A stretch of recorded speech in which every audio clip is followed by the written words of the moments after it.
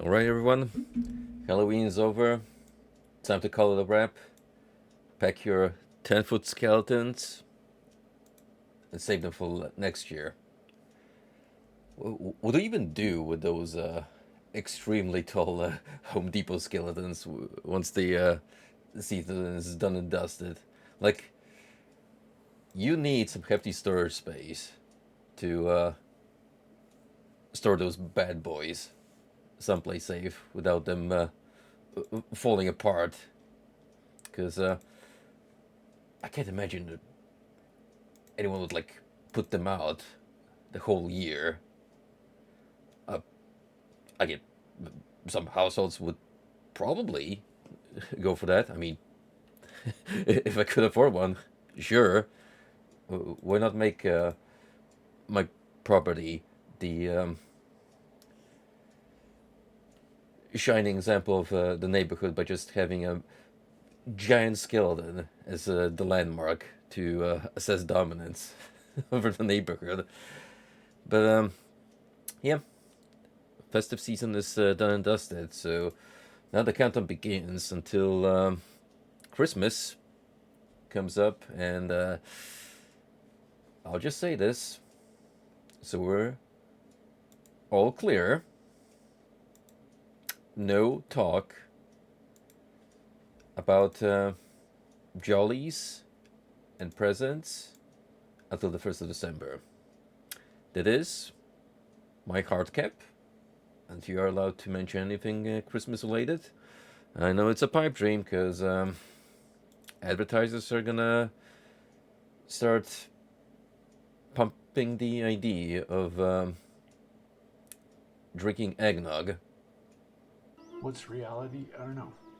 When my bird was looking at my computer monitor, I thought, that bird has no idea what he's looking at. And yet, what does the bird do? Does he panic? No, he can't really panic.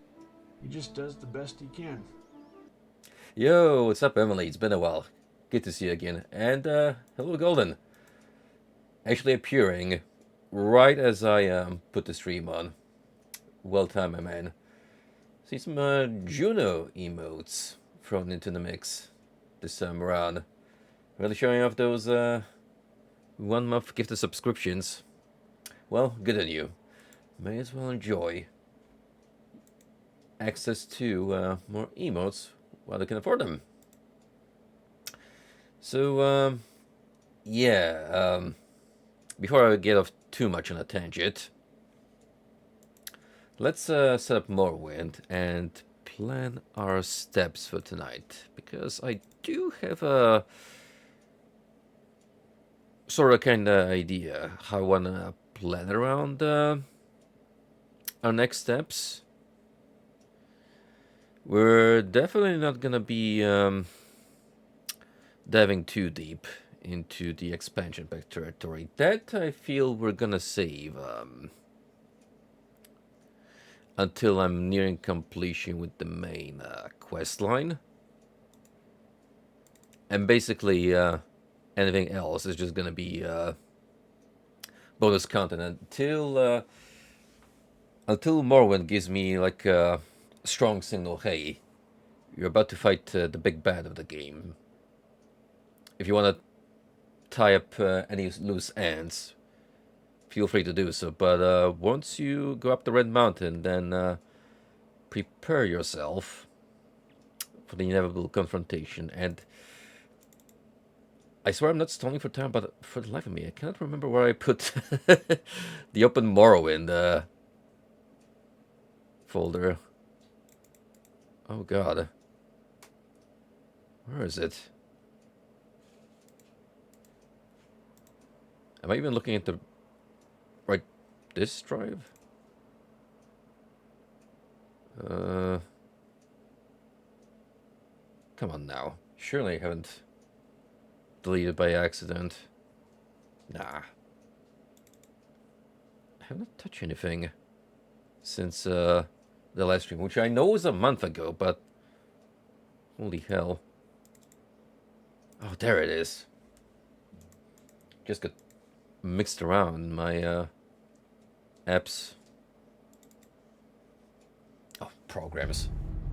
Come now. I'm not emailing this on a phone. Just new gen terminology is rotting my brain.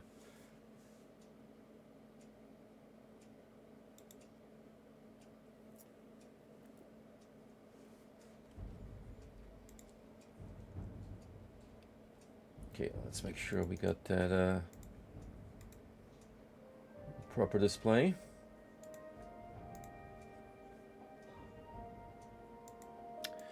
There we go, a little bit on the quiet side, I'm noticing. Which is weird because master volume is cranked all the way up. Maybe I just need to give the music a little boost. And everything will be okay.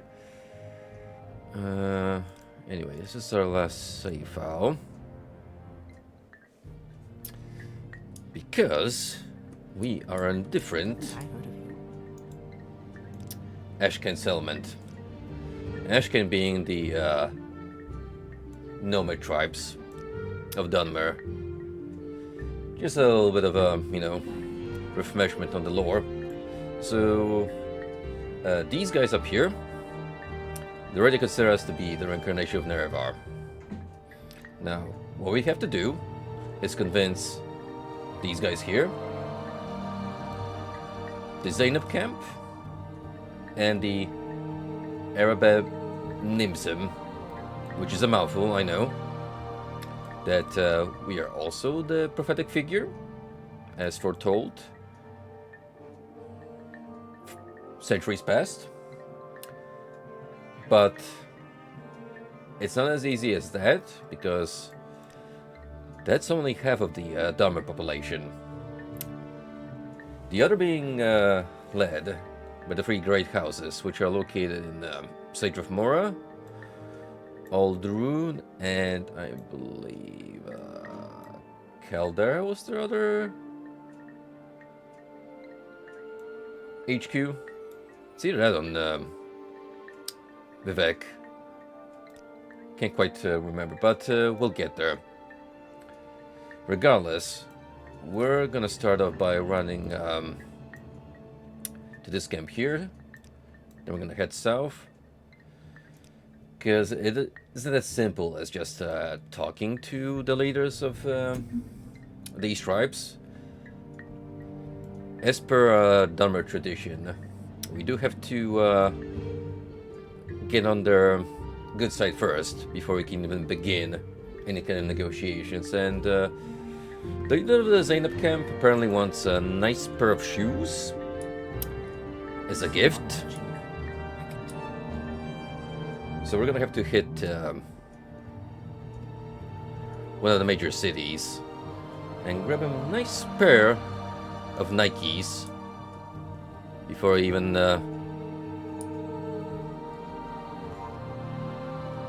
decides to get into a talkative mood, open up for diplomatic relations, so to say.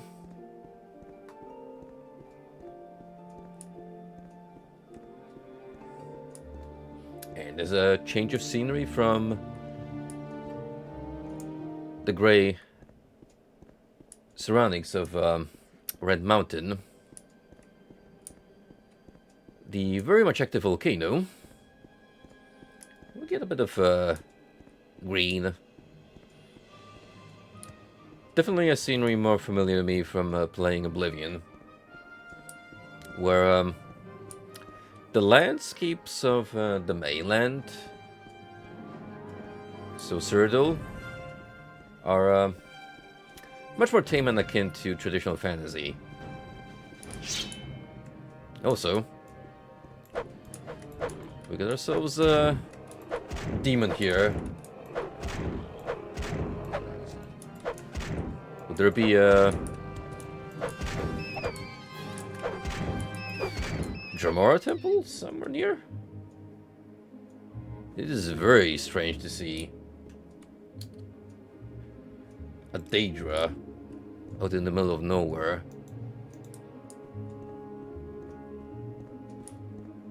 Unless he strayed away from some ruins, but then again,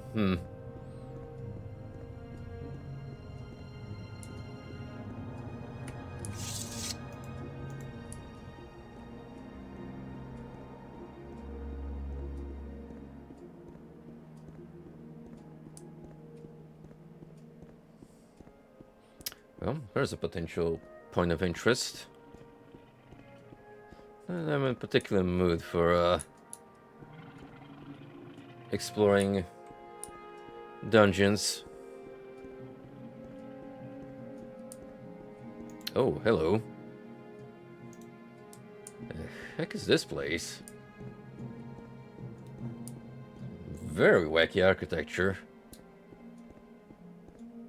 And reminiscent of Sage of Mora. There's also a boat you can take around. Where exactly am I? These are the docks of Voss, Outlander. And I'm Sedanian Varan, the shipmaster of Voss at your service. What's your destination? And if you're new to Voss, I can tell you about local services, point you to a specific place nearby. I've accidentally hit a major landmark. Voss is an old Velofi farm village in the Grayslands. Denmark have farmed here for centuries. Life's never been easy, and the Ashlanders have always raided and stolen our wickweed and marshmallow. Not marshmallows. Marshmallow. Legally distinct. But their new Telvanni Mage Lord, Mr. Aaron of Telvos, protects us from the Ashlanders, and he's grown us a fine new trade house and docks. Telvos is Mr. Aaron's wizard's tower. It's very strange. You have to see it to understand. Mr. Aaron is afraid to try new things. I'm waiting. Okay, he sounds like a extravagant fella. I'm gonna try and strike up a conversation. Maybe, there could be some work for me involved.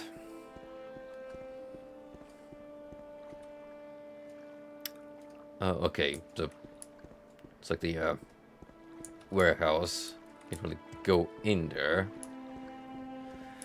Last time I wanted to break in. It's from that side. And here, here's the proper entryway.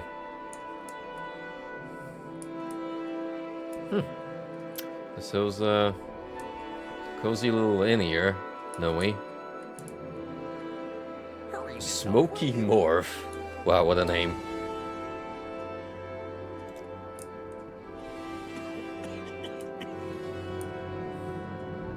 Not important enough because there's one thing I've learned about NPCs is that if they have any importance at all, they will start with definitely dialogue already pertaining to any quests in their offer. You may speak. Good day, I'm Brukinius Vero, publican of the Vero Trade House here in Voss. Rent beds, have limited selection of goods for barter. If you're new here, I can also tell you where to look for other services or a specific place nearby. Tell Voss Mr. Aaron's wizard tower is to the west, you can't miss it, it's very strange. Tell Mora, Mistress Strafa's wizard tower lies across the bay on the island to the east. In Voss village, the Voss chapel is in the center of the village, through the gate in the courtyard. Headwoman Mela Koshet's house is in the middle. The south, for trade is done by the docks. Ships go to Sage of Mora, Tel Arun, and Tel Mora. Even more towns than I've considered. Just when you thought you've been to so many settlements,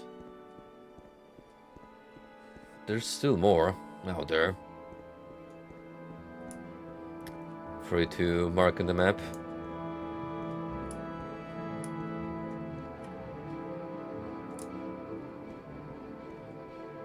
I mean, may as well. It's always convenient to have a potential save zone that could travel either by boat or one of the glider creatures.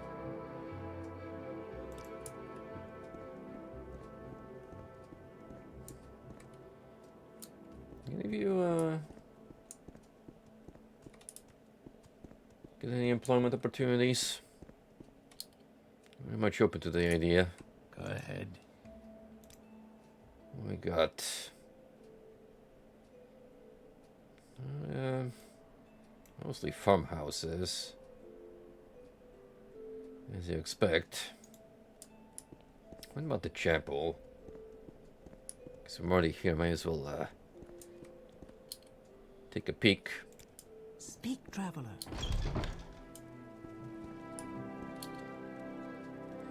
I believe I've seen an orc with such a grand outfit some time. Can I help you? No joke, I mean, I got one of the best armor sets in the game, period. Bracket dude, you claim to be the Nerevarine. You defy temple doctrine. The Other Watch calls you an agent of the Emperor and an outlaw. You belong to the temple, so we owe you courtesy. And a warning. Others may not be so polite and may choose weapons instead of speech. Ah yes, we hit that point in the narrative where the temple that supports the demigod, so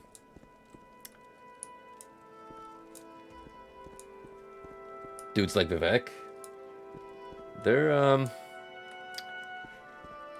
they've grown pretty unhappy about us pursuing divinity is Nerva reborn, and would very much like to try and or kill us for heresy.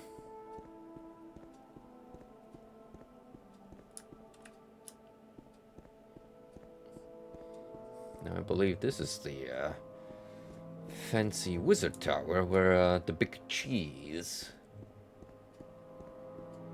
lives. More of a traditional medieval building, even though nature has started to reclaim it, or could be an integral part of the design.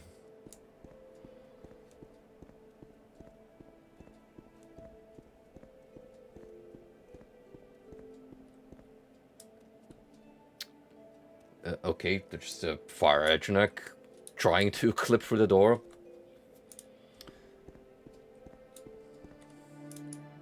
Even gonna bother him. Hey. What's up, kitty cat? What are you looking at here, stranger? This is Televos Tower, master and stronghold. But to speak with him, you must levitate up to the top of the tower and look for a door facing south. Oh, these Telvanni wizards and their gimmicks. I hope this won't take long. Oh, you actually got yourself some dwarf technology. Didn't expect to see working automaton outside the ruins.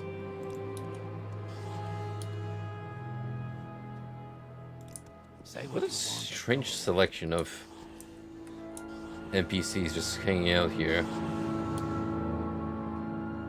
You can look but don't touch. Yes, it's old dwarf make and it belongs to Mr. Aryan, so keep your hands to I yourself. hope this won't take long. Well, What is it, pest? like I said, this is a Telvanni wizard's hangout, and as established, they live very long lives, even more so extended through means of magic, and Talk too much, Outlander. that very, very long time spent in the mortal realm makes them a bit kooky over time.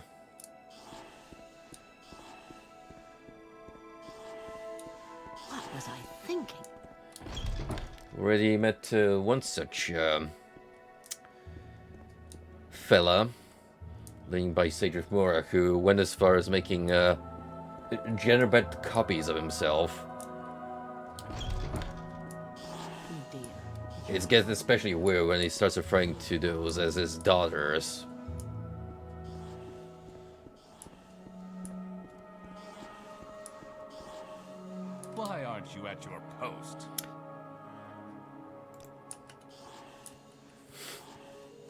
With that set of armor, you could easily pose as a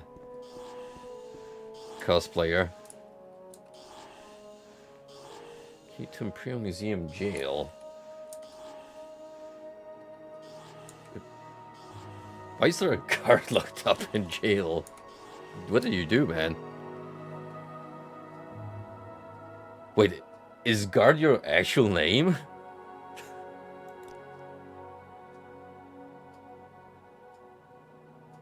Huh?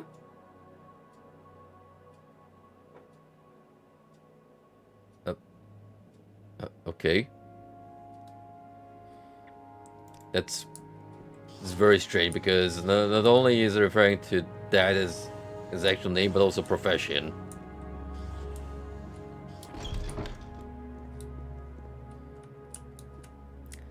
Anyway,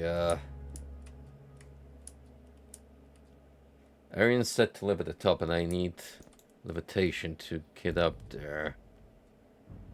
Should still have some potions to take care of that. I think. Rising Force.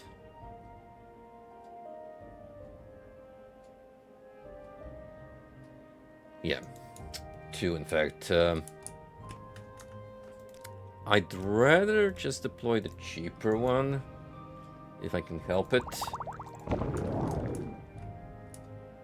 Not sure if it's gonna have enough juice to get me all the way to the top.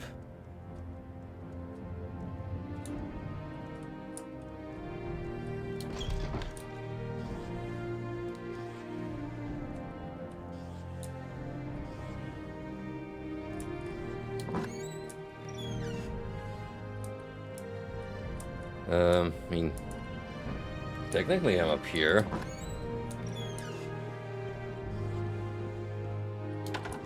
So, where is he? Stay out of trouble. Oh, jeez.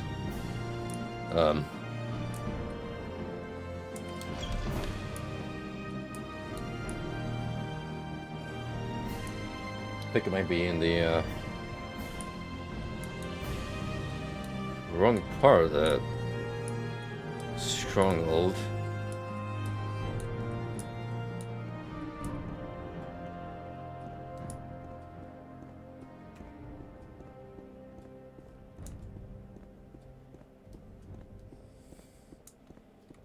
Very confusing layout. I only have a few moments. Yeah, none of you are particularly helpful.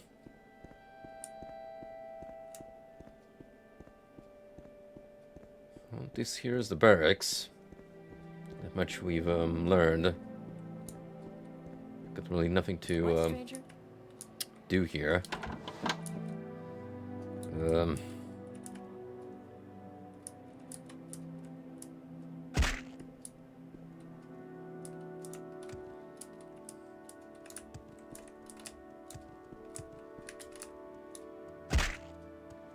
They could have hurt me a lot more, so we handled this as gracefully as we could.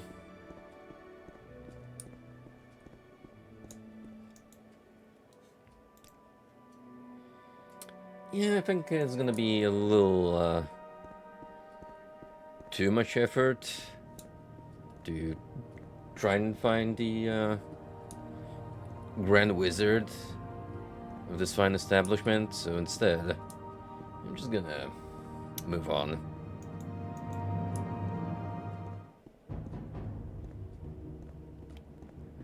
Let's not get too sidetracked from my primary objective.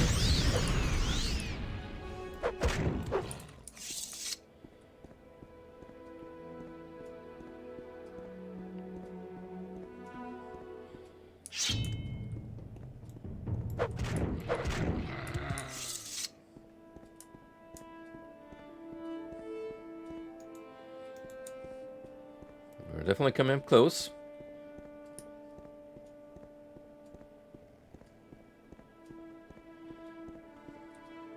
I'm listening. Go ahead. Outlander. Alright, you are geared up in equipment that I usually associate with bandits trying to mug me. Whoa. Wait, you're one of those Divine Guardians associated with Sheogorev.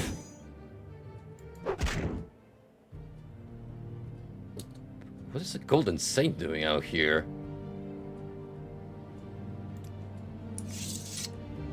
Have I reached the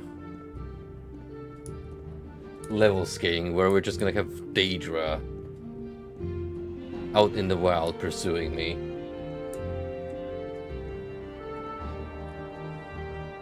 From a balancing perspective, sure, I guess that makes sense, but lore-wise, I think there's a reason why they're usually tied up around temple surroundings.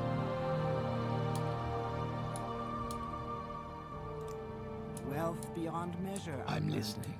Alright, let's try and find the leader's tent.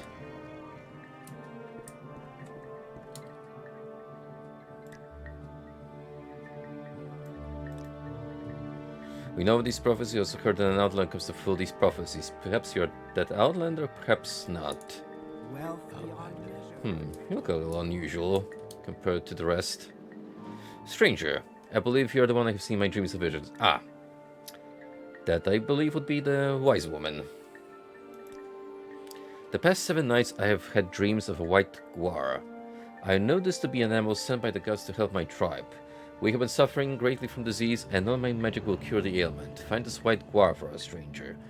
Let it lead you to a new hope for my people. I knew you were the one. Go now. I'm certain this animal will appear for you. In my vision, I saw it where the path was forked, where the rocks grow from the earth like fingers on a hand.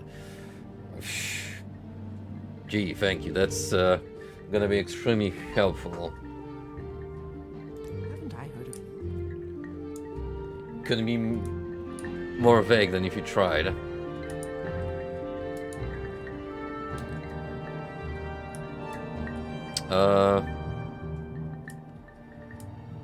Okay. Shkin is nowhere to be seen. Unless... that's who we just spoke to? I don't remember from any of the talk we had back at Turshilaku that a female leader would be in charge of one of the tribes. Outlander.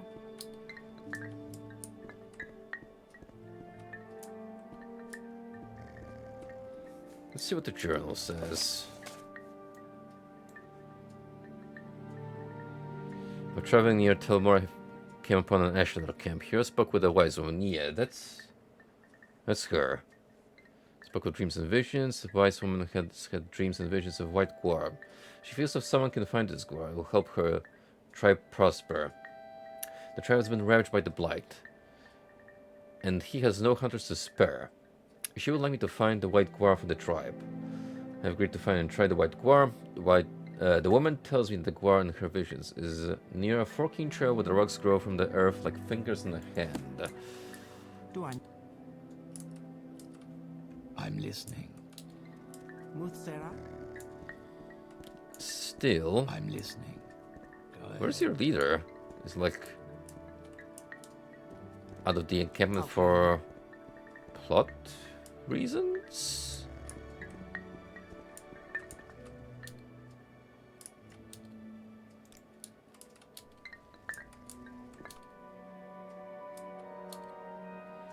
You are Breketun. We heard some say you're the Neverine. For a long time the Icelanders have heard the Neverine prophecies. Perhaps some would say the Ahimusa are bitter, but talk gives no comfort. Speak to the wise woman Simamun Mirpal. There he will find a safe place for the Ahimusa. This I would wish to hear from one who wants to be named Neverine. Okay, so we actually need to complete that quest Yes, line Outlander. to gain their approval.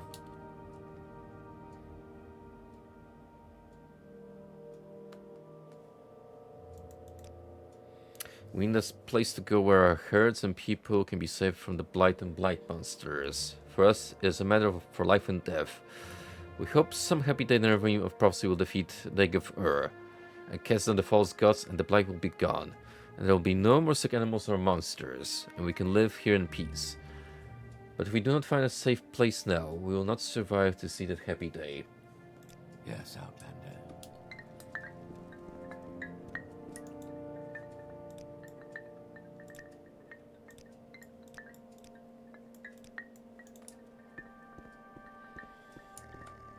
Wealth beyond measure, Outlander.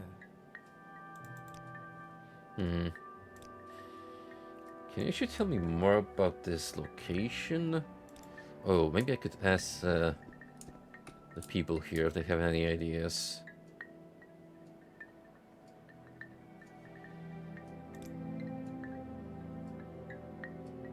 Night monsters. Shulaku camp. What is this about? Nope, you can't even bring that topic up. Outlander. What about you? No. So that's that's gonna be more cryptic. You must forgive us. Perhaps these are great days. Perhaps the prophecy is fulfilled. But to the Ahamusa, all we know is that hunger and disease stalks us and monsters prey upon us. A hero reborn may be a wonderful thing, but it means little to us unless we have a safe place. We are the Ahamusa tribe. Ahamusa camp was the last safe place for the Ahamusa, but it is safe no longer. Blight has taken our lands, our herds, our game, our people. The red clouds spoil our herds and kill the game. The black sickness kill our herds and cripples our people. These are the last days of the Ahamusa. It's all sunshine and rainbows. Do I know you? Muthsera. Yo, what's up, Ronan? I love those emotes, man. Some good shit. Like how the second one could pass off as a Smiling Friends character.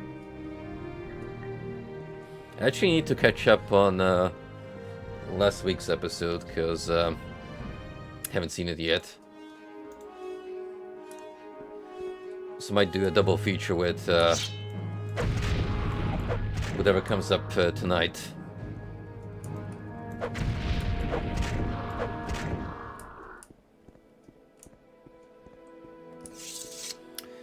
Okay, talk to these guys, so we know that their request is going to be on the tricky side. Since I have to actively look around for a specific location. And I have nothing but a vague description to work with.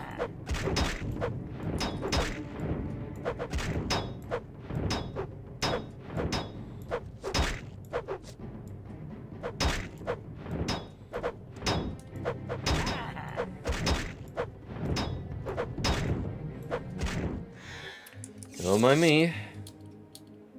Just grinding, blocking. Wow, actually on par with my shield, but then again, it's already damaged halfway through. Speaking of, should probably try and patch up my equipment a little bit, even though I only have one hammer to spare.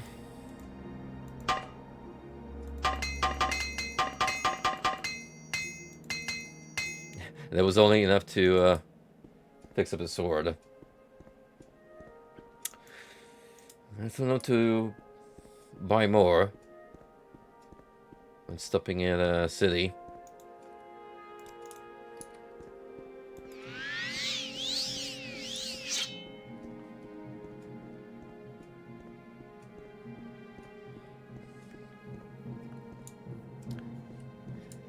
Anywho, next up, the last Ashcan encampment.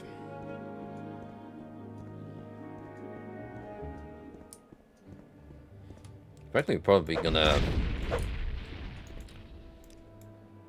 try and gain the trust of these guys here because, well,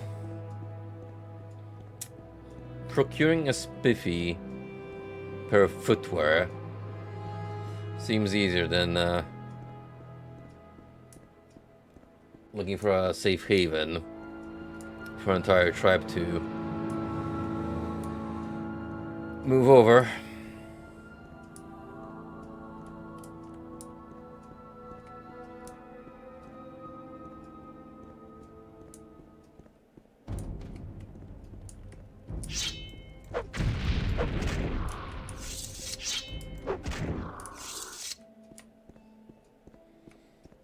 Be on the lookout, we might spot a unusually colored guar when we least expected.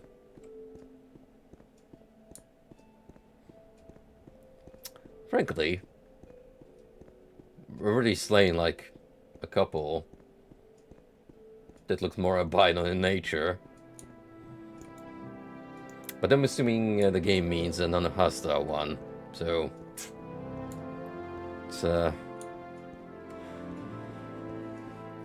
let's keep our hopes high.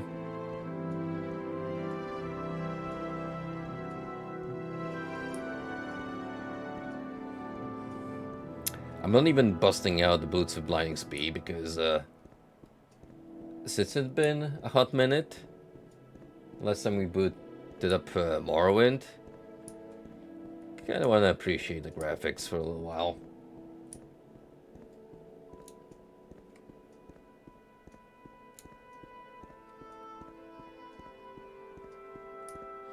We came off pretty fresh from Giants, Susan Kabuto. Both games having their release dates. Yeah, I think it was the year 2000 for both these titles, so this is very raw.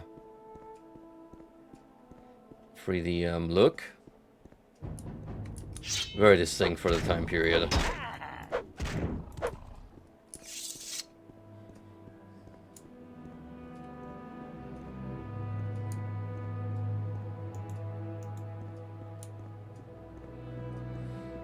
Even if dated with some modern day upscaling, it still holds up quite nicely.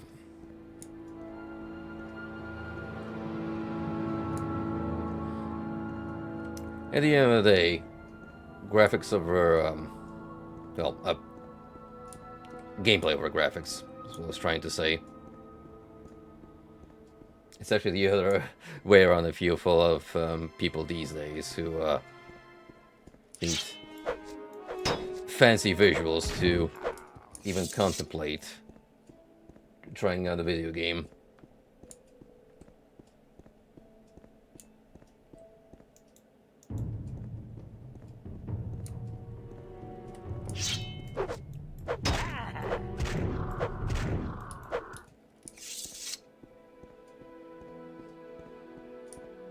Absolutely don't mind the game not being a looker unless it actively gets in the way of playing through it.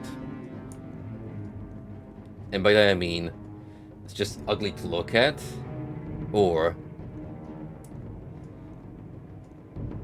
the art style distracts from the gameplay.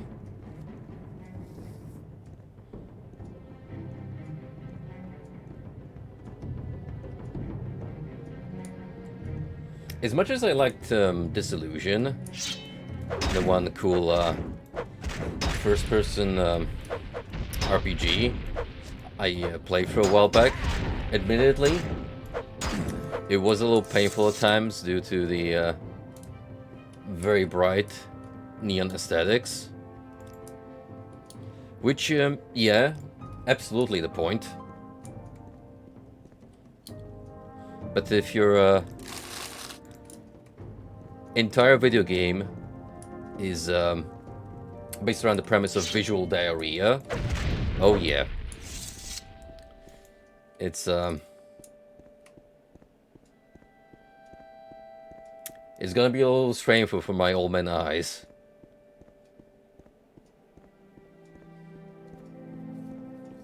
Brother, you didn't miss pretty much anything, because we've only really been to another Dunman encampment, trying to get an idea of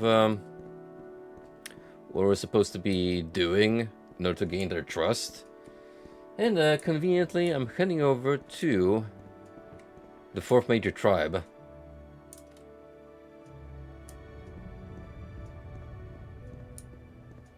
Wouldn't it be funny if this was actually the sweet spot the wise lady gave me from before? And this is where the white beast of legends happens to be chilling.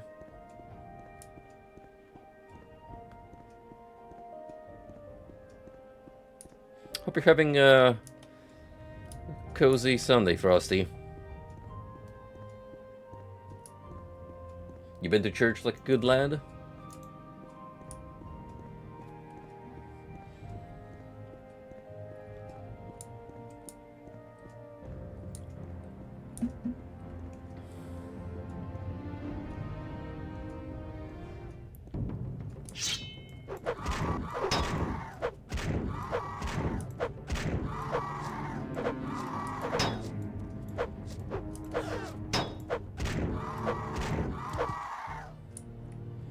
Can call her all you want. That's just a harpy with extra steps.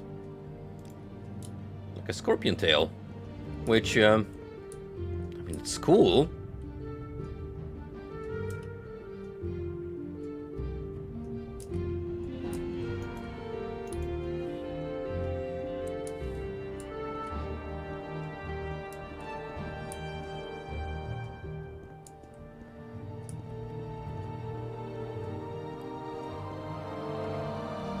Ah, bless their soul.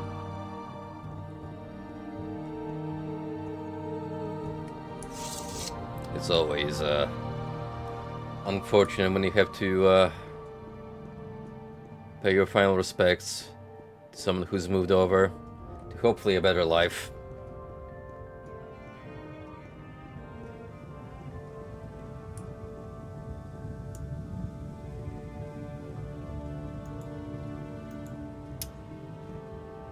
Oh, absolutely. If I could hold on for that long, that'd be incredible. Sometimes I think to myself how long actually I'm gonna be able to live through, and I know it's a silly question to ask, considering well, you never know what might happen tomorrow. But at the back of my head, it's like, yeah, I think if you go 80 years, then you already experienced life for what it's worth.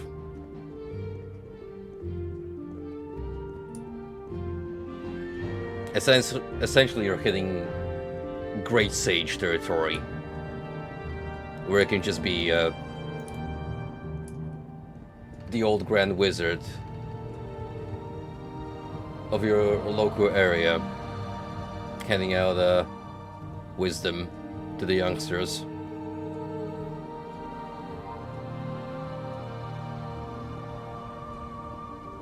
Or the crazy old man everyone makes fun of, depending which extreme you happen to hit.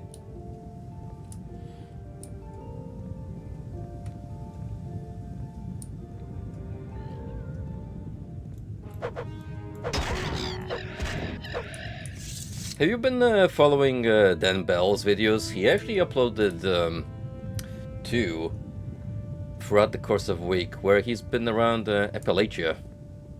So, your neck of the woods, buddy.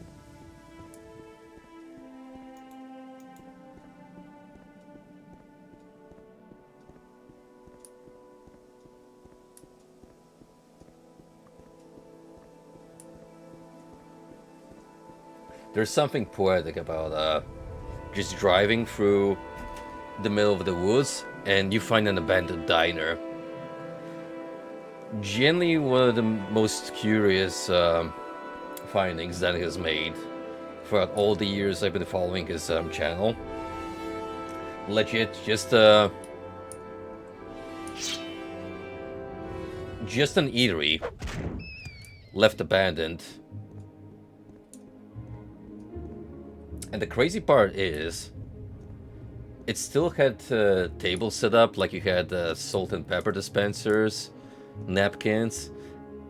It's as if the government raised a nuclear alarm and everyone just up and left the vicinity. The perfect place you could think of about filming a post-apocalypse film as an on-site location.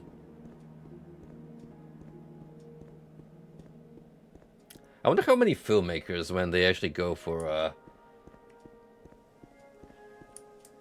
dystopian-themed movies, like just go out of the way to scour the countryside for abandoned premises to fit those in.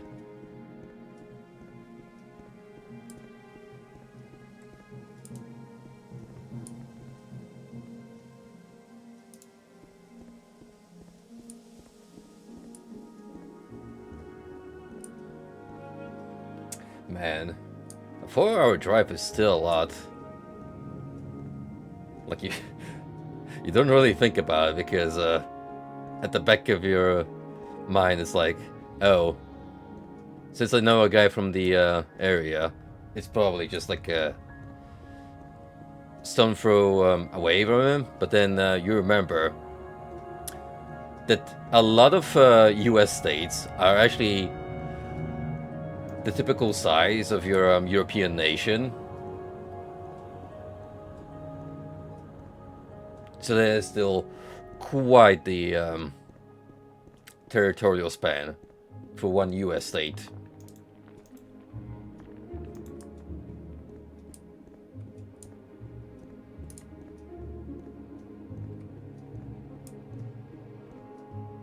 What kind of work were you doing there? Since it seems it was seasonal from the way you're making it.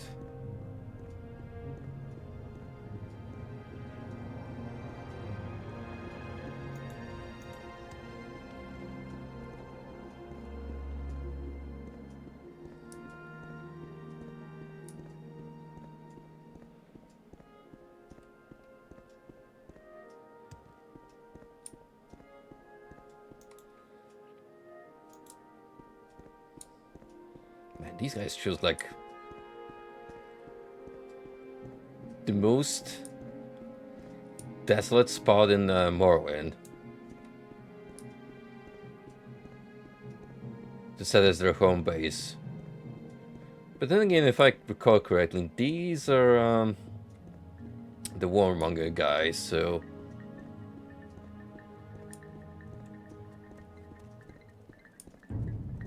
they probably prefer something with a lot of natural protection, yeah, like surrounded by mountains, so no one can really get the jump on them. And as always, we're gonna start with searching for the wise woman and the ash can. Do I know you? Wealth beyond measure, Outlander. What is this about? Do I know? Oh, so how long would you hang around for a screening session to make it worth There's someone watching. paying for a motel room to stay for a little while.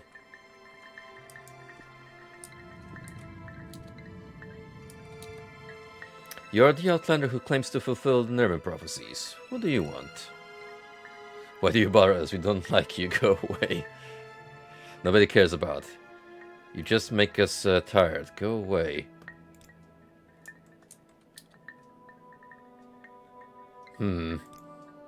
Alright.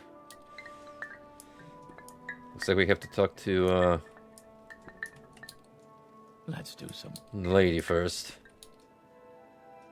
Oh, it's gonna get very pissed at me real fast. We know about the prophecies. Arashkan and Gulakan say they're a foolish superstition. There will be trouble if you speak with them. Perhaps you should speak to a wise woman. Yes, Outlander. Yeah, I figured. He's already, we give the cold shoulder.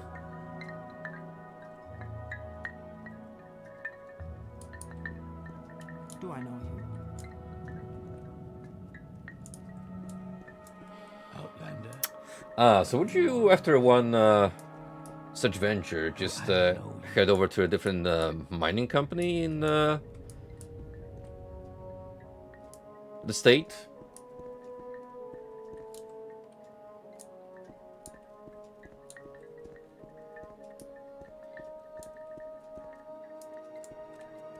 Wealth beyond measure. Do I know you?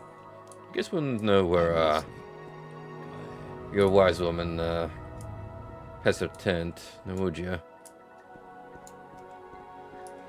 Don't seem like a particularly, helpful lot. So I'm not really gonna get much in the way of directions here, am I?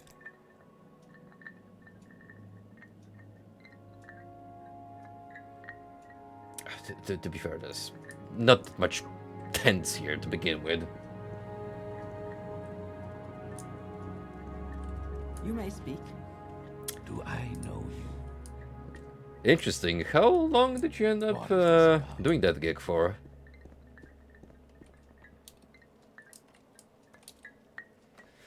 I am Manirai, wise woman of the Ebon Mipsum. You are the outlander who claims to fulfill the Neverending prophecies. Do you need my services, or do you seek my counsel? I warn you, be wary of Ashkin, Olaf Paul and his supporters. They all hate outlanders. They love nothing more than to kill them and loot them. They do not respect custom or hospitality, and they think nothing of killing unarmed men, women, or children. They are bad men and bad leaders, and you should fear them. I do like the leopard print coat they have, though. Very snazzy.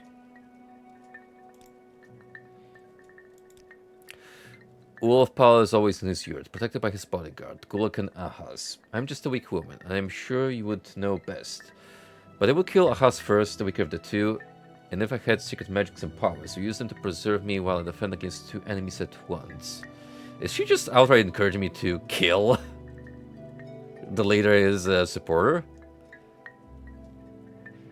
Ahaz is Olaf Paul's faithful bodyguard. He's not so strong or skilled as Ashu Ash. But wherever you see Olaf Paul, you will also see Ahaz. You fight Olaf Paul, you must also fight Ahaz. Okay. Ashu is a great fighter, the most strong and experienced of the Mimsum. He wears enchanted armor and boasts that none of the Mimsum can defeat him, not even Olaf Paul.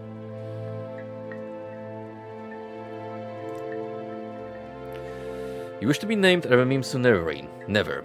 Not while Ashkan Olaf Paul and his war-loving Mimsum live. They all hate outlanders and are proud and haughty and will never suffer an outlander to rule them. If you will be Neverrain of the Mimsum, you must kill Olaf Paul and his supporters, the Gulakans Ahaz, Ranabi, and Ashu-Ah. Then you must help me make peace-loving Mimsum Gulakan Hanamu or Ashkan. Ashkan Hanamu could then name you Neverrain Mimsum. Okay, this sounds the most interesting of all the Ashkan questions because it actually pushes me into internal politics. Even if said politics boil down to, hey, we need you to cause a coup.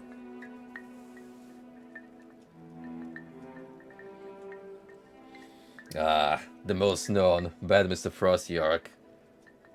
The Postal era. That lasted you quite a few years, didn't it? Before you eventually hung up the postman mailbag for good. But before anything can be done, you must first eliminate Olaf Pallen's supporters. Then you just come speak with me, and we will discuss further how you might be named Eremimus Neverine. You may speak. Okay.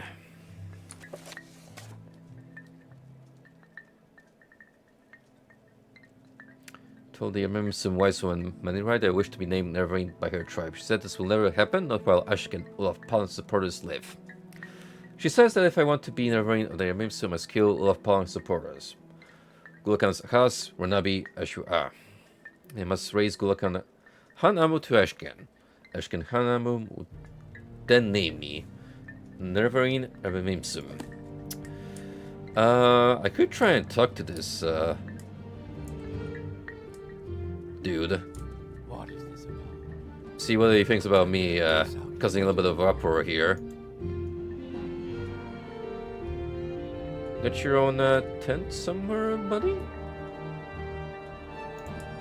You do. In close proximity Do I know you? to the current leader's tent. I'm listening. Go ahead. I don't care. I don't want to be a Gulakan anyway. I don't want to be a Gulakan. I'm good at fighting. And no one likes me anyway. I can make anyone do anything. I just want everyone to leave me alone. Oh, sure. Don't really want such a depressed guy to be their leader? Dude. Why tell me? I'm not Ashken. I can do nothing. And all Pawn supporters would slash my face and kick me to death and then not do as they say. What is this about? Oh, jeez.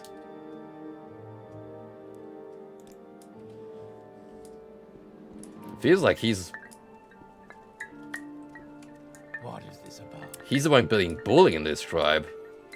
God damn. Well, anyway. It won't be too difficult to piss these two off. Have them fight me. I'm gonna be real with you, Frosty. I don't particularly care about mouthwashing. So, I will likely end up watching the Wendigoon Too Long Didn't Read analysis on the video game, but so far, what I have spotted is people having very volatile reactions to his video. Especially the part of the fanbase that has a very unhealthy relationship with said video game.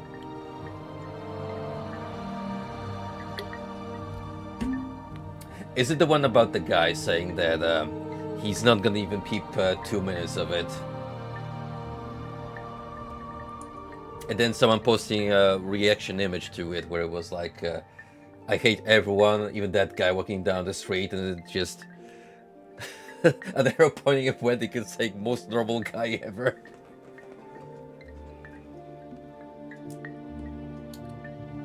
Go away, stupid. I'd kill you, but it's not worth the trouble. But what if I told you I'm the Neverine? Huh. You know about the prophecies, think they're full of superstition. To bother us with this childish nonsense.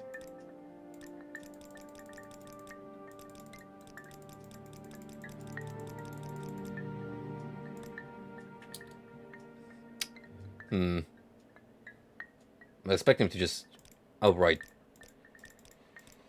try and go after me if I got the disposition to 0.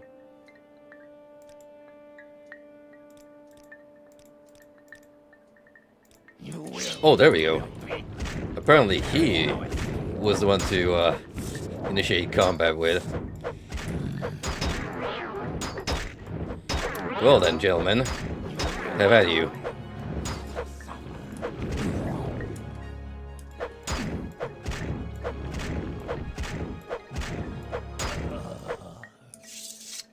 Well, there you go. That's the Ashken down, who had a pretty fancy axe on him. Wait. If one of you actually has, like, expensive shoes on them, I would not even have to bother with going to a shop to buy those. I could just nick them off their bodies. Wind of Achaz. Oh, they have they each have unique weapons. That's a pretty cool touch. I mean, I'm never gonna use them because I am all about that sword game. I think it's a neat little touch on the developer's part. Anywho, that's 2 down and 2 to go.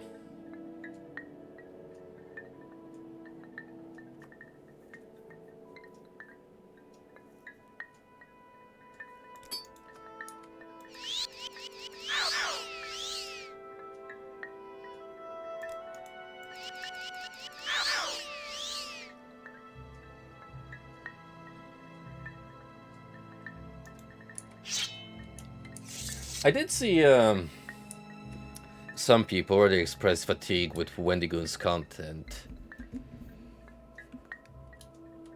And I think that stems from the fact that he's gonna himself a professional editing team that takes a good chunk of work of Wendy himself. So he's able to prepare more scripts on his own, get that filmed in, and just hand it over to others to put together as videos to upload on YouTube. And that's why he's been absolutely going nuts in terms of upload rate on the platform.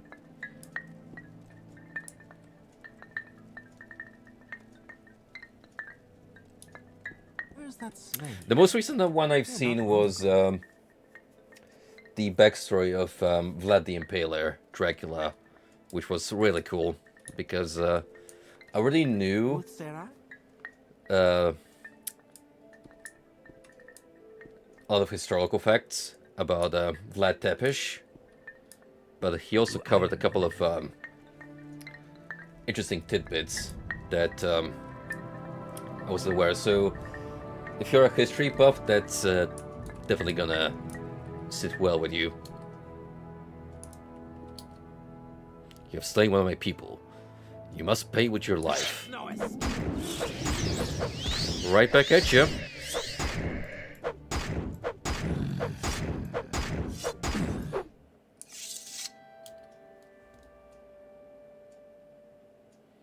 Bitter and Ember Hand. You guys do have some fancy equipment on you, I will admit. Hey, buddy. Outlander. You are the last What of do you your want? pack. How do you feel about that? You in. Thought as much.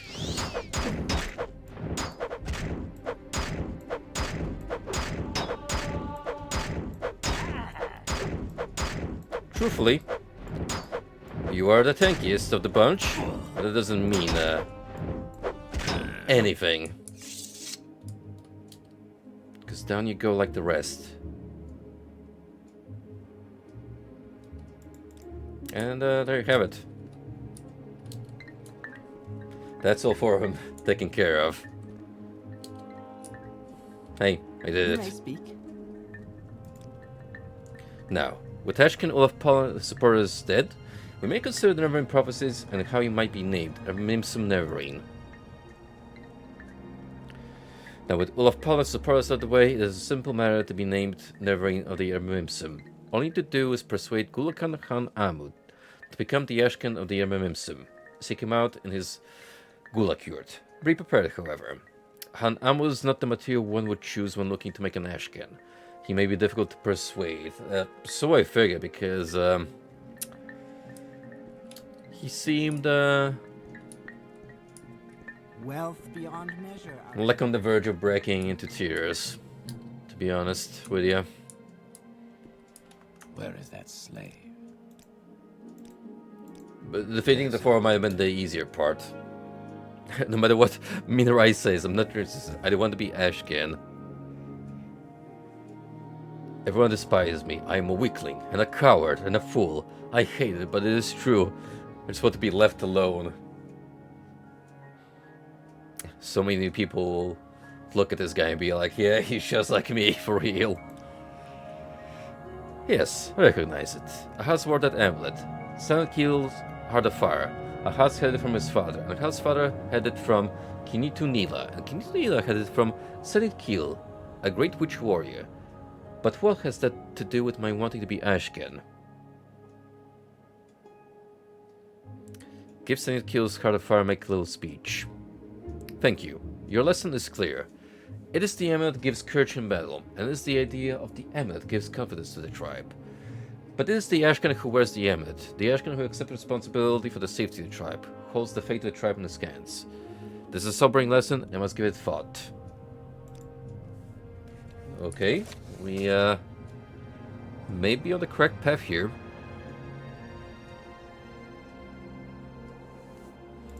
So shall we let the wise woman know that we may have accomplished something?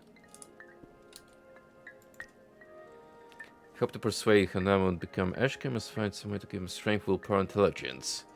Hanamu is unpopular with the tribe, he knows it, but if he bore tokens recognized by all the tribe as conferring strength, willpower, and intelligence, it will give him the confidence to accept the responsibilities of tribal leadership. By tokens, I mean well-known tribal heirlooms. Oh, like the amulet we just gave him. Objects of power handed down through the generations by Gulakans and Ashkans. Such tokens are marks of power and distinction, might give Hanamu the abilities and confidence he needs. So I've heard a lot about you. I could just loot the bodies of those guys, and Outlander. they might be holding on to such relics. Like say, this fella, Mountain Spirit. Oh, it's still on the heavy side now, is it? Well,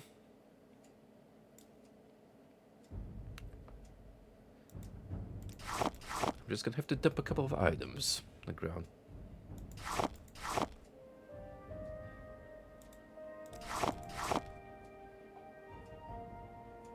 I'll come back for these later, probably. Maybe. Who knows?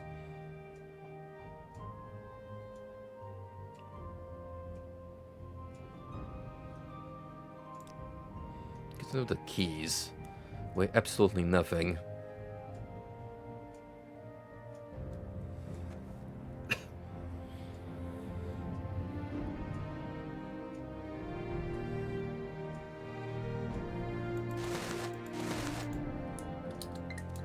Outlander. What do you want?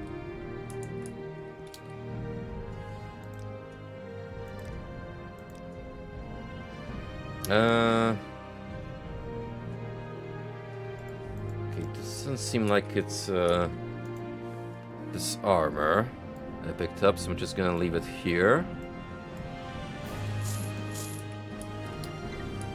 Let's look for what the other guys had on them.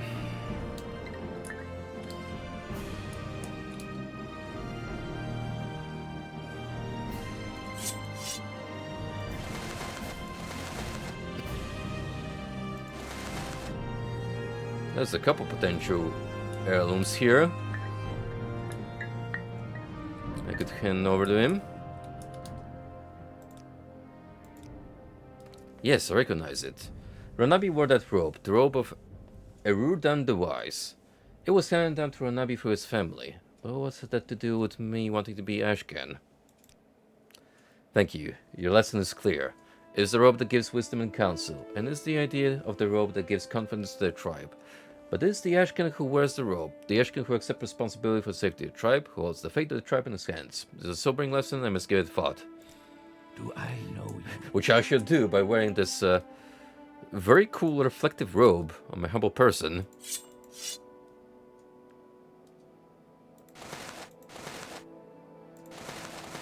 Alright, that clearly means that the other two have something of significant value on them.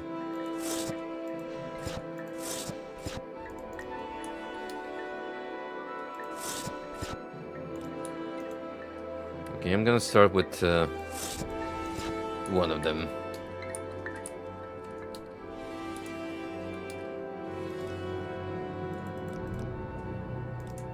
It's not either of these. What do you want? What about the Ember Bitterhand? Nope. So we can safely rule out those two.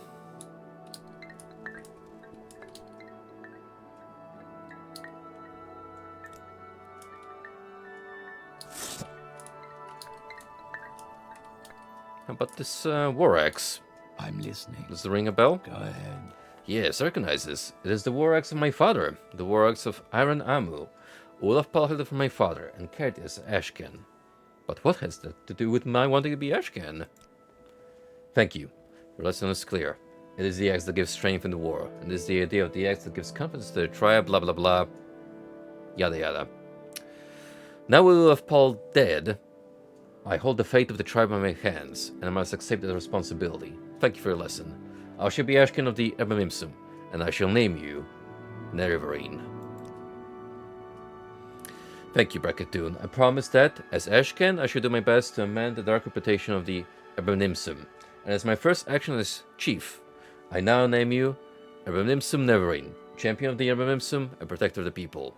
You must also go to Wise Woman Manirai and get from her the seizing of the Ebamimsum, an enchanted elm of the tribe, which shall be a sign to old Dharma that the Ebamimsum have named you Neverine.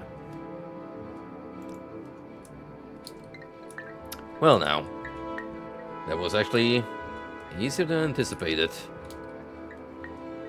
So, Bracketoon, you are called Neverine, and Hamamu is now our Ashken. Many changes, many changes. You persuaded him to accept the responsibilities. Now we'll see if he grows in wisdom, becomes a good and wise chief like his father. You're supposed to, hand me over something. Now we have an Ashken, perhaps the peace-loving Ebamimsum can grow to be a prosperous tribe again. With my counsel, perhaps Hanamu will grow to be a strong, wise leader like his father.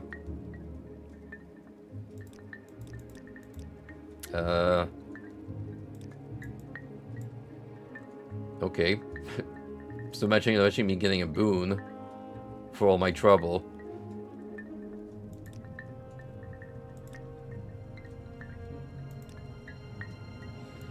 Have I been lied to? Mutsera? Is that like a line of dialogue I have to actively pursue?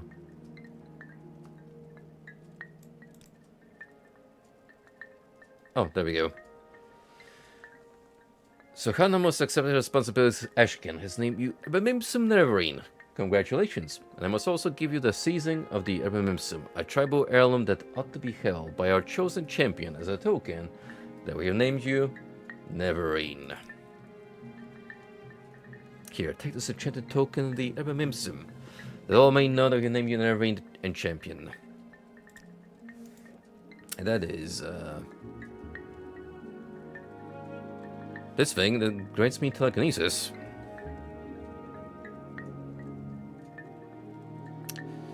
Interesting.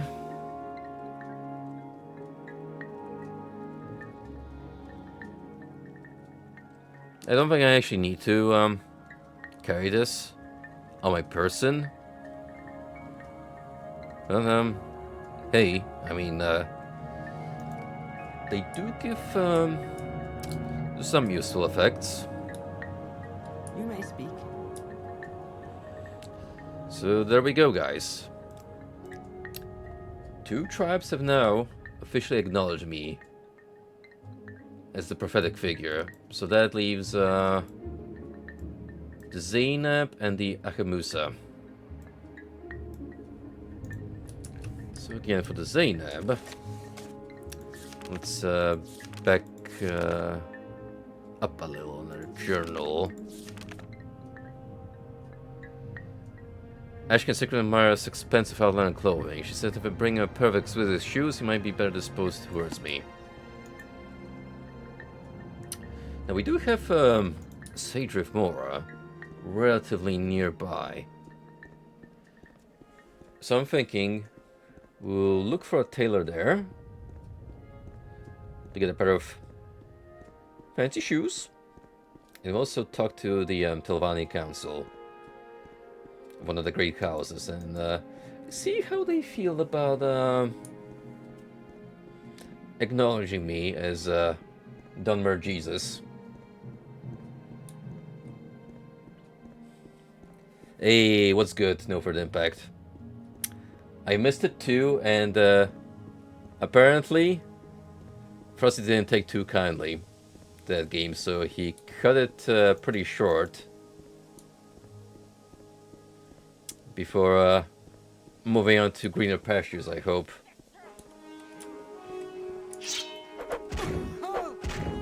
You inward.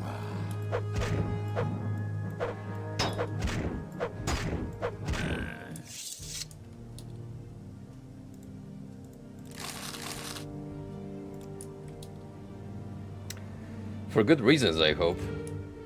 Because it's one thing if you have a good video game where the difficulty comes from just good environmental / combat gimmicks.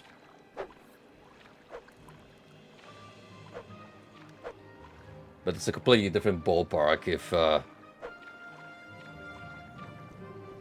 it's tied into just outright bullshit.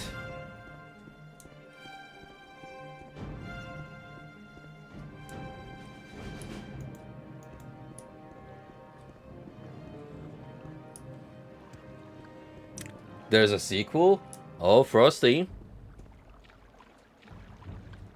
You might have to give that a peep, my man. Sure, it's gonna be a more fun time than the first one.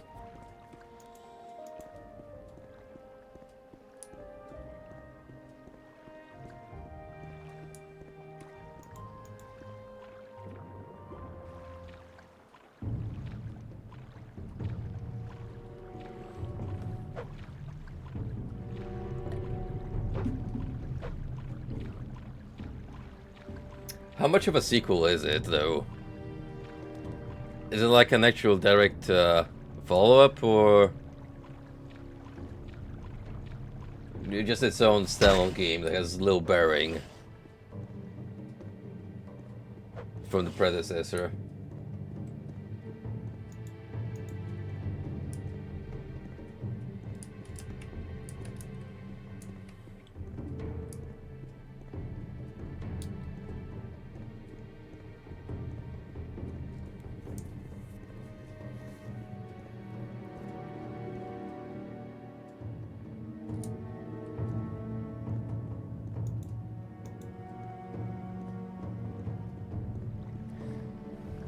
Okay, fair. So you might need some knowledge from the first game to understand what's going on in the second installment, or at least it helps.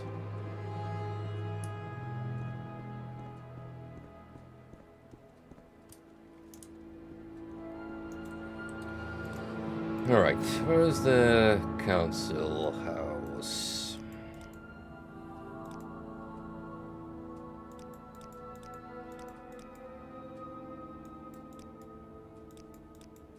The inn. There we go. Not too far off.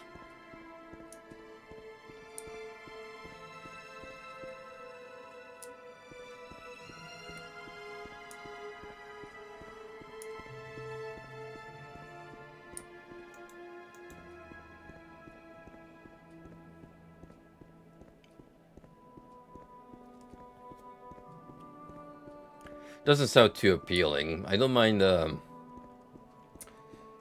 challenging video games, but when it gets frustrating to a point where you're not making very much progress, then it's like, you're kind of losing me.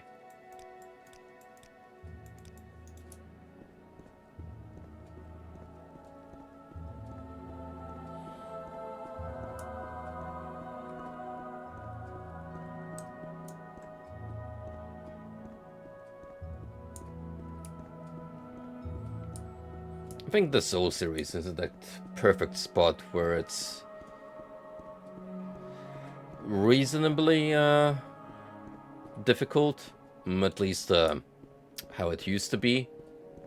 Because by the time I got to Dark Souls 3, that's where I started to notice that From Software started like really leaning into these prolonged, overly dramatic fights with many phases. The especially most obnoxious examples being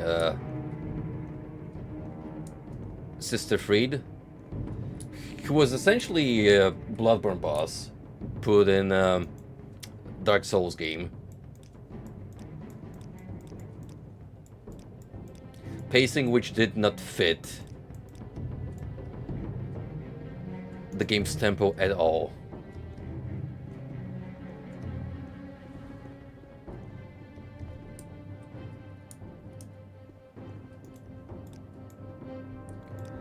Oh, I'm glad you brought up Sekiro, my friend, because let me tell you about the Spirit Monk fight and how it's absolute BS in terms of, hey, you know how we taught you the entire game that you have to base combat around the parry system and breaking the enemy's guard in order to break HP bar? Well, this boss does not follow those rules. It is the exact opposite of the fundamentals.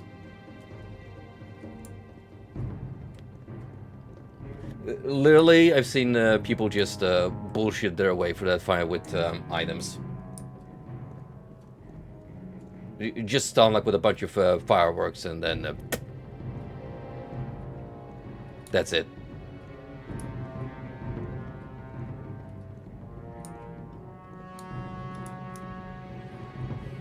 One day I will check out King's Field and Shadow Tower. From what I know of Shadow Tower, it gets particularly wacky as the series progresses. So I think I would take a liking to it.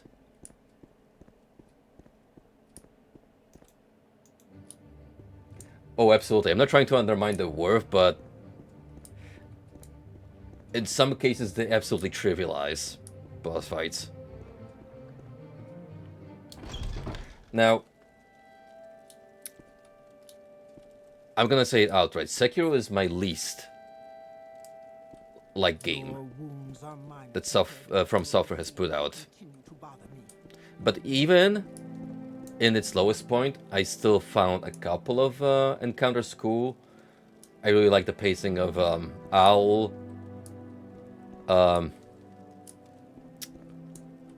The old lady you fight early on. With the wires.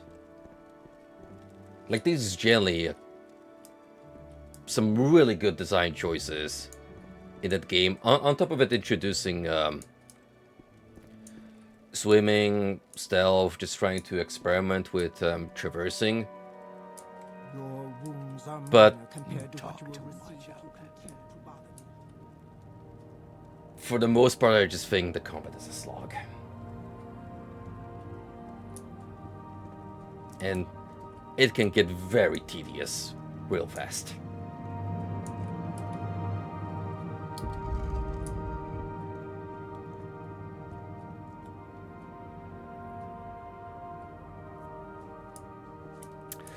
I would say yes. With the state of the economy Poland is in right now, if you wanted to buy a property, then you definitely get better rates as opposed to Western Europe. Although, I've already been to Portugal a couple of times because I have a buddy that I know from the Mugen days who already met in real life, and we got to hang around because he's Lisbon based, and frankly, you probably could get a place in the capital of Portugal also fairly cheap. My prices are reasonable. All while getting the benefits of that Mediterranean climate.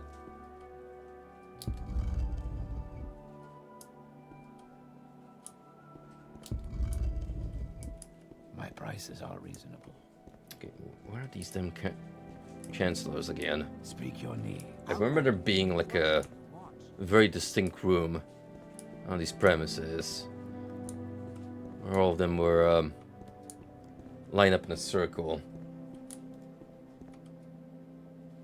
And that's where I assume I gotta be to make my claim.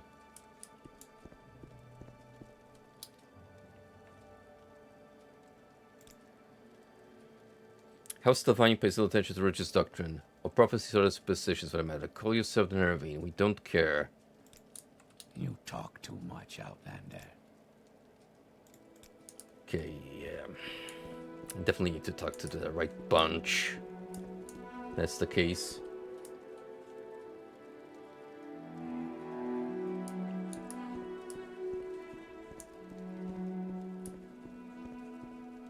I don't have a lot of patience for questions, Outlander.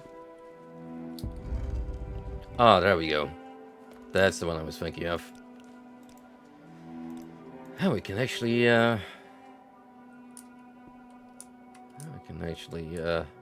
possibly get something. Perhaps you wish to join House Tilvani. With the Dunmer fall of Velv to Morrowind, there were many warring clans with no law or leader in common. One Dunmer warlord, Nerevar, had the ambition to rule all the Dunmer. In that time, House Dwemer were great enchanters. So Nerevar was in secret to a Dwemer smith and asked for an enchanted ring that will help him. The ring units were great powers of persuasion. For safety, it was enchanted to instantly kill anyone who wore it except Nerevar. What a very specific one. The ring was called Moon and Star, which, mind you, I think I have it on me. And it helped Nerevar unite the various clans into the First Council. Later, however, disputes over religion divided the council, with House Dwemer and House Dagoth on one side, and all the other houses on the other. Dwemer and Dagoth invited Orc and Nord clans as allies, and held Northwest Morrowind while Nerevar mustered the other houses and nomad tribes and marched to meet the Dwemer Dagoth Western forces. The armies met at Red Mountain, a Dwemer stronghold. The Dwemer were defeated, and terrible sorceries were used, resulting in the utter extermination of House Dwemer, House Dagoth, and their allies. Nerevar died after the battle, and his ring was lost, but Nerevar's alliance survives in Morrowind's ruling political institution, the Great Council. What a great historical lesson.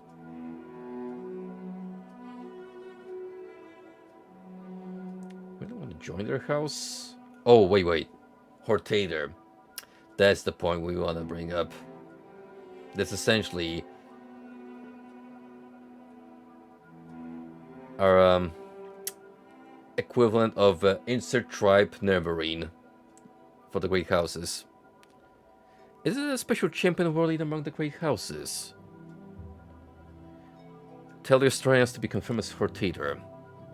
You have to speak directly to Mistress Ferran about this. Her tower, Tilbernora, is south of Sabrith Mora, on the southeast point of Azura's coast on a long peninsula. There's no convenient way to get there, but I must also warn you. Mistress Ferran is very eccentric. What else is new with these guys? It's something hard to get and keep her attention. You'll do better if you try to keep her happy, and not distract her with long arguments. Okay, fine. I don't have a lot of patience for So I know where to go. Oh, by the way, since I'm here, you guys got a spit it out or hit the road. alchemist someplace I could get potions from, especially levitation, because Lord forbid there are conveniently placed stairs in these towers.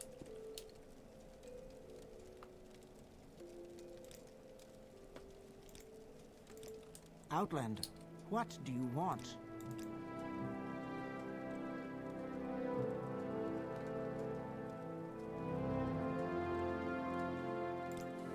Nope.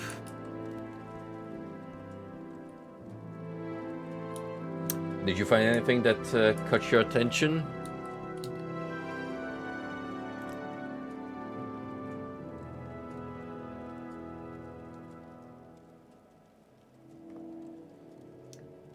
An Asmongold Isekai action RPG. You talk too much, Outlander. A I don't bold have a lot of patience for questions, Outlander. choice, I must say.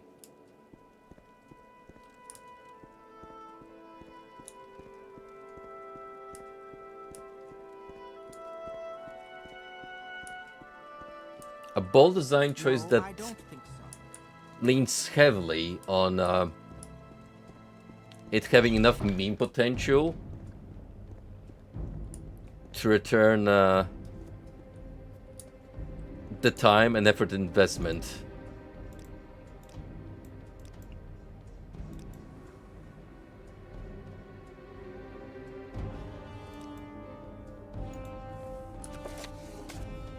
I asked Mao Felisa Lesson if Mistress Trana would vote for me as Hortate of House Levani. Lesson said I would have to speak directly to Frana on a matter of such importance. Lesson warned me that Frana was very eccentric and it may be hard to keep her attention long enough to ask the question.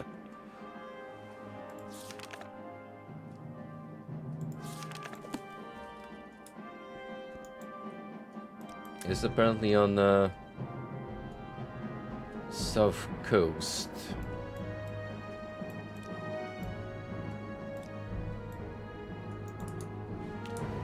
How far from the Seder of Mora? I have to wonder. So, you guys have a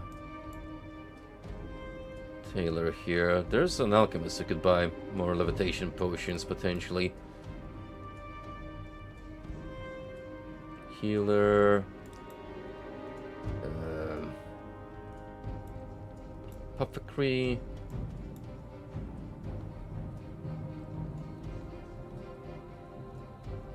Hunter's Guild, Shrine.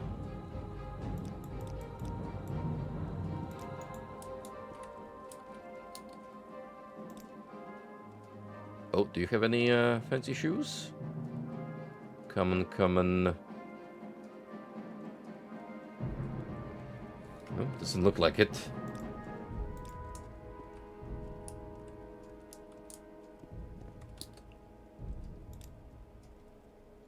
Oh.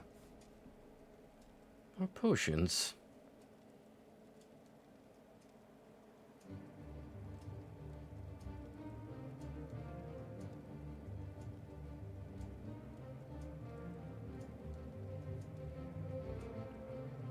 Hello there. It's only one, but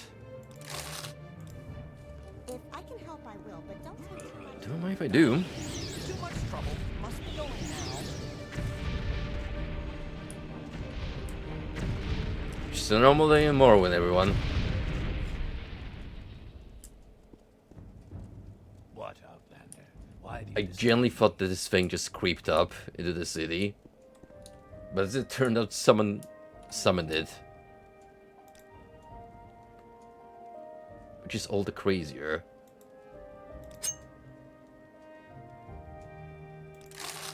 I couldn't possibly. Too busy.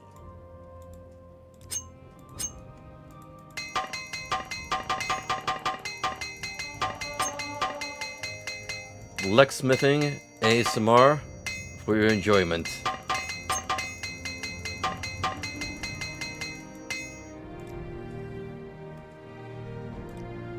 Once again, I bought way too many for my own good. So now I can't even walk.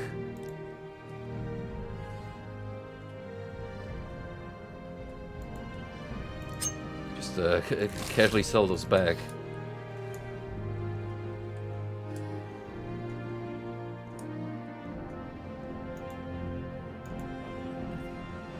Much appreciated. I most certainly will. How do I know you're See if they catch my interest. I don't think I'm gonna be buying anything until I feel like spoiling myself for Christmas, though.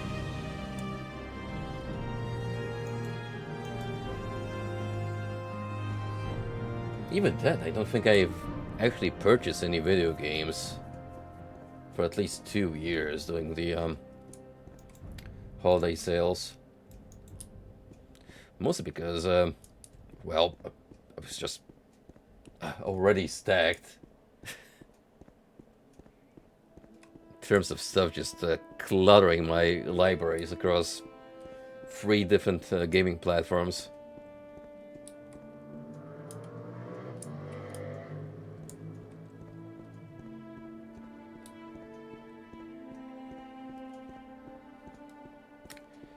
Right, if you want to go... We might want to go to Aldrune. Because I know there's a dedicated vendor who says good clothing. Aldrune also happens to have none of the council houses. So that's nice.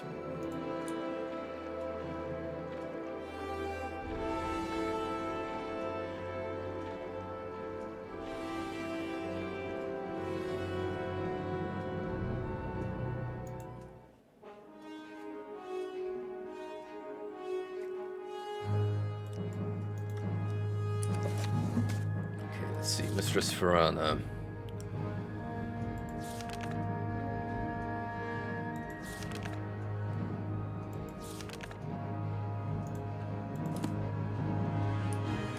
Where does that lady live again? Just so I know where to look.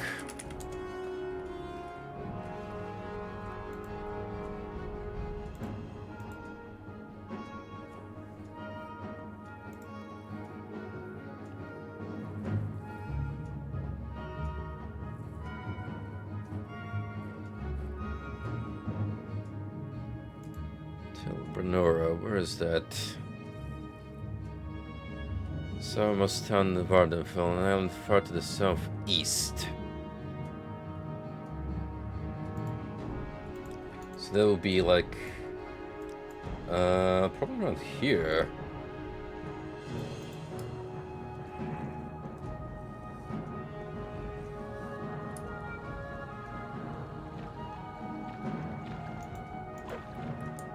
Nope. Let's see if we can find it on our own with my awesome sense of direction.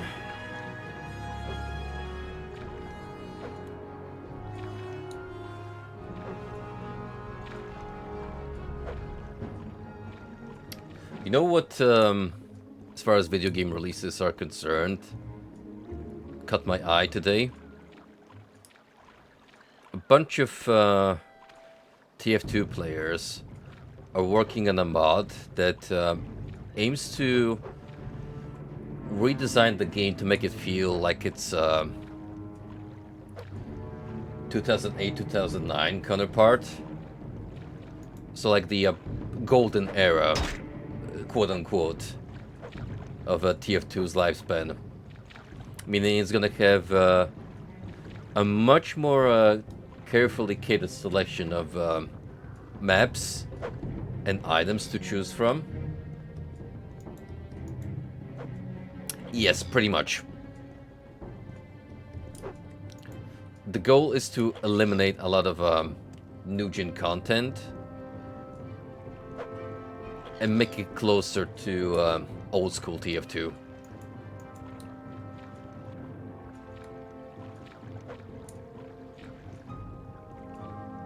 Now, considering the fact that I generally don't care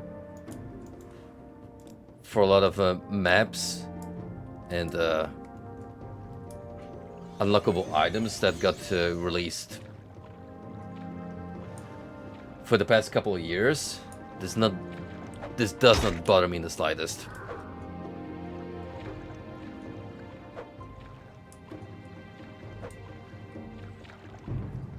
The biggest make or break point is gonna be whether they're gonna have a classic dedicated server set up, ditching away quick play. Because in my eyes, that was easily one of the biggest downgrades in Team Fortress 2's lifespan that turned the game into a hot mess.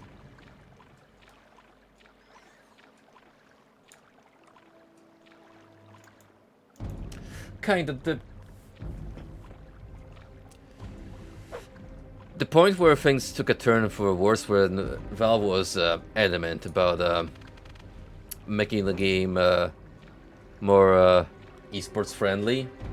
So try to repurposed TF2 into more competitive playstyle, which is why they ditched classic server lobbies into a matchmaking system, which the game was never prepared for, by the way, and absolutely fucked with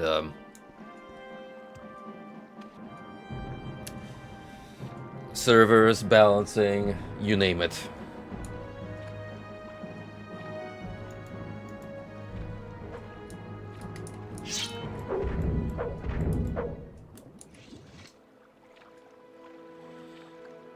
Not to mention, actual official Valve support was gradually fizzling out. Because for the longest period of time, you didn't even have so much as someone overlooking the content side of TF2. And that's why the great bot invasion was able to make it through in the first place. There was just no one on deck to try and address the issue.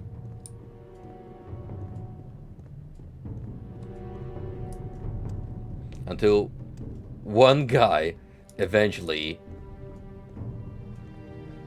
made a patch note that for the most part took care of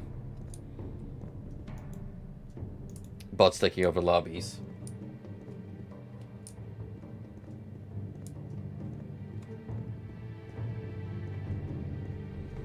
Some of my best years went into playing TF2 just on the casual 2-4 servers. Chilling, having fun, not even playing the objective per se.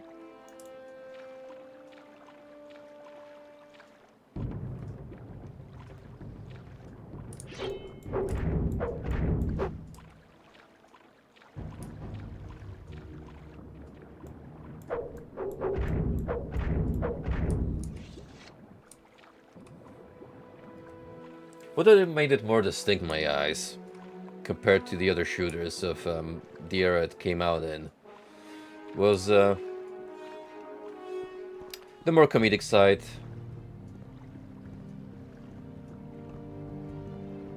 A distinct art style to set it apart from its contemporaries.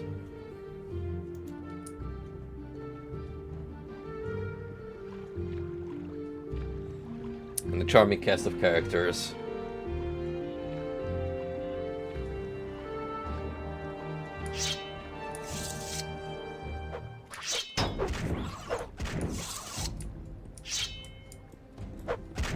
Hey, go back to your grave, spooky, scary skeleton. October is already behind us.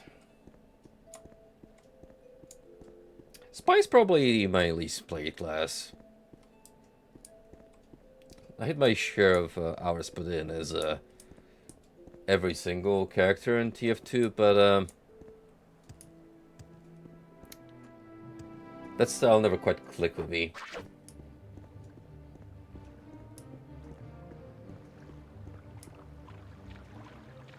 The most I juggled was scout, sniper, engineer,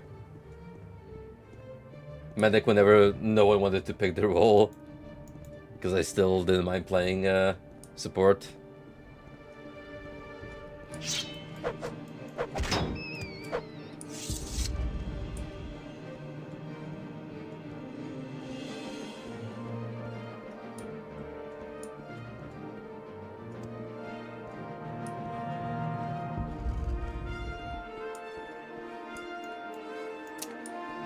Sweet, how did you end up liking it? I've only ever been to one cat cafe my entire life, but it was a very pleasant experience.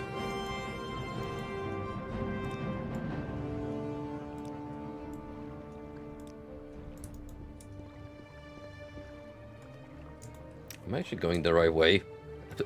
Sorry to doubt myself here.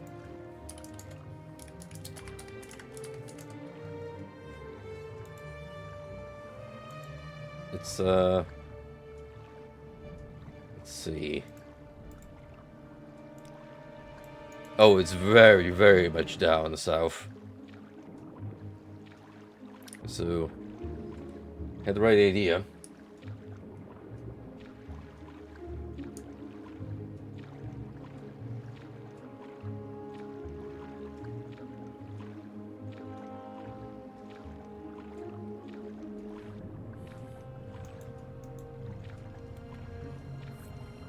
Well, I ended up going to a Hedgehog Cafe in Japan, which was, again, a very random find. I came across through Google, just out of the blue when looking for cool landmarks. And it had very high ratings from locals and tourists alike, so I was like, yeah. Why the heck not? Hedgehogs are adorable.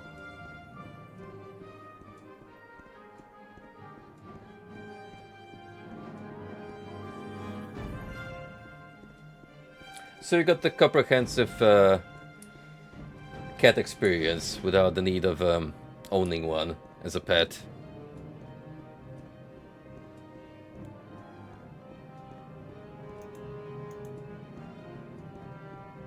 Oh, trust me. Someone who used to own one of those feline friends, I have had many battle scars. Even if he was very friendly and one of the most chill cats in existence I've known. But still, if you happen to get cross with him, he will scratch.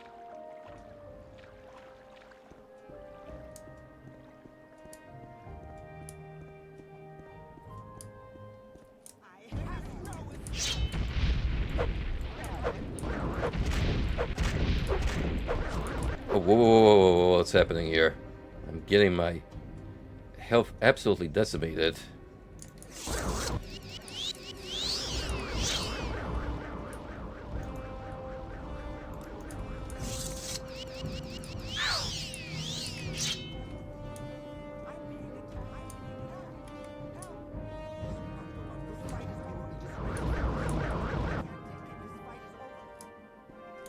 Perhaps I should leave.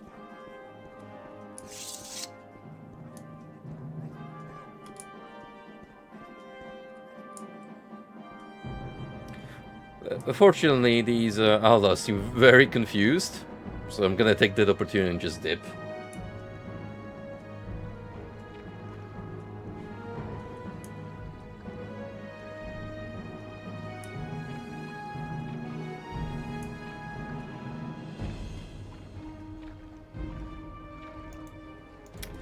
Oh, I know how that feel, buddy.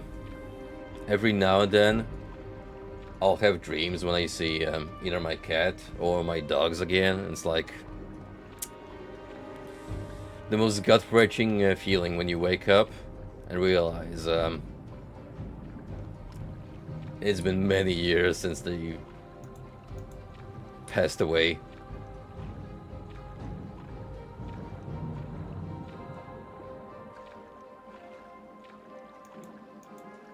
It's also one of the reasons I've been so apprehensive about the idea of introducing another pet in my life.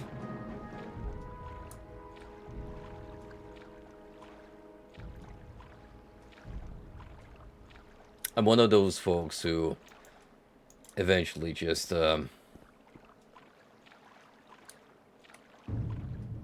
stops drawing a firm line between animals being just pets, and I consider them family members. So I will mourn for them as strongly as I would for a human being.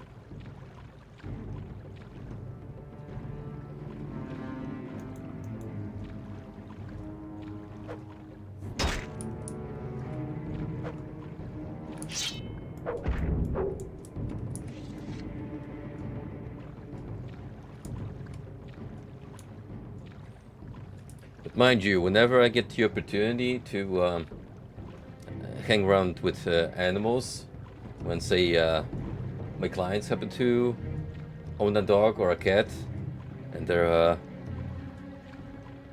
particularly keen on getting to know you, oh yeah, they're gonna get some good scratching pets from me.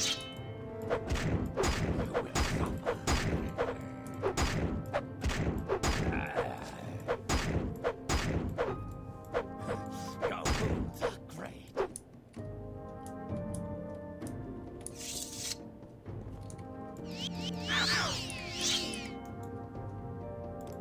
Animals are great.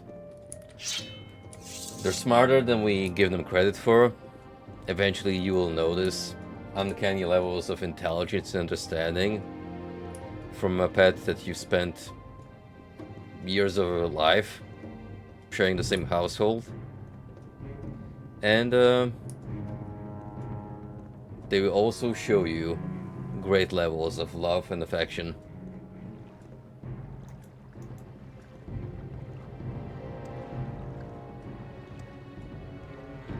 I still distinctly remember whenever I would get sick and I was bed struck, my cat would just come over on his own and lay over by my side to keep me warm and company.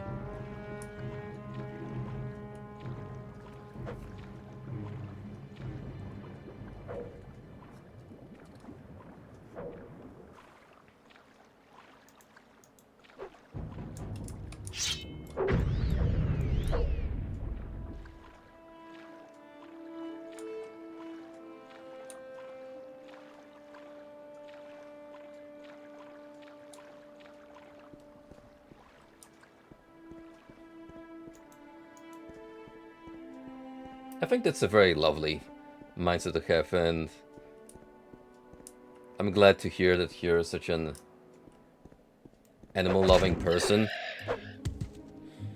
For me, it's kind of a matter of I don't want to judge people too harshly, but whenever someone tells me that they, say, took on another cat because their old one has passed away, I'm like, would you replace humans in your life like that? Like, clearly no, right? So it feels a little wrong. Like, I understand if after a while, yeah, you want to have another pet again, sure, but it kind of rubs me off as trying to replace them like broken appliances in your household, and I'm a little iffy about that idea.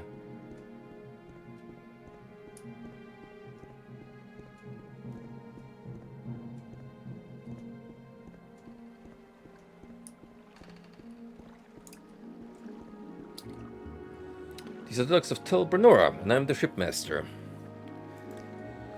My ship's spring can carry you from Tel Brenora to Vivek, Ebonheart, Molokmar, and Sacred Mora. Oh, good. Make it quick, Outlander. Wow, I could have actually just gone here by ship, but no one told me.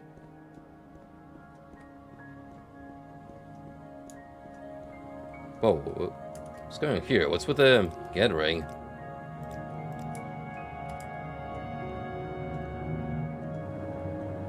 Hey guys. I have a little advice to share with you, Outlander. This affairs between myself and Farana. I want no help, I'll tolerate no interference. You'll find her in Farana's chamber in the upper tower. Easiest way is to enter through north-facing entrance to the upper tower. You have to fly either way you go, and the lower level is confusing, so you might as well start through the entrance to the upper tower.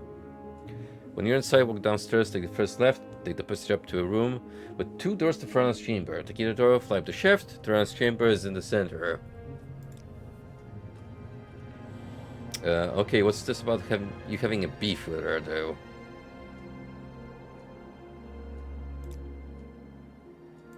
Spit it out or hit the road.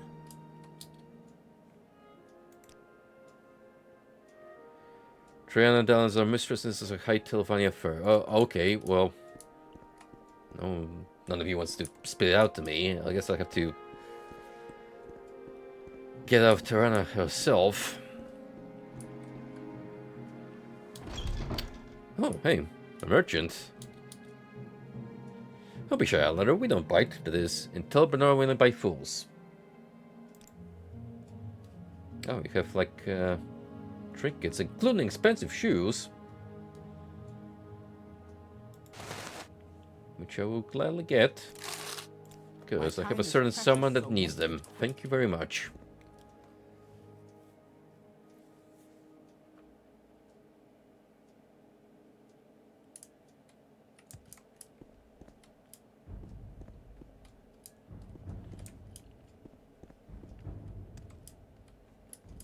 Fair enough. If that's the mindset you're approaching with, I have no qualms.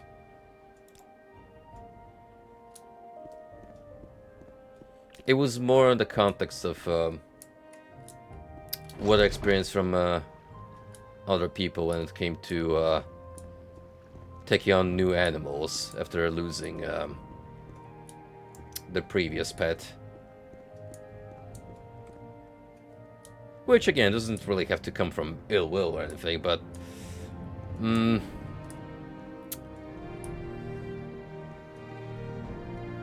it just felt a little strange to me. Don't you have some place to be? Yes, upstairs. Thank you very much for caring.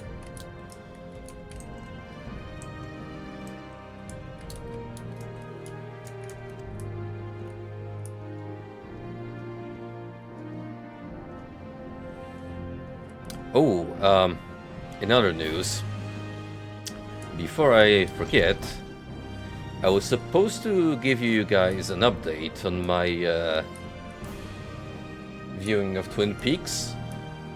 I don't have a lot of I am done with the first season now, and it has been a wild ride thus far. I am super drawn in and looking forward to watching through the second season to see how things figure up. It's just so full of twists, and I absolutely love the bizarre atmosphere and the tonal dissonance that you get from events happening seemingly at random, just because Do you want some water? David Lynch thought it would be funny to have like I don't know, now we're just gonna go on a tangent about Tibet for seemingly no good reason, but it's still a very important plot point.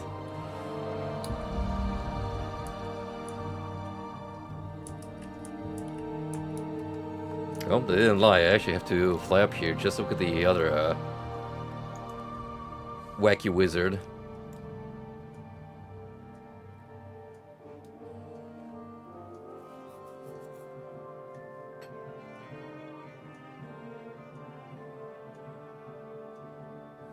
Ah, that's so sweet.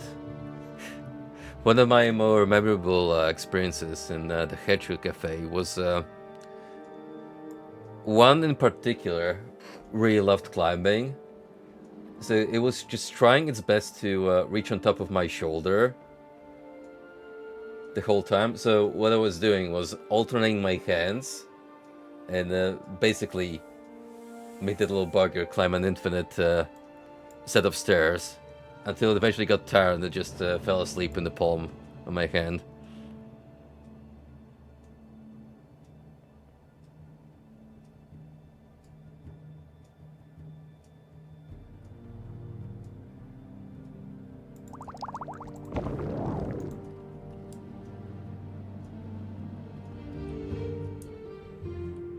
Do you want something? Yes, I'm looking for the head mage of this fine establishment. There she is. Looking for. I'm sure I don't know how to find it. But why do you have a naked Khajiit around here? Do I really want to know?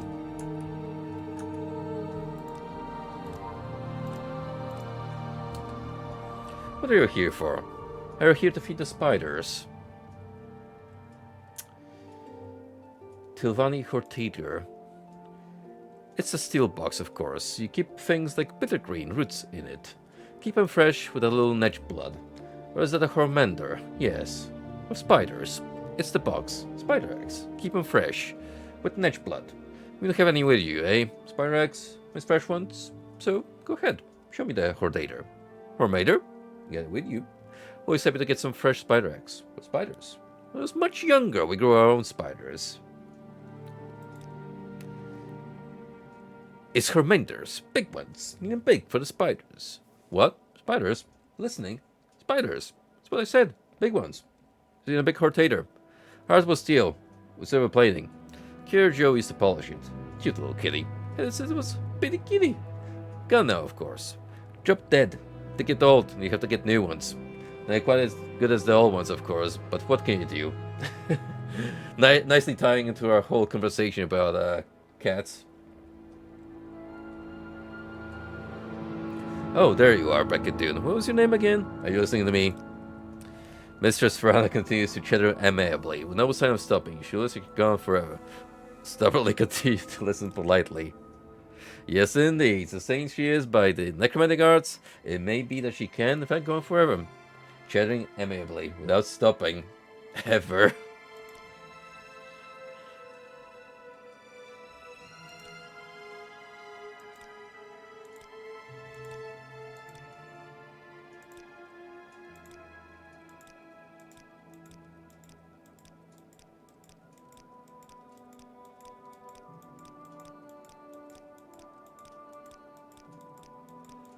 What if they make you click like 100 times? Before eventually the dialogue changes and it's just a trial of patience. I don't believe that's gonna be the case, so let's just take a more direct approach. Mustn't be rude now. It's Mr. Strana speaking to you, and when Mr. Strana speaks, everyone listens, don't they? Because if they don't, then they get very stiff and get stuck way down the basement with the spiders. I tried to ask Mrs. Fran if she would vote for me as Hortator of House Stelvani, but it was impossible to get her attention. She's easily distracted. Maybe if I concentrate on being charming and entertaining, I'll be able to focus her attention on me.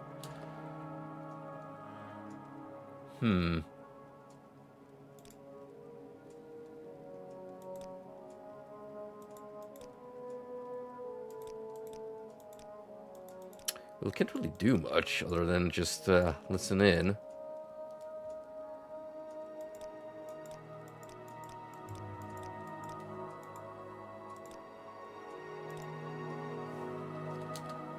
Maybe you need to increase her disposition on me somehow.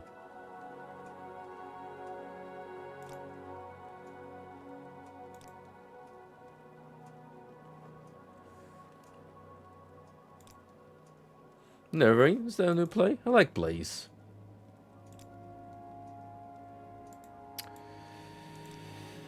Okay, let's try the old-fashioned approach then.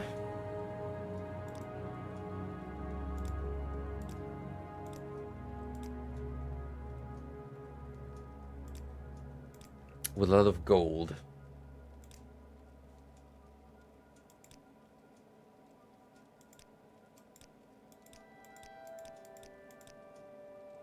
What? Oh, you want to be a Hortator? Certainly. Go right ahead. Whatever you like. I don't mind. What were we talking about? There you go. The old-fashioned, just dump a couple thousand gold pieces and it gets you everywhere. Tried and trusted. When I managed to catch Mrs. Frana's attention, it was easy to get her to agree to vote for me. I'm not sure she knew what she was voting for or why. But when I asked, will you vote for me as Hortator, she said quite clearly, you got to be a Hortator. Certainly. Go right ahead.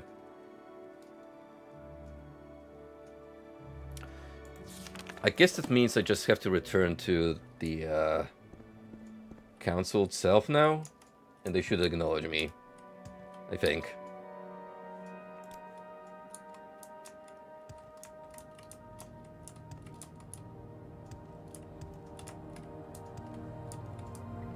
which now that we know we can reach through ship, should be much easier. Go on. You talk too much, Outlander.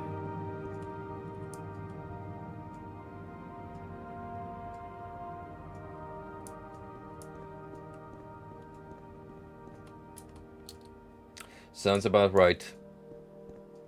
Cats are fickle creatures. Sometimes you will get their full attention. Other times Peasant. they get very moody and feel like taking your eyes out. But that is their beauty.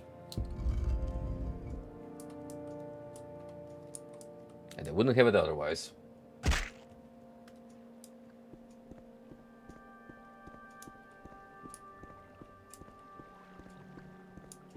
It certainly helps, however, you have a naturally good disposition to animals because they will pick up on it and lean more into approaching you.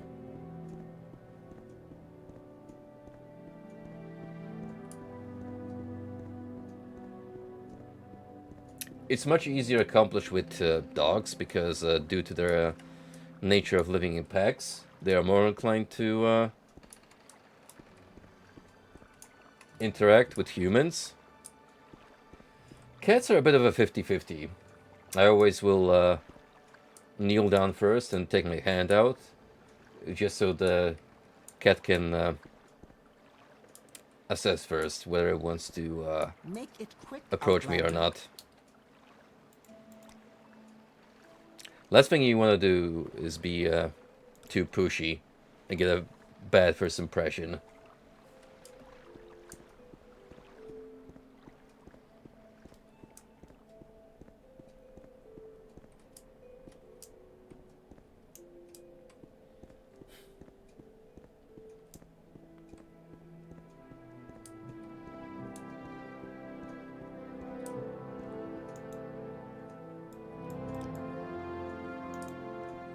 Ooh, sounds like one of them was getting jealous.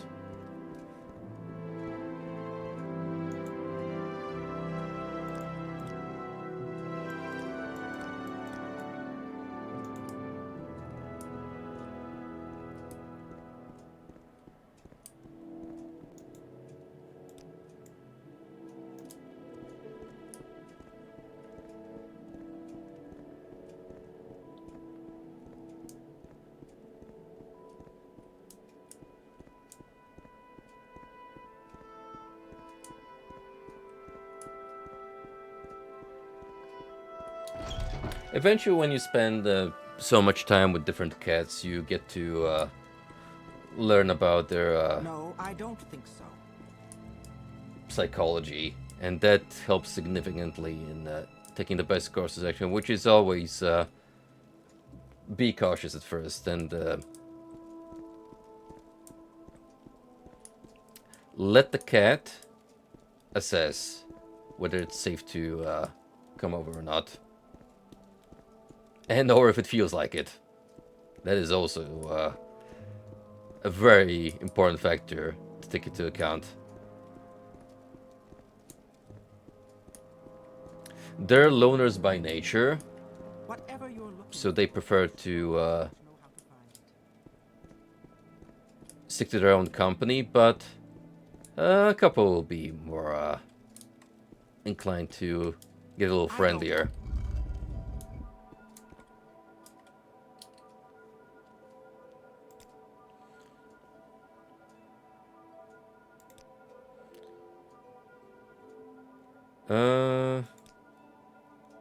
Okay, I guess, guess we completed this, quest line then, at least for House Tilvani, because, she's just referring me back to the mistress.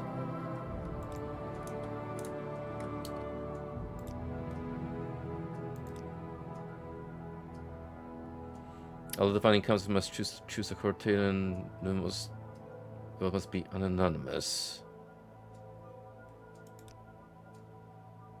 Chosen by consensus.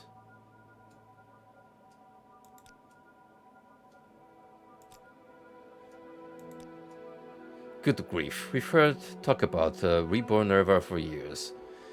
And thought it was just Ashlander's superstition. You have to speak directly to Mistress Reva about this. She lives at Tilmora, a tower north along the coast. You should be able to find a ship at the docks to kick you there for pittance. I must warn you, Mistress Reva doesn't like men, of any race. I suggest you do everything possible to prove her disposition before talking to her. Basically, we're gonna have to dump another 1,000 pieces of gold. Oh, I think I get it now. Basically, all of you have like your own superiors, and we're gonna have to appease them first, right? Master Nelif. Right in the center of Sadrith Mora.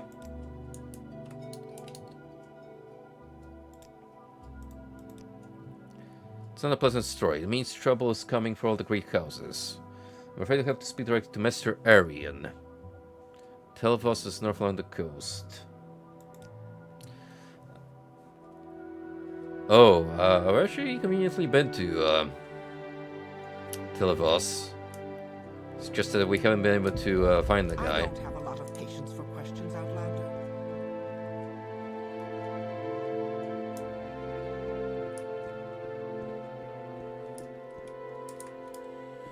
You know, I actually kind of forgot about the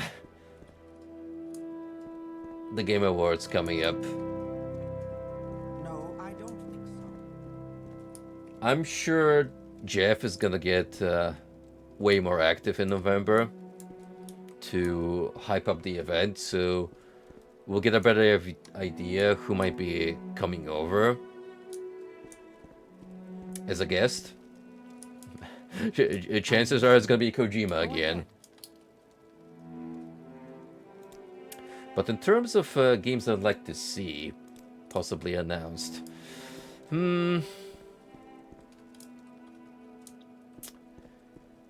well, I'm always curious to know what Atlas might be cooking, considering they've absolutely nailed it with SMT5 Vengeance, so essentially I am a full-on Atlas fan at this point, having played 3 of their games, with another one coming in soon, which I will talk in greater detail in a minute, because of certain other reasons pushing me to pick up a new Persona game in particular. But I think Persona's 30th anniversary is coming up next year, so they might want to hold on with news to a new mainline entry up until then, so maybe they'll drop a couple of hints during the Game Awards, but nothing guaranteed in that regard.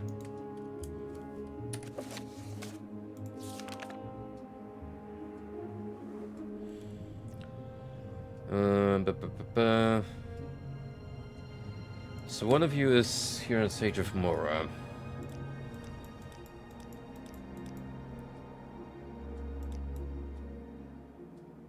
Supposedly. Well, that would be that great tower smack in the middle of the settlement.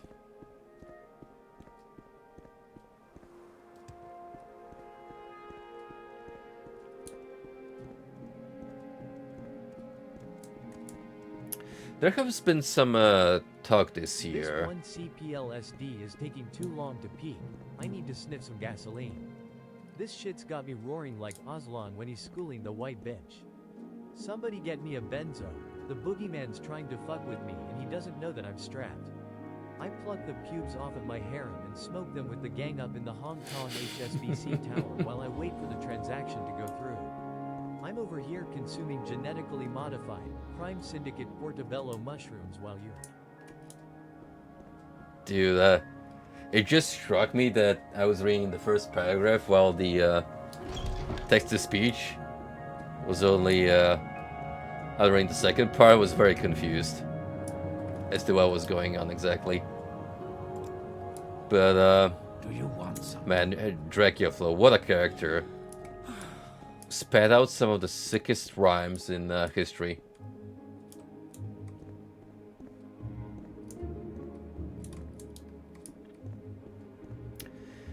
Anywho, as far as other potential announcements go, so this year we've learned that Larian Studios have been growing, opening up new branches across Europe, including Poland has one of their offshoot studios now. So they are expanding their reach and manpower. And if I'm not mistaken, Sven already confirmed that they were working on 2 games. What were they exactly? We don't know. He hasn't given much detail. But Larian is definitely cooking up something. So I'm hoping that maybe we'll get a little more clues during the Game Awards.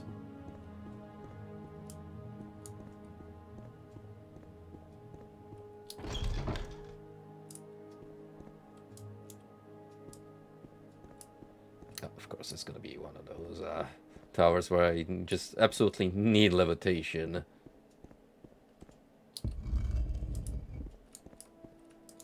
Get anything done. Say what you want or go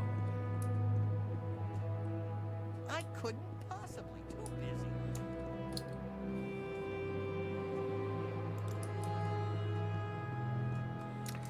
busy. Fine, I'll buy more.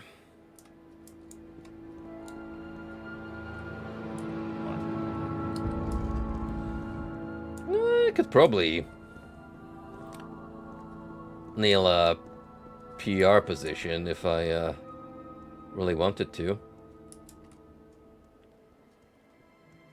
Do you guys mind if I nick these 2 potions? They absolutely do.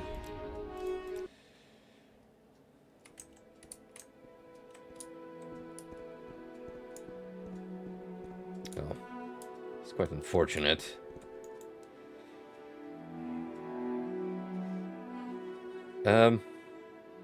Didn't have an item that let me use levitation.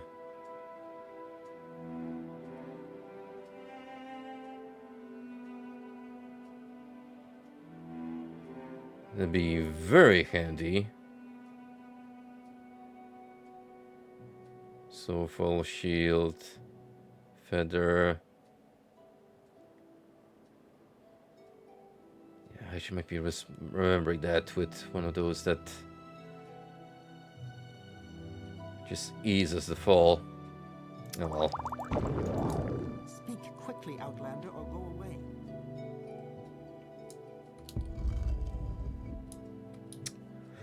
Who knows, my friend? It could be either way.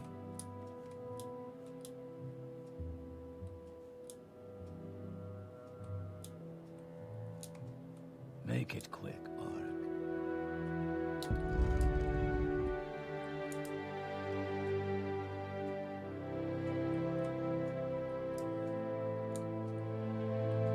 Say what you want or go away. I think I'm in the correct part of the tower.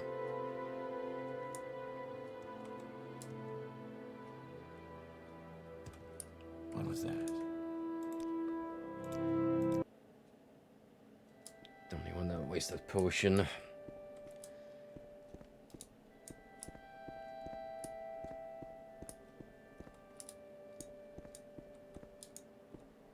Make it quick, Outlander. Okay, this might be on a higher compartment. They have to get from the outside. Maybe. Not sure just yet. Let's see if there's a door anywhere.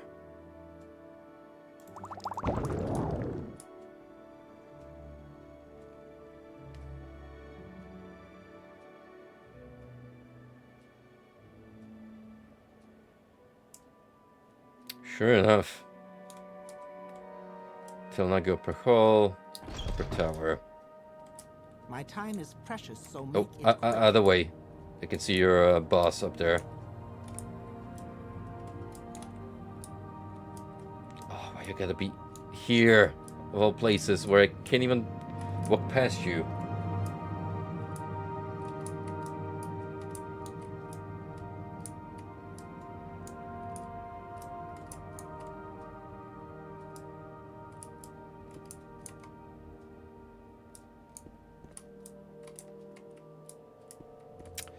Early 3D modeling definitely has that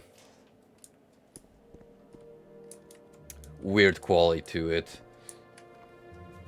Where when you look at even like characters from Giants in today's day and age, where they seem like cool advancements in technology, which they still do. But then you look at how exaggerated their features are, and you're like, was this actually a serious attempt?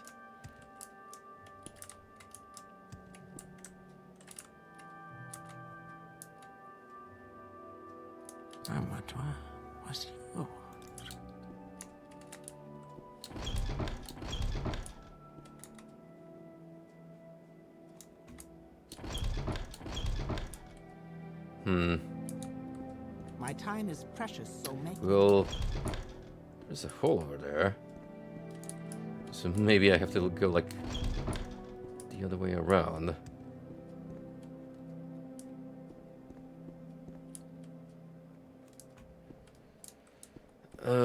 Problem is... Oh. Well, I get at least 2 for my trouble.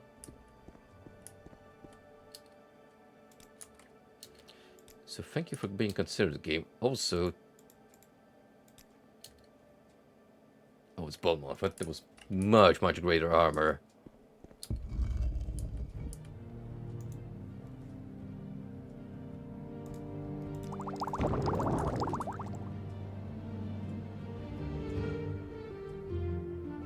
Alright, here we go. You talk too much, Outlander. Whatever you want, the answer is no. Oh, not even? Okay, listen. How about I give you 2,000 gold? Hortator, warlord of House Stilvani. Is that necessary? Why does everyone tell me about these things? So, do you want the job? Are you qualified? Good. Then go ahead. I don't care. Be the Hortator. Now go away. May you find me worthy of your attention. See? All of the world's problems can be solved with a little bit of greasing up.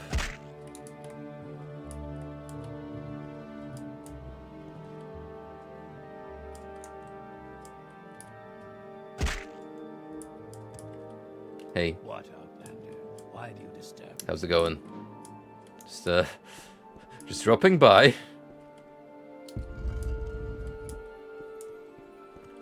Don't mind me.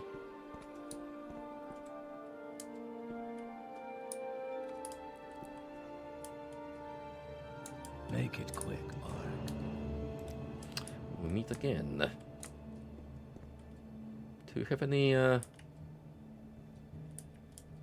levitation potions lying around I could borrow without the intention of return? I really can't help you, stranger. Well, on the bright side, that's 2 out of 4 counselors.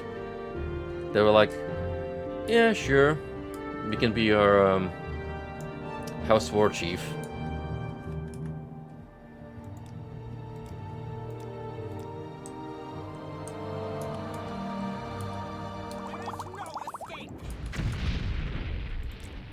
See, I was hoping that me being hidden here would do the trick. No.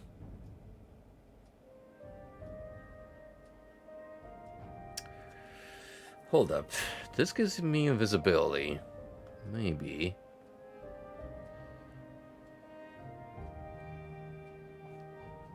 Maybe we could do a bit of trickery.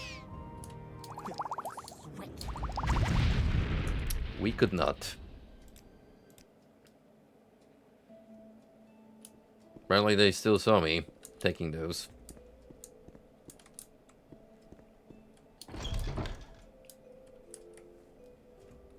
What the hell? Why am I all the way down here? It's not where I want to be. It's nowhere near the exit. My time is precious, so make it quick.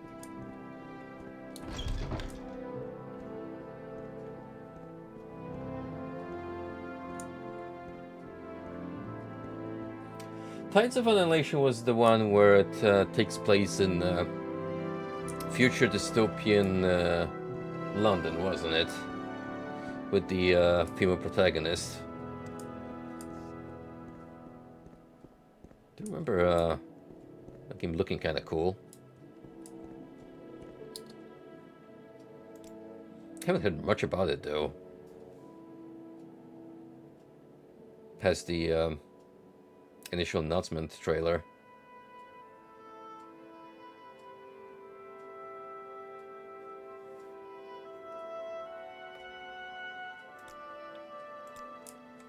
Oh, right. I forgot about that. She got some voice talent for the lead role.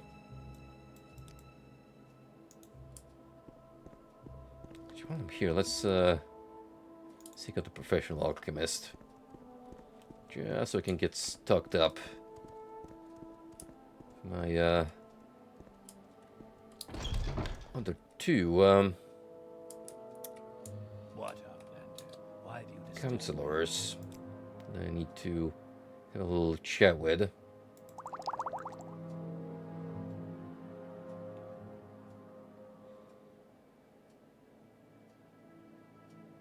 guess I'm only having like one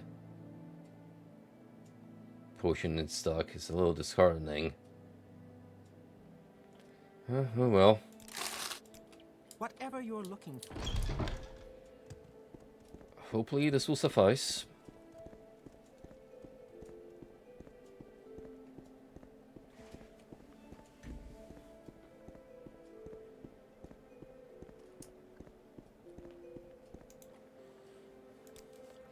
Right, I'm thinking we're gonna head to... See, we've already been to Telfair. We've technically already done story-related quest to that guy, so maybe he will be inclined to amuse the notion of nominating me.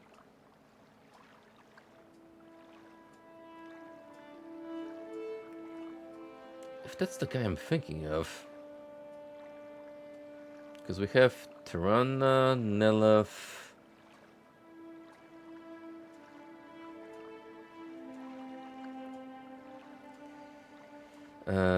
Raven Ormine seems to be a different one altogether.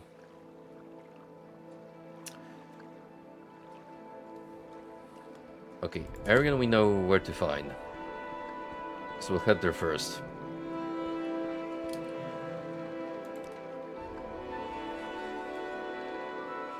Tilbernora, Tilmora, Fortaken Fell. But none of us.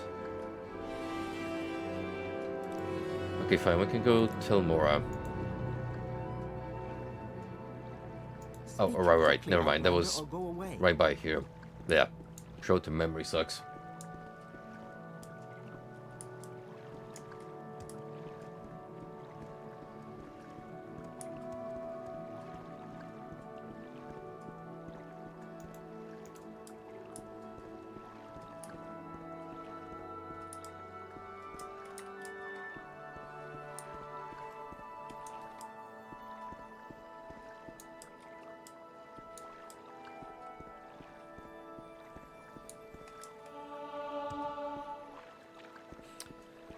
maybe we'll get a new trailer then, just in time for Game Awards, since it's been a while. So the studio definitely had time to cook up more in potential preparation. Who do you guys think even has a chance of nailing the grand prize this year at the Game Awards?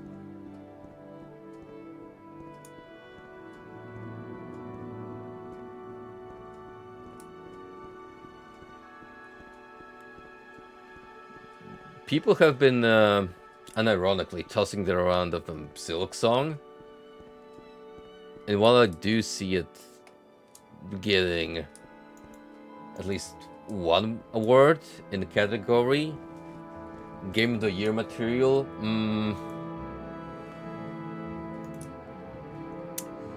too disappointing of release for some people who have anticipated greatly, in my eyes, to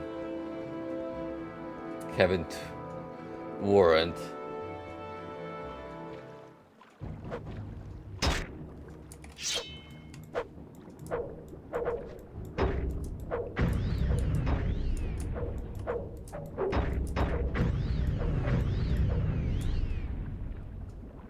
I'm legit blanking out on what exactly came out this year that could even compete.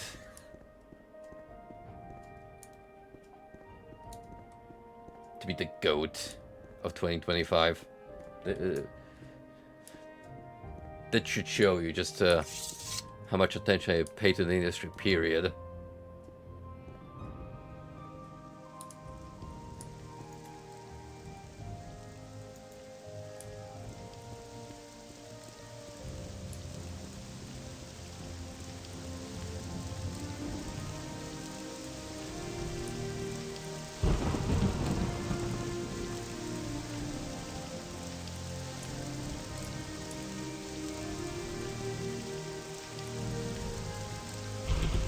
Out of the two, my bet would honestly be on the former.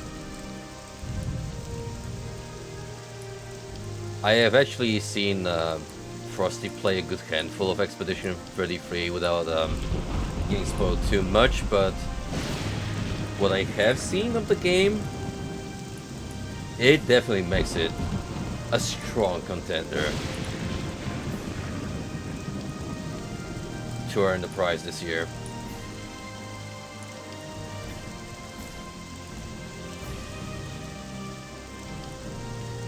That game is such a labor of love. And I'm not even trying to discredit the Silk Song devs for putting so much of their time and years of hard labor. But I feel like Expedition 33 is more of a clear statement to the industry and kind of a middle finger. Especially their former bosses at Ubisoft, that I genuinely want them to get even more gratification for all the hard work they've done.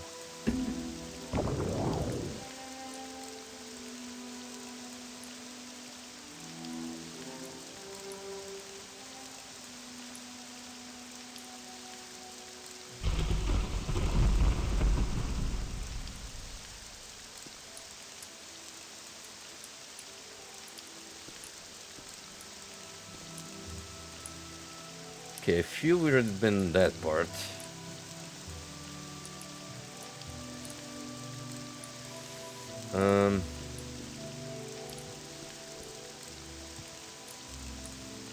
If you try landing here instead.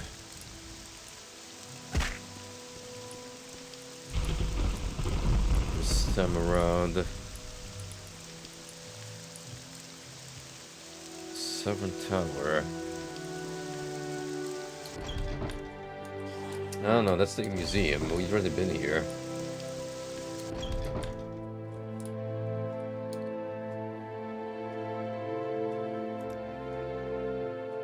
Up to the top of the tower, look for a door facing south.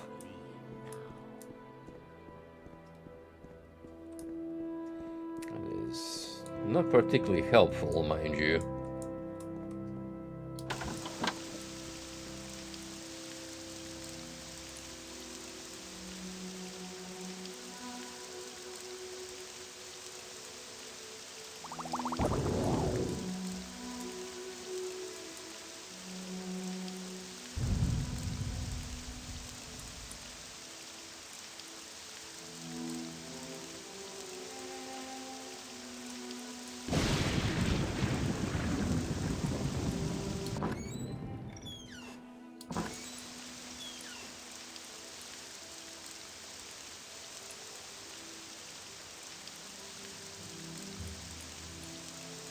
Northeastern tower.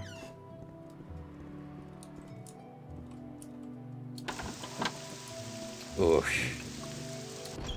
This place is so messed up. Make it.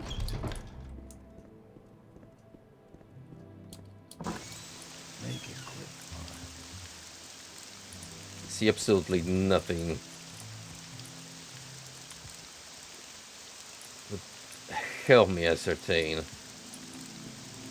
where I'm supposed to fly up.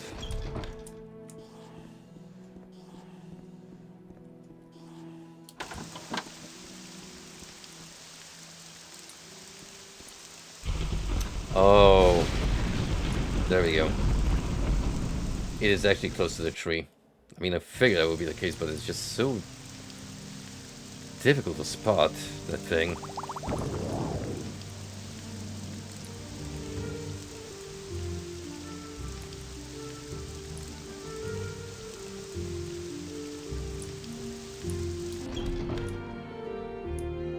Come on, I haven't got all day. Believe me, neither do I. And yet I'm here.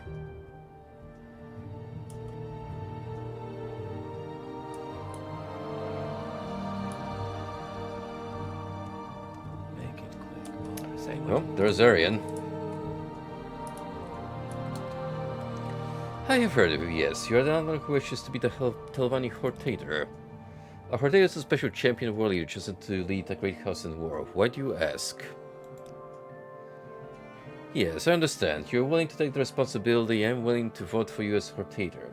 I think the other Telvanni councillors will also cooperate, though some might need a little persuading. Master Nelf is ill-tempered, Mistress Jaffa doesn't like men, and Mistress Tirana is losing her mind. Archmagister Goffrin is another problem. He will not refuse it directly, but will delay indefinitely. I recommend that you kill Archmagister Goffrin. Holy shit, once again violence is the answer. Never directly refuses requests, he just delays indefinitely. Never giving an answer. I don't know of any solution other than killing Goffrin. I'll tell you plainly. It's time to gain if Archmagister Goffrin dies. I say this so you won't think I'm trying to trick you. My advice is still good. Goffrin would name you Hortator, but he'll never come out and say no. And the House Telvanni it is customary to settle disputes in this manner.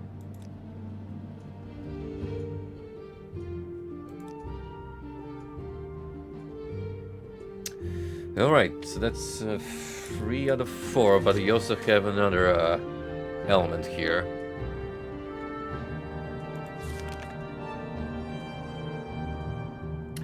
So that leaves us with Jaffa. Can you tell me more about her? Oldest living Telvanni councillor is sustained by the necromantic arts. She dislikes men of all races, though I do not know why. You may find her in her tower in Tel Mora. So here, supposedly. Huh. Well, that's convenient. If so.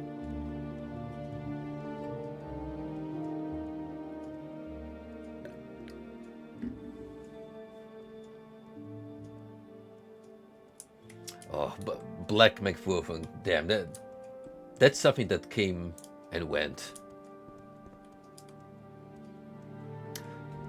Mind you, it didn't look bad from the footage I've seen, but definitely overhyped.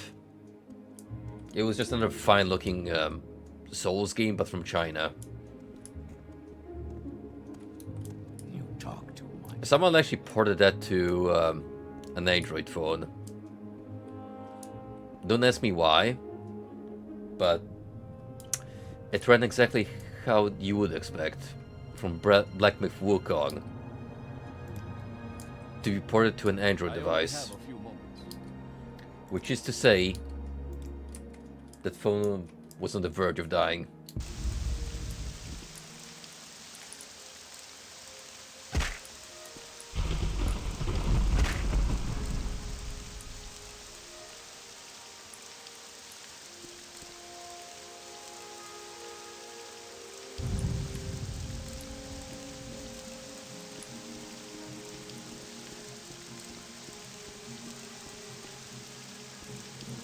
China has definitely taken a strong push in video game development.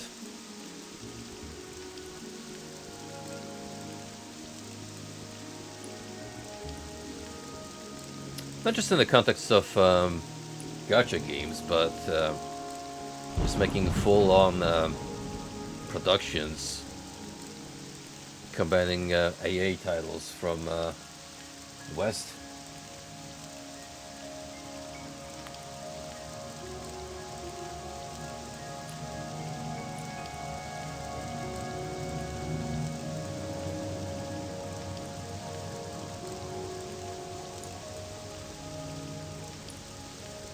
You know what, fair, I guess this would pass as a wizard tower as well.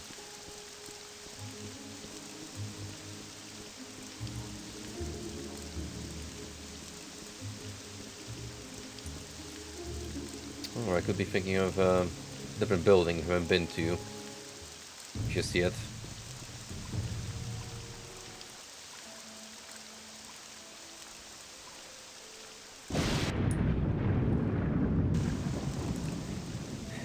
Speaking of Chinese gaming, a new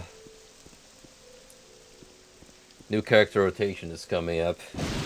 The Girls Frontline 2 on it's either Wednesday or Thursday. I forget how they plan their maintenance patches, but we're getting Lynn this time. Not someone I'm particularly interested in, so I'll probably be sitting this one out. Unless they choose a good rerun banner. Because there are a couple of characters I could potentially try to pull for. But I'm kind of running in a tight budget. Given that rolling for Florence absolutely just wrecked my collapse pieces, the in-game currency. So it's gonna take me at least current banner to recuperate from my losses.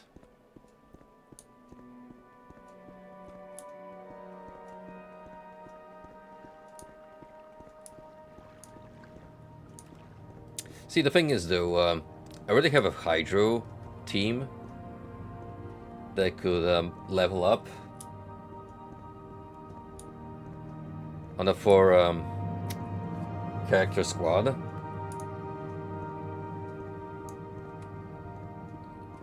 So I don't really need anyone unless I would like to complete a burn team, and even then I could just pick up Sharkry and work on her, because she's one of the best standard dolls in game in the current meta, which you can easily V6 just for rolling for elites anyway, and getting lucky with your pulls.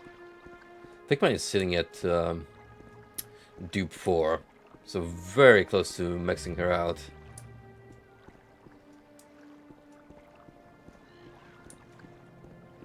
But even then, I already have like Vector and QJ for the classic burn, win everything duo. Cheetah kind of complementing them with buffs. Long term, I think if I wanted to do a full burn team consisting of 4 characters, I probably want to level up Sharkry and maybe replace Cheetah with Centaur Racy whenever she gets another rerun. Because she's essentially Cheetah, but with more consistent healing. And better buffs.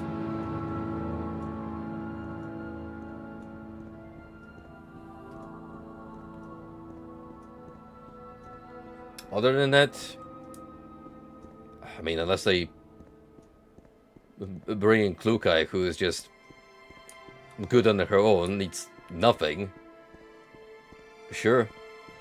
Especially since that new melee gear that recently came out on the Chinese servers, Fetusa. She has a corrosion affinity, so that could be a potentially good foundation for a corrosion team. As much as I'd like physical to not be a joke in the game, it is what it is until Mika decides to rework close combat and actually make it worth the investment. You can have a team centered around melee if you want to, but takes a good team composition. And the characters do require high investments. Especially Yuhi, if you want the support. It's like a V3 minimum.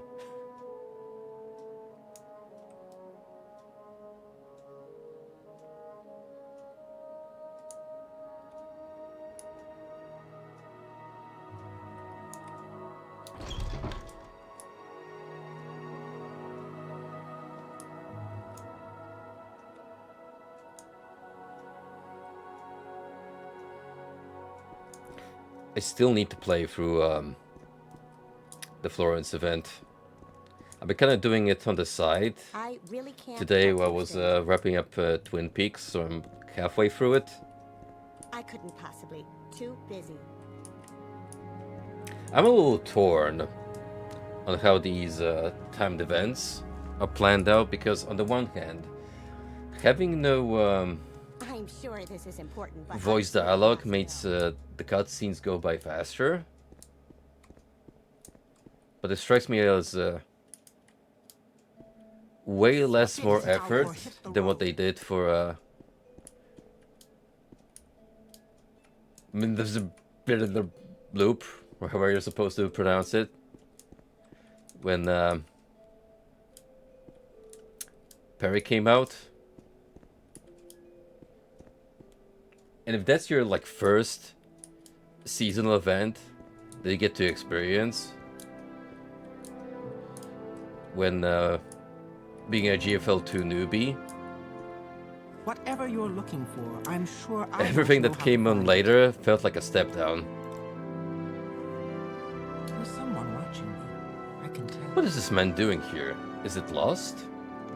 Oh boy, do I have news for you, lady. But first, would you like money?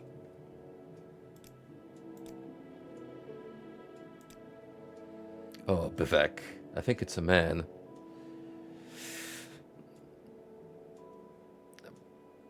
Funny as it would be,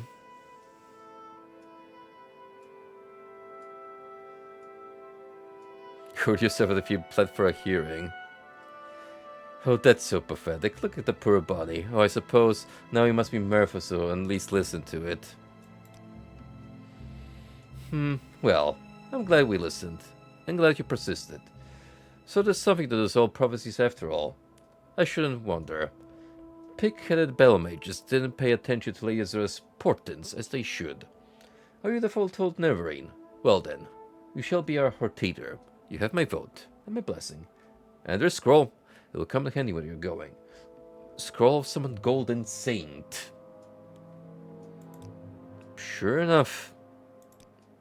Okay, that's just a retelling of what the counselors told me, and technically, we have all the votes we need.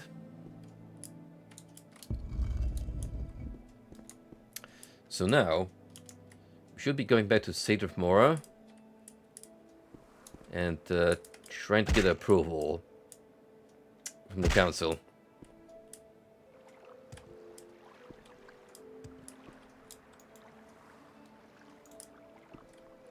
I really can't help you, stranger.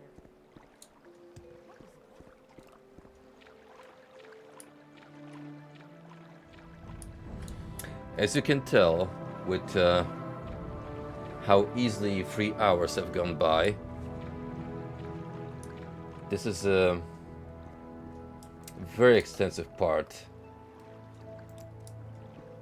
of the quest line.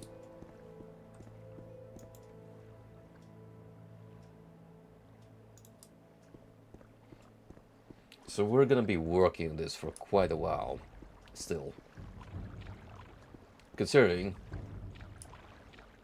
we're only wrapping up with one of the great houses, and we got 2 out of 4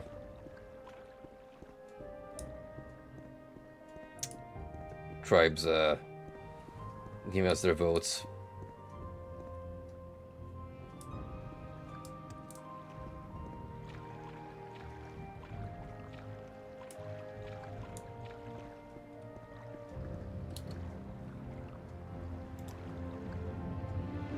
Good thing I have a lot of disposable income, which I can easily splurge on these flights of fantasy.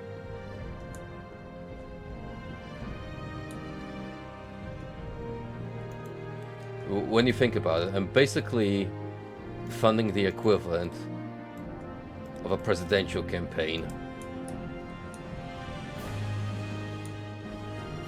Yes, buying voter support.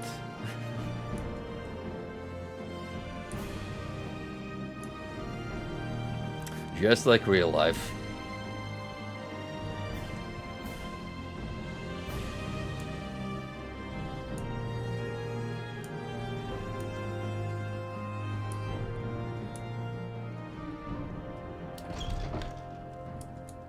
I don't have a lot of patience for questions, Outlander.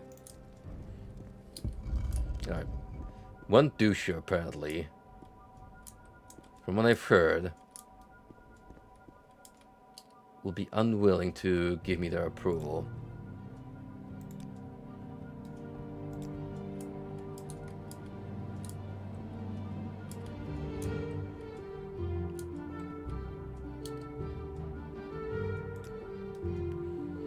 That's the traditional title given to a special champion world leader among the great houses. Why are you interested?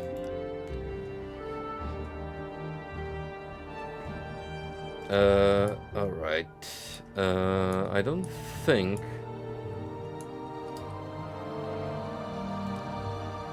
the guy I need is among you.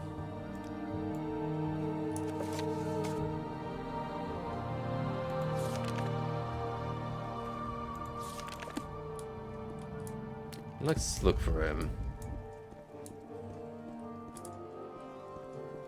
I don't have a lot of patience for questions, Outlander.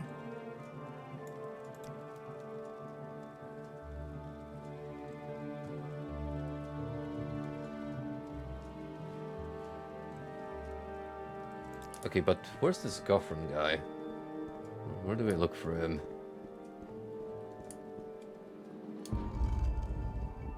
It's the upper level.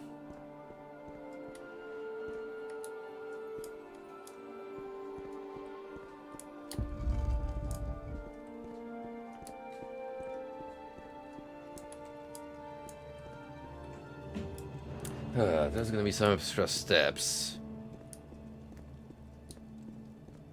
I'm not just talking,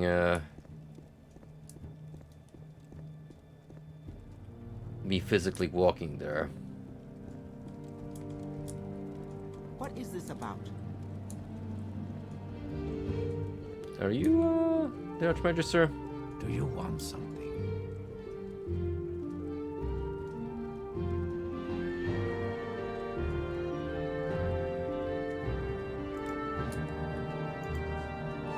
I don't have a lot of patience for questions, I can Outlander. tell. If you could at least point me.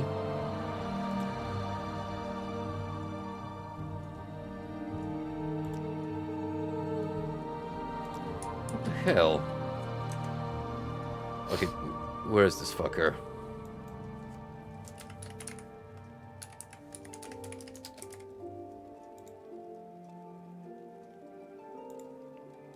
Where do we even look for him?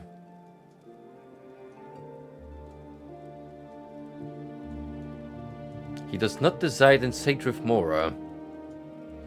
Can instead be found in Star and Tel Arun. Okay, figures.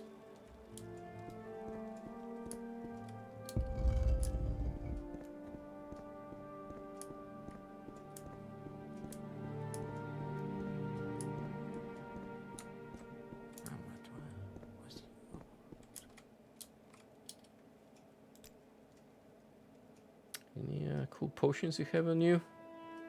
No? That sucks.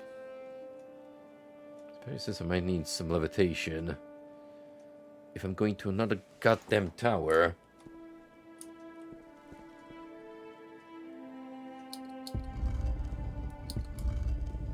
Nope, that's the funky basement where I don't belong. Speak your needs.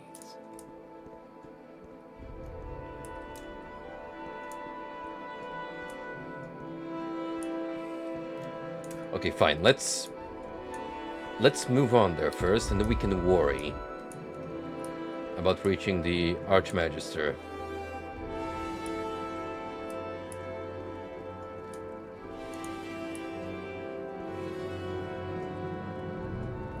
What is it, peasant?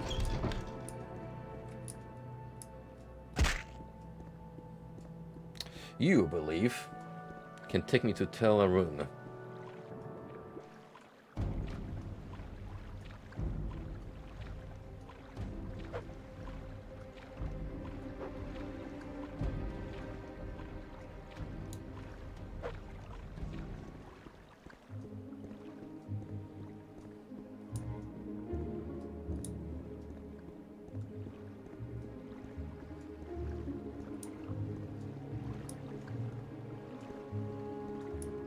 Oh, don't worry.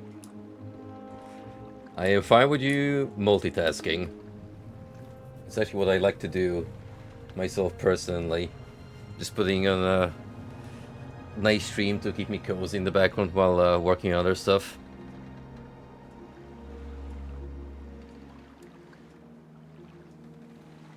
Game called Drum Guy feels like you're doing PS2 drink a section game. Oh, so an older title. Doesn't ring a bell though.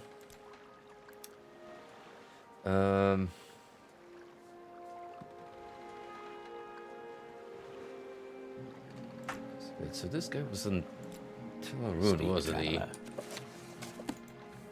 I don't believe I have that marked. So that's a Sovereign Tower.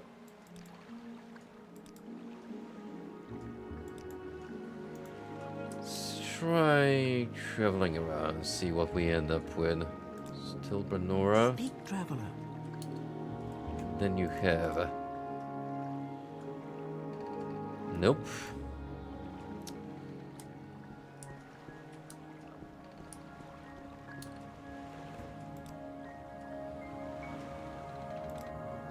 My time is precious, so make it quick.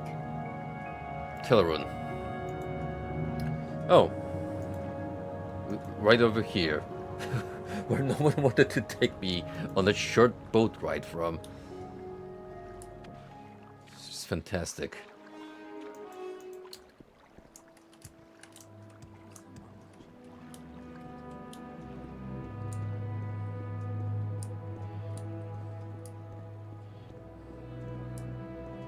Man,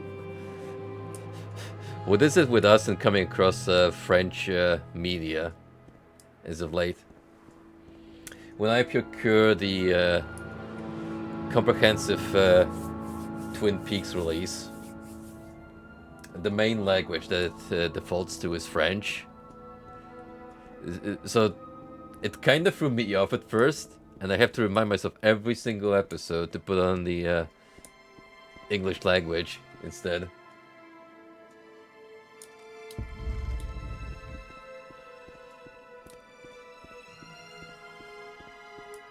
Man, no further impact can't get your break from Agile tonight. That's like the third instance.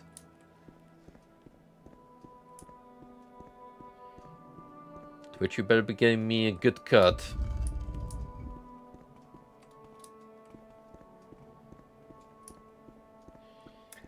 It's probably pennies.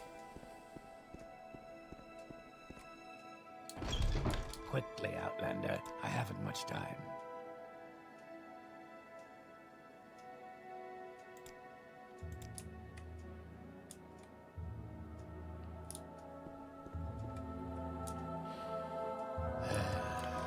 You wouldn't happen to have a potion still around, now would you?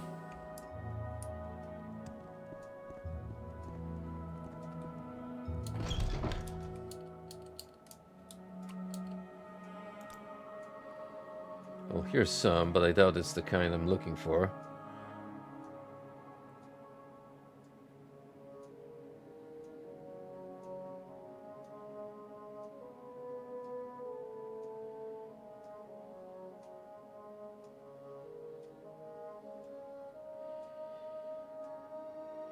The first selection. Typical.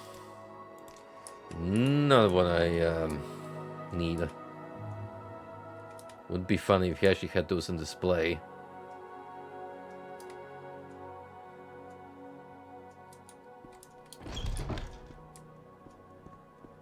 Let's see what else we have for businesses.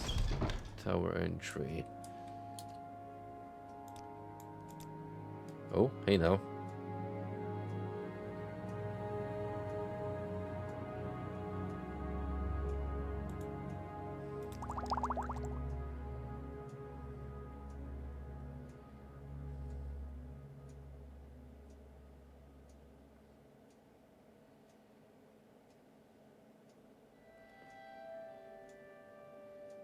Cheaper ones, but sure.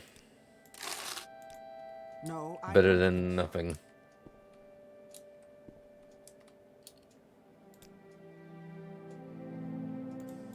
Make it quick, Mark.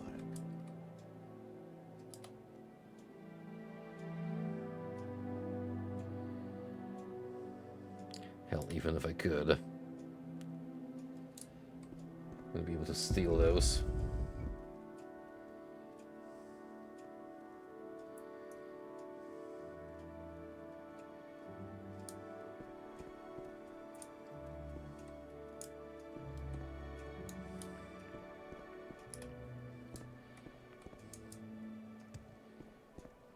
See, from a cultural context, the expression kino is nothing too significant for me because we essentially use that word to just describe movie theater in Polish.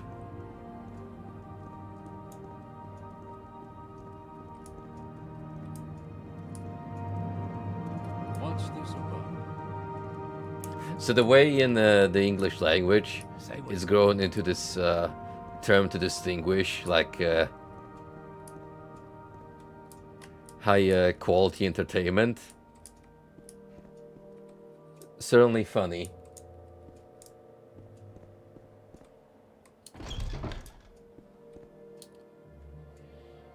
Talk with Yeah, you? pretty much. Something tells me I might regret it.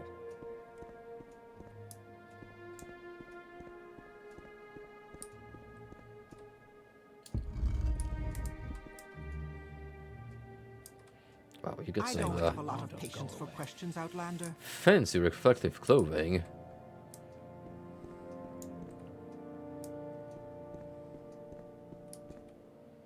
No, I don't think so.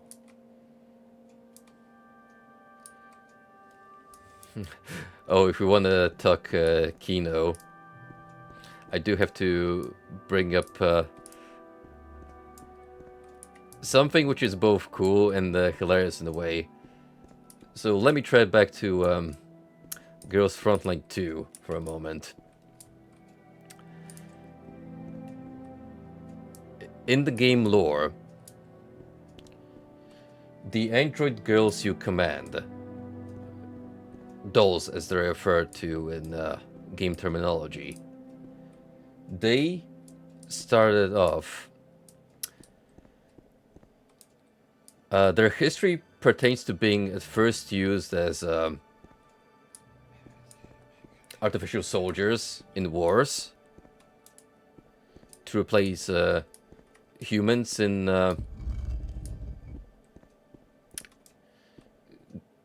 great scale conflicts in particular.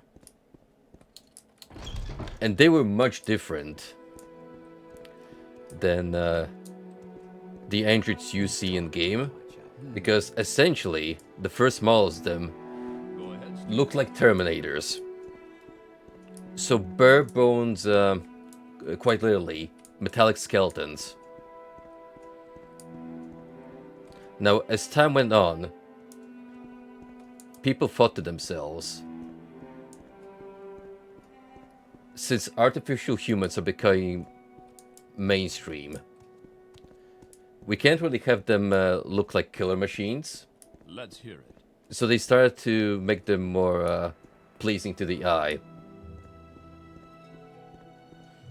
Especially with those entering civilian jobs, becoming more commonplace in cities outside of their default military use.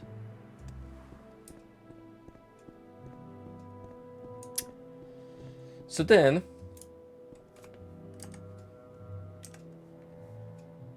you get stuff like this. This is from the Florence banner.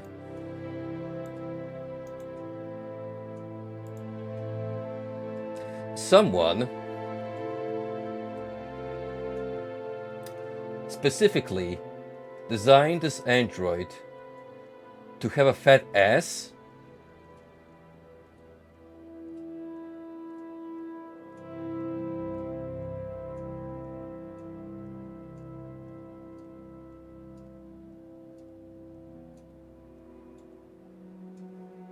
and I'm not complaining, mind you.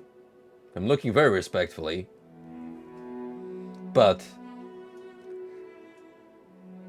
I just find the notion of going from killing machines to whoa, wait, that's too spooky for me. We need to like make them fit into society, and the answer is android women with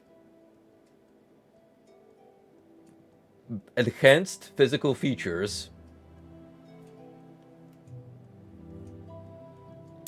to be an interesting shift in development.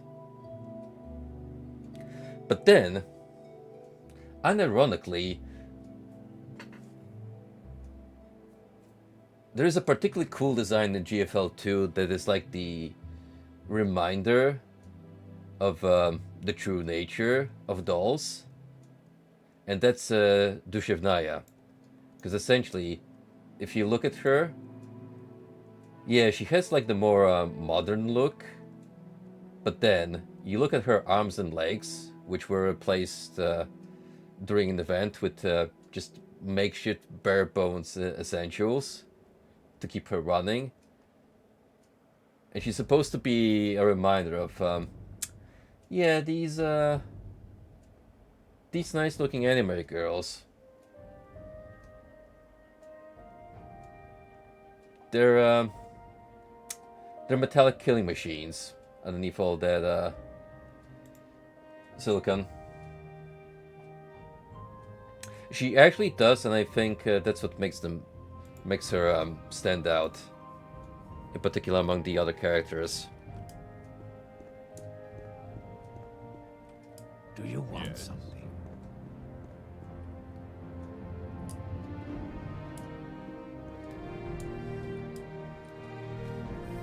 Yes, very much so. Their entire anatomy is supposed to closely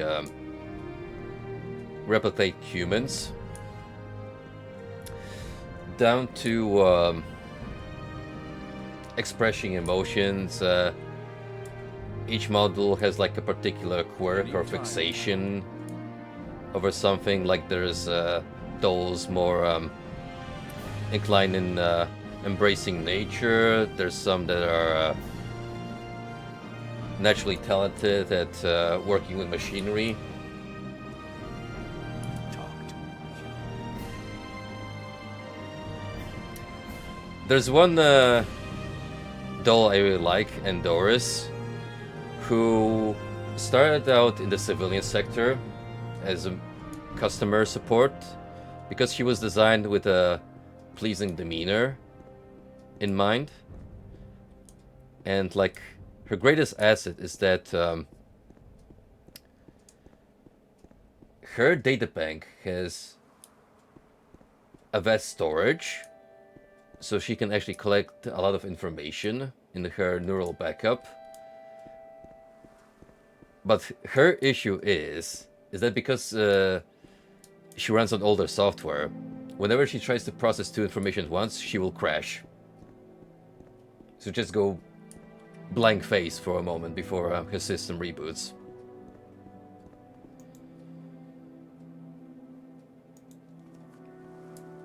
And that's essentially why she never could land a job for more than a little while.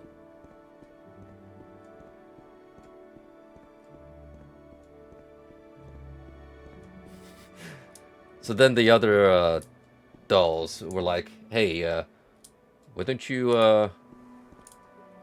go work for this mercenary group? Because your vast databank could be exceptionally useful on the battlefield.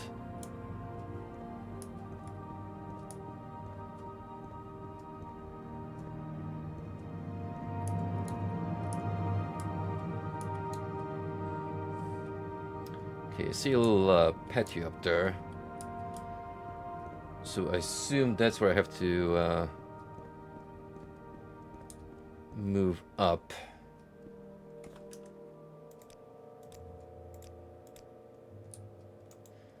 I actually do like going through Girls Frontline 2's story because the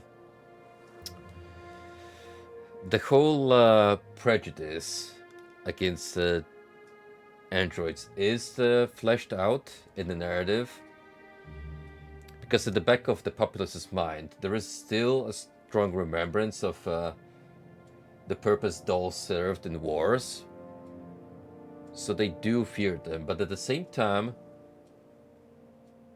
there is this like similar to an anti-migrant sentiment where it's like they're starting to take away our jobs in the public sector.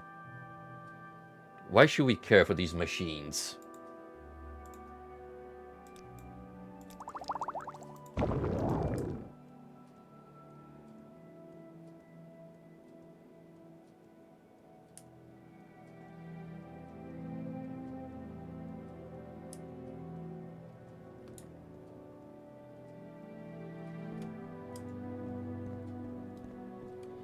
And, you know, they have different ways of coping with that.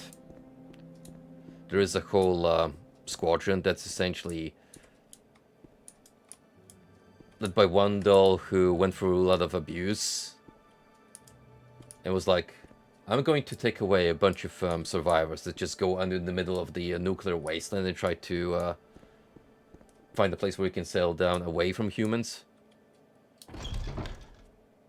I don't have a lot of patience for questions, Outlander. Too much trouble. Must be going now.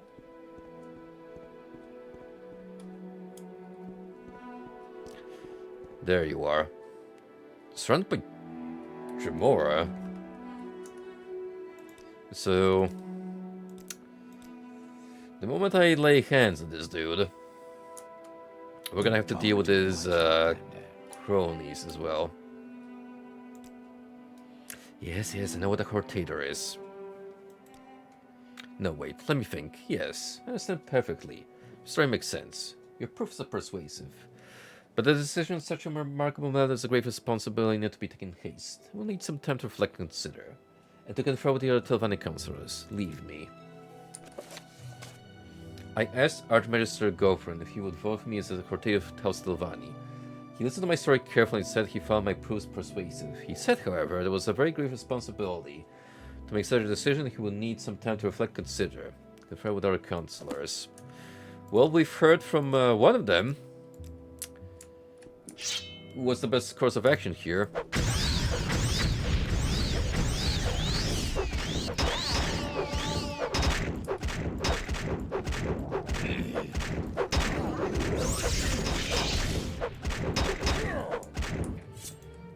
And it's not gonna be too easy this time.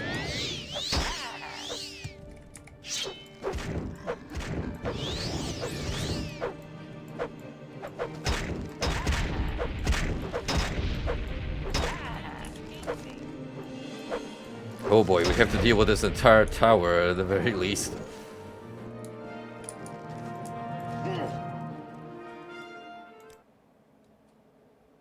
Make it quick, Um...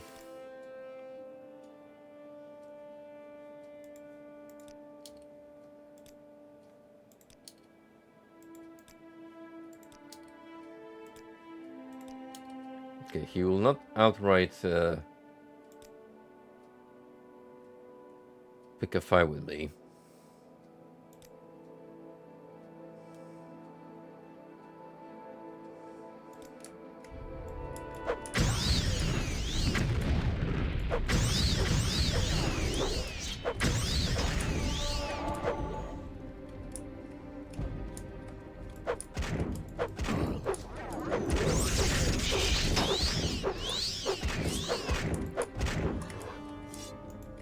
Much prefer to deal with your lackeys first.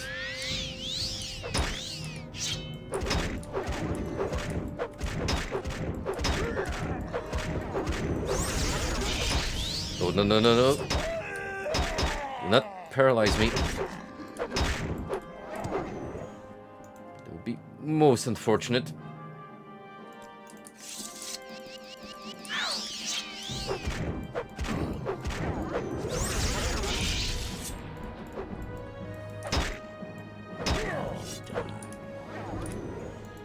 Oof. It's gonna be a little tricky.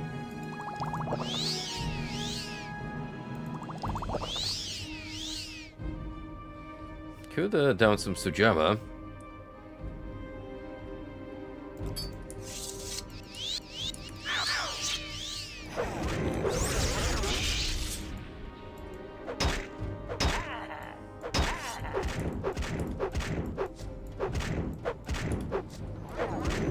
Oh, he takes so little health damage.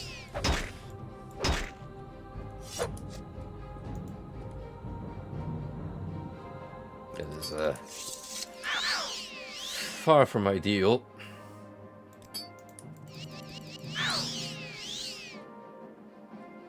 What's good we do to enhance ourselves? Could distract him with this ghost.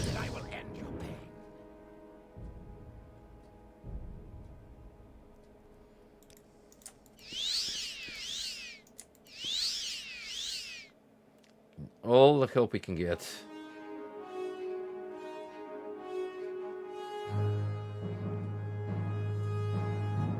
Restore health, yes, absolutely.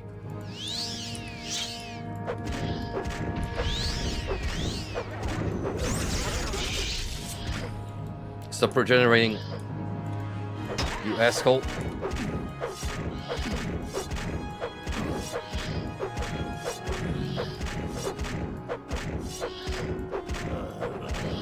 Got you where I would need you to be.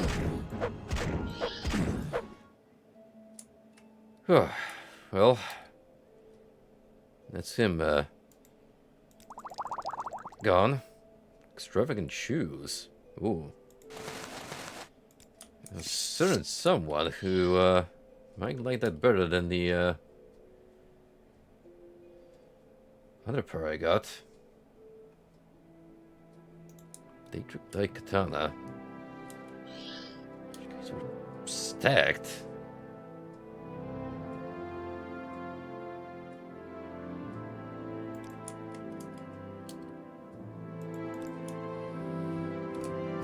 I have a similar mentality to Frosty when it comes to gacha, and that is I will not pay for extra rolls. I will just extend my built-up in-game currency. I will only use real money if there's like a limited skin that I like. What is it, Which so far I've only done once for GFL2. Is it really necessary that we talk?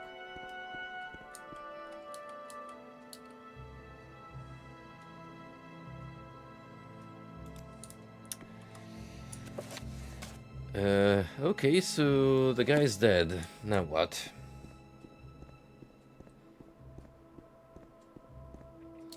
Do we go to the one who recommended us assassinating Goffrin and tell him the news? Spit it out or hit the...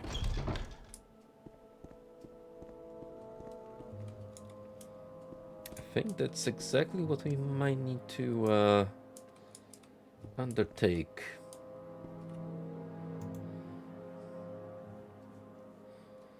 Before I fell stupidly to my death.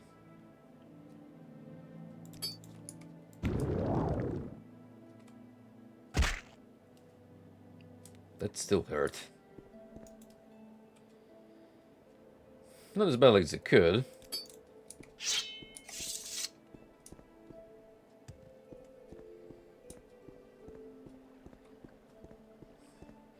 Nice, another satisfied customer.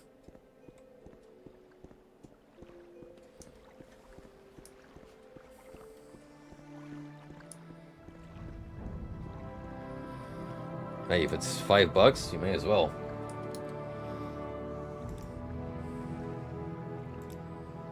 I'm waiting.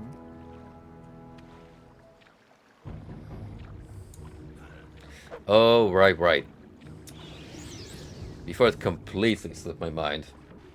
You know how I brought up Persona earlier? In regards to Atlas and potential game announcements? Well, I am actually heading for a Persona concert next year.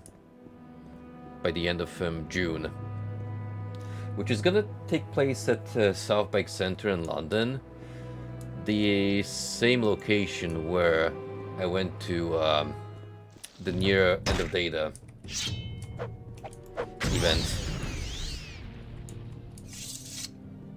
And that was superb because they actually got Amy Evans to sing the songs live. Yoko Taro showed up at the end to make an announcement. It was magical. Now, whether anything crazy is gonna happen during the Persona concert, I don't know. But that's gonna be like a motivator for me to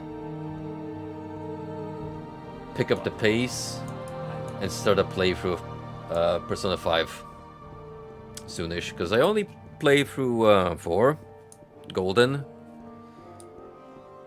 the series, and 5 happens to be the one I've had for a while in my library.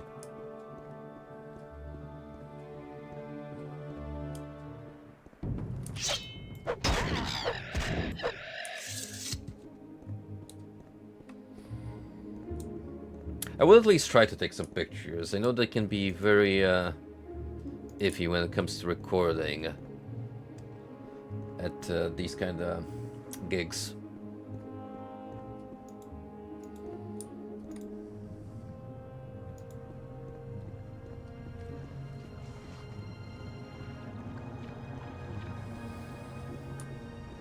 Okay, I'm listening.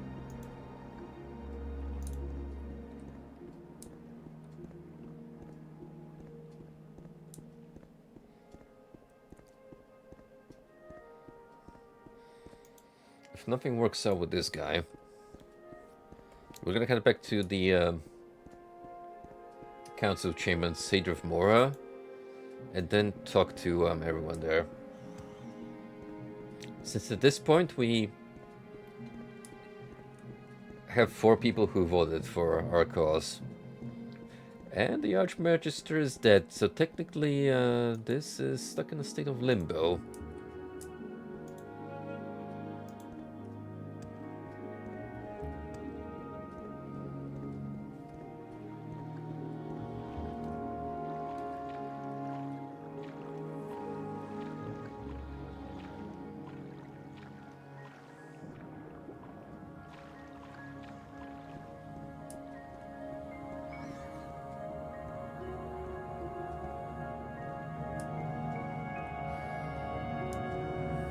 I wonder if the other house is gonna be so extensive in giving much to do before I'm considered a hortator. Hortator potato. Oh, that's gonna be an easy joke to slide in as the next stream title.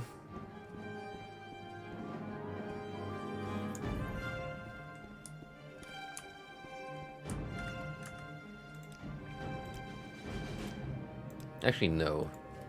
Let's put that on a separate save file, just in case.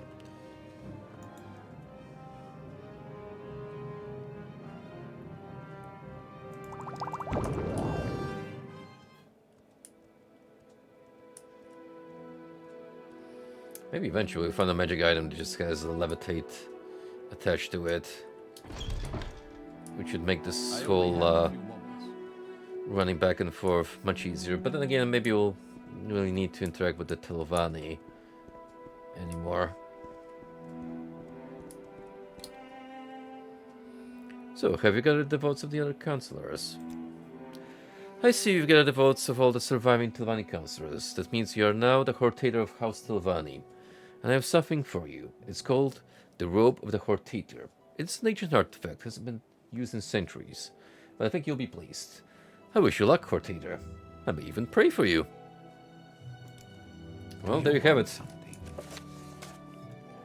I have been named Hortator of House Telovani by the surviving councillors of that house. When I have been declared Hortator of all 3 houses, Redden, Cloud, and Telovani, I will have fulfilled the 4th trial of the 7 visions of 7 trials of the Incarnate, so at least the 2 others. Okay, so what does this robe do, exactly? Fortify Magica, well, you won't see me playing many spells. None of this character build.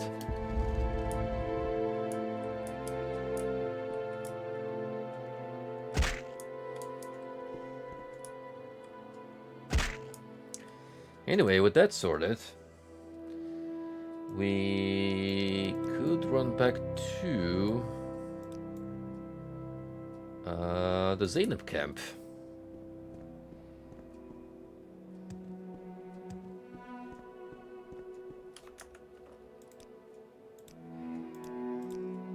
Current standings are 2 out of 4 tribes in support of us, and 1 of 3 grave houses, which makes a grand total of 3 out of 7.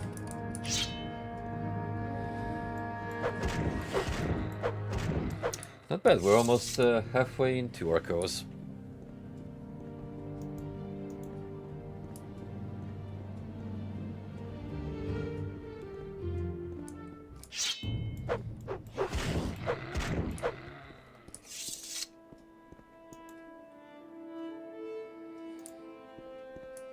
Once I hit that camp again, I'm gonna look for a place to rest up, because, oh boy, my health isn't doing too hot. Then again,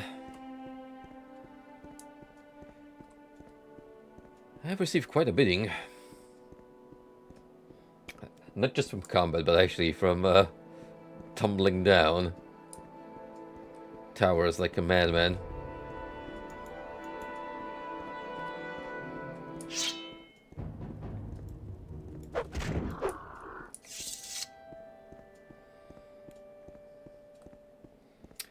I could definitely see a lot of people, especially newer generations, trying to pick up Morrowind have a problem with its game design and deliberate choices to make it more in line with the game setting. But from a purely gameplay perspective, come across as annoying and archaic. This is definitely not a game from everyone to easily pick up. It takes time getting used to. What is this about? Welcome, Outlander.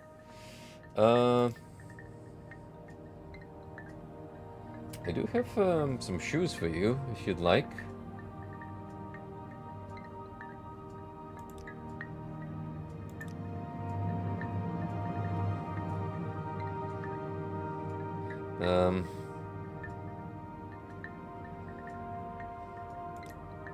How do I actually gift them to you, though?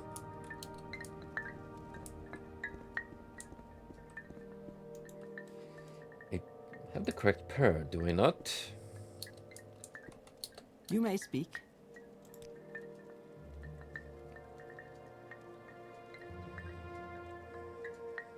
Bring a pair of exquisite shoes. These are expensive ones.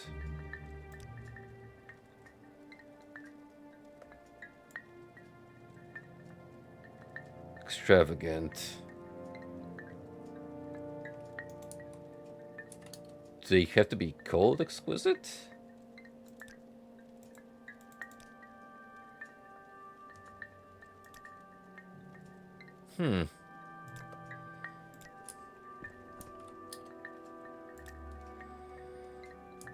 Maybe. I'm getting a reaction out of this guy. What is this about?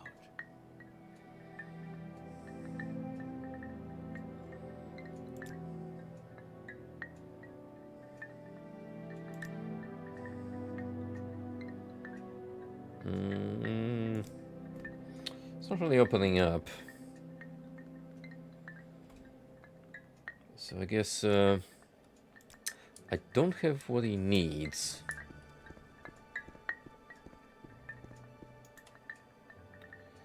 I guess I think we're gonna have to run to Alderun.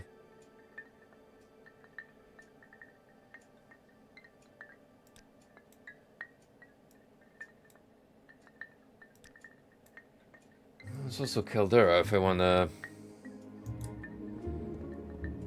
tackle another great cows.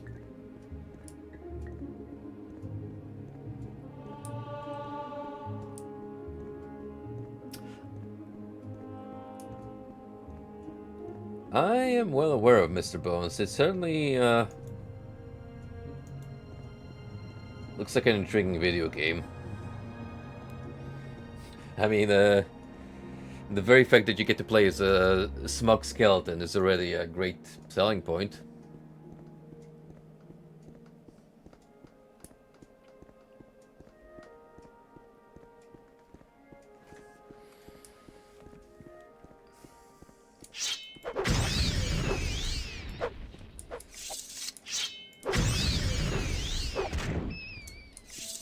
I'm not particularly opposed to playing typical Halloween material outside of the dedicated time frame. It's just easier to fit in those games in line with the month, because the quote-unquote social pressure to stream something apt for Halloween does make me more easy to convince to pick up a spooky game.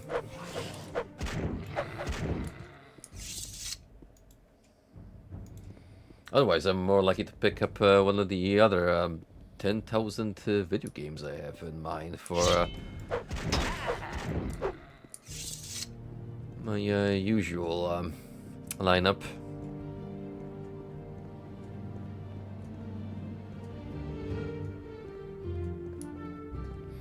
Alright, we're gonna need to do a little bit of traversing here. So you take me to Sage of Mora and somehow I'll work from there.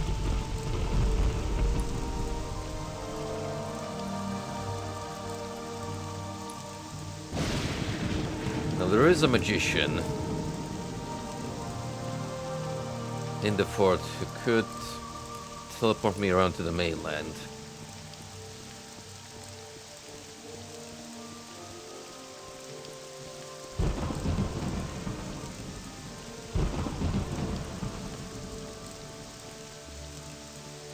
Without the need of going to Ebonheart.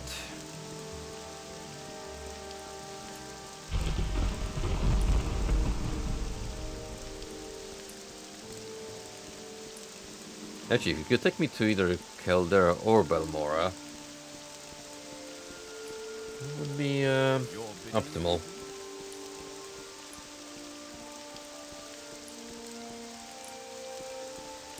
Your bidding, agent? Gonna need to find the person who Go ahead, does stranger. that.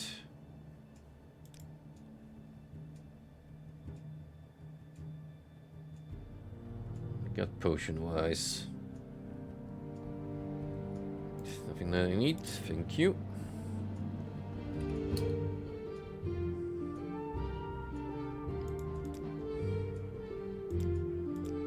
Go ahead, stranger.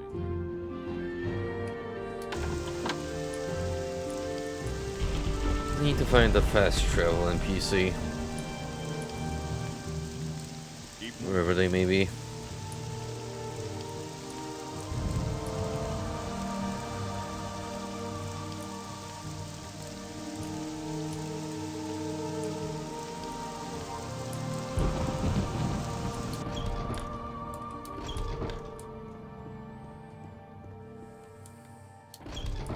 Major Skull.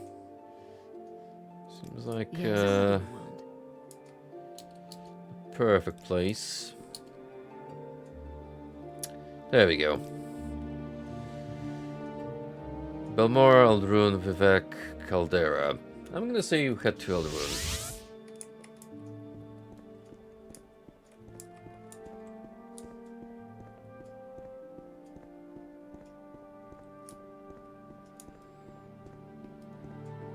Because first, I'm gonna hit the marketplace.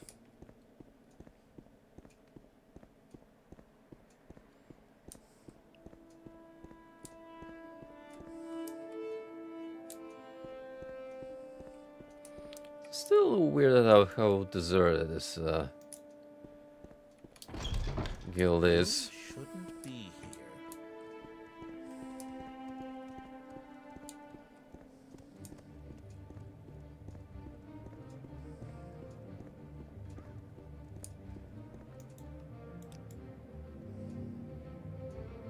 Smith, bookseller, pawnbroker, clothier.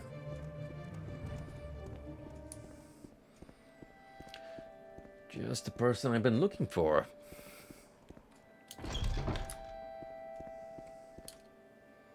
Alright. What do you got? Come on, come on, come on. Oof.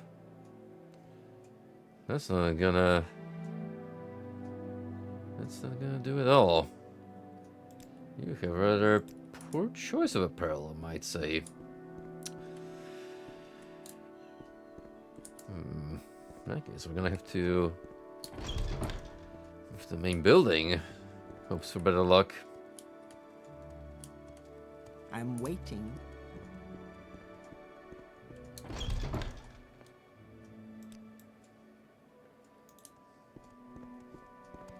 I'm late for an appointment. Hopefully somewhere away from you. Well, that's too bad because of blocking the way, buddy.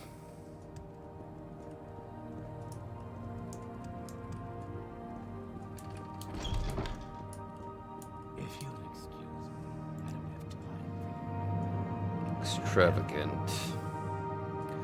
Ah, here we go. Exquisite. I'll tell you what, you can take the ones I already have.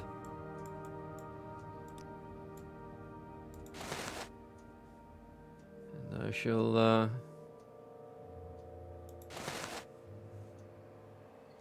move on to an upgrade. A paralyze. Thank you. Outlander, what may I do for Now then, council. I will need to have a word with those guys. Brethren specifically.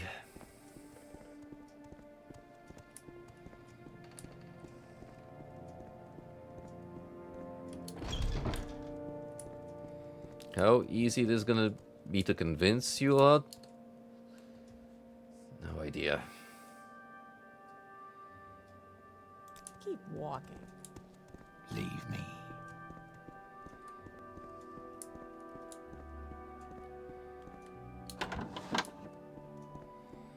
Right, here's the actual council hall.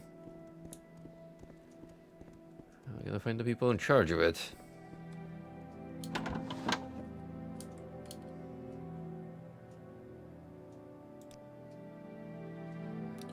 False Incarnate, Agent of the Emperor, Outlaw, and Believer. House Redden knows how to deal with outlanders like you.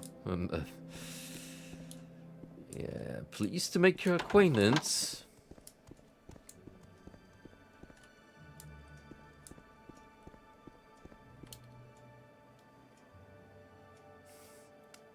How do you feel about naming me Hortator? Speak with Naminda and Brethren Council Hall. Well, we're here technically.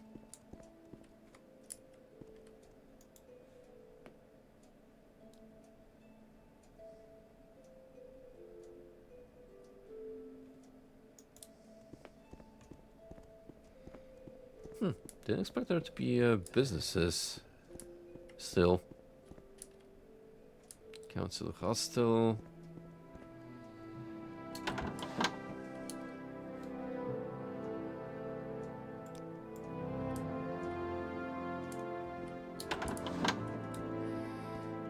Where's this bigwig? I gotta talk to.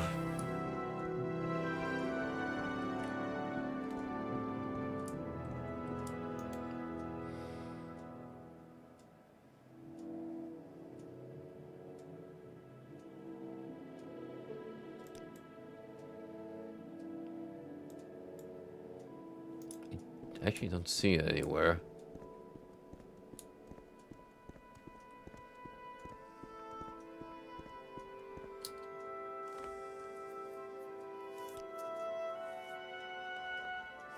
Minda.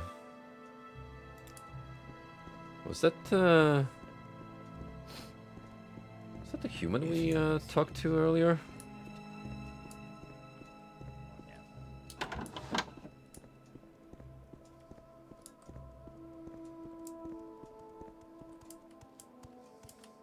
Oh yeah, so where are the councilors then?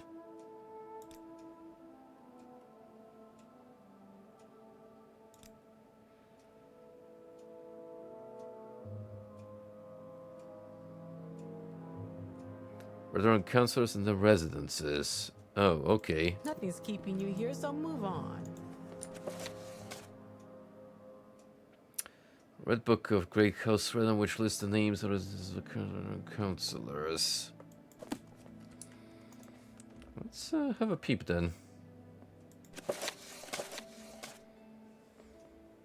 Archmaster Lord Bolvin Venom by grace of Amsviri, Chief Council of Redden Council, Vardenfell District. Lord Ardruin of Bolvin Manor, Manor District, Aldruin.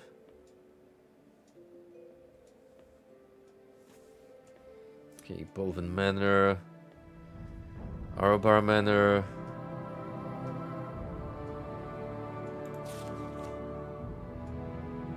So all of them seem to be Eldrune.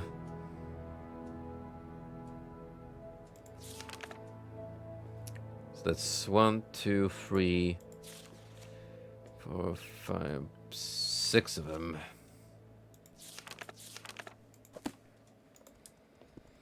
That might take quite a while. Convincing. Lefri, Arabar, Sarefi, Ramaran, Minim. Well, at least the manors seem to be conveniently placed in the same building.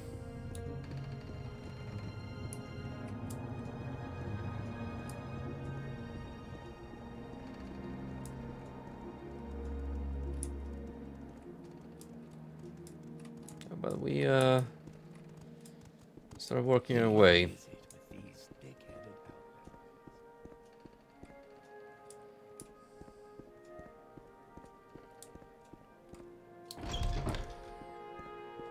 There we go, Vinim Manor.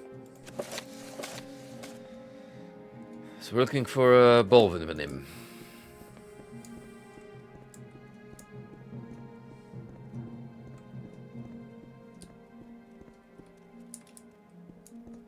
Speak, traveler.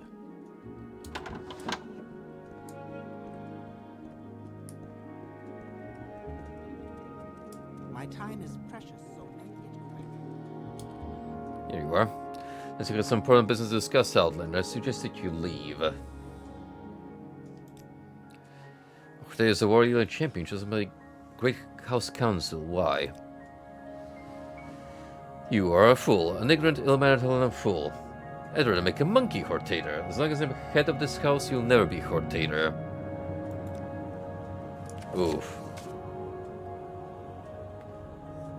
He was indignant and refused to hear my story concerning my proof. He was quite clear. He will never consent to my being chosen as a Hortator of House Redrun.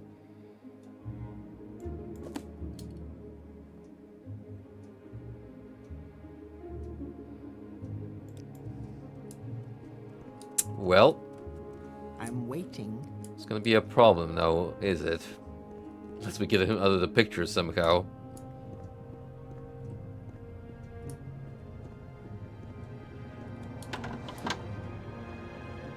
Speak, traveler.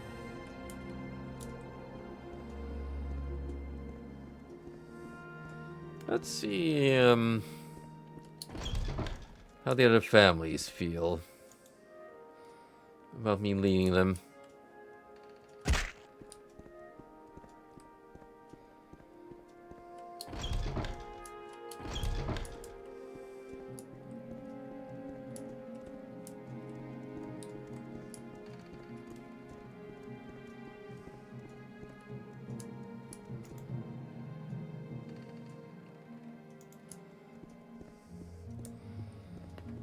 Off to try my luck with Arabar.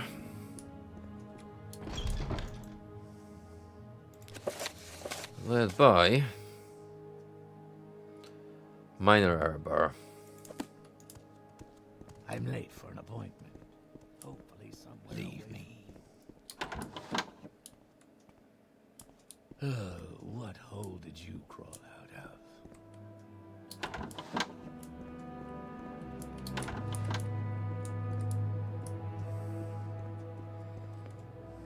I'm late for an appointment. Hopefully somewhere away from you. Good, because I have no business with you other than the leader of this clan.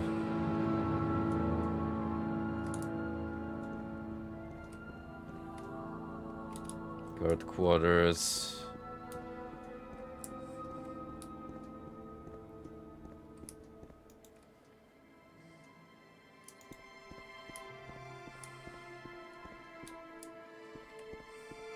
If you'll excuse me, I don't have time for you right now.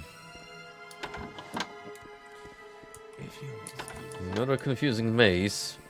Ah, but here you are. You must explain why you have come here and quickly. No speeches or excuses. Use your words with care, for I am a counselor of House Redrun, and a very busy man with many duties and responsibilities. I am not one to stand about idly while others chatter on and on about the most trivial subjects. Hortator is an ancient term for a warrior champion chosen by a great house council. Why do you ask? You came to tell me that you are the incarnation of Indorul Nervar. Azura spoke with you in a cave and told you that because you are the incarnation of Nervar, that you must become the Hortator of all three great houses. And that is why you are standing here now, telling me the story of the tribunal stealing power from a god's heart with Roman tools. And that Dag of Ur is not dead, but even now plots to conquer Morrowind with the power of this alleged heart. Is that correct? I don't think he's convinced, guys. I'm a patient man. I have heard many stories such as this in the past. There is nothing worse than being forced to listen to someone who enjoys the sound of their own voice more than the content and relevance of their words. Perhaps I should lend you a copy of Sereni's sermon against evil speaking and the dangers of loose tongues, but it's something we'll only do for a friend. And you are just an imperial spy and impostor.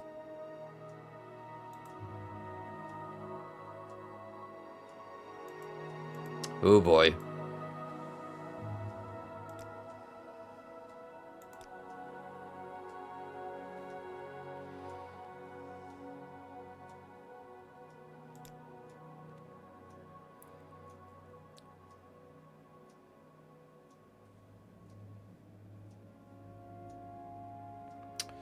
Maybe, yeah, I need to do the classic strategy of, you know, give enough money.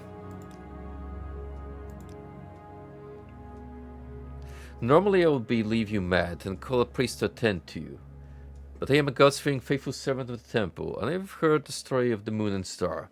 Your story troubles me. I am tempted to believe. But I must consider Beryl Saw's accusations, and you have little proof. And I am reluctant to give such responsibility to a stranger. I will consider what you have said and consult with the temple and my fellow counselors. My story interested him, but he was concerned about rumors he heard about me from the temple. He has agreed to consider the matter further and to consult with his other colleagues on the council. Well, it's not an outright no. So, I would call that an improvement.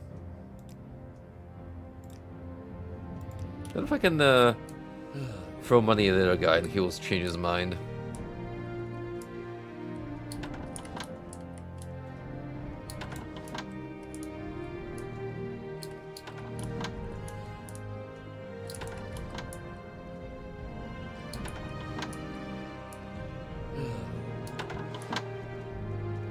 In the meantime, we can run through more places.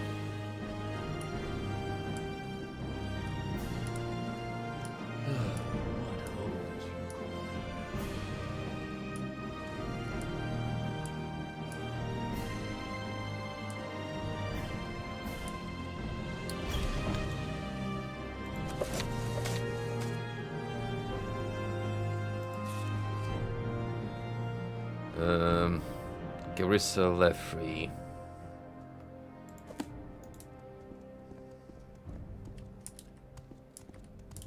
Leave me. What is it with these thick-headed outlanders? It's nice to know that I am more than welcome around these parts. Fitting, considering I'm meant to be your leader.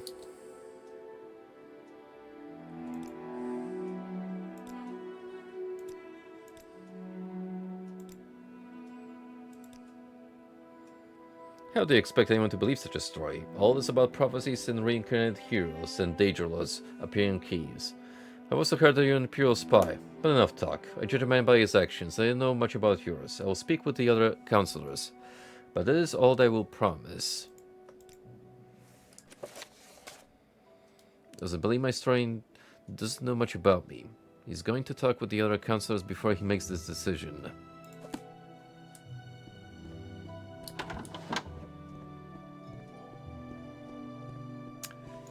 It's uncertainty here.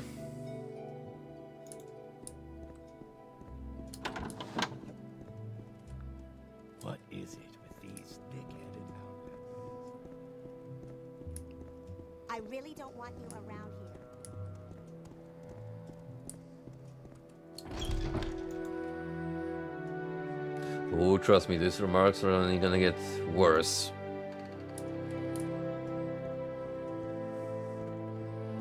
The more we pursue this whole Nerevar shtick.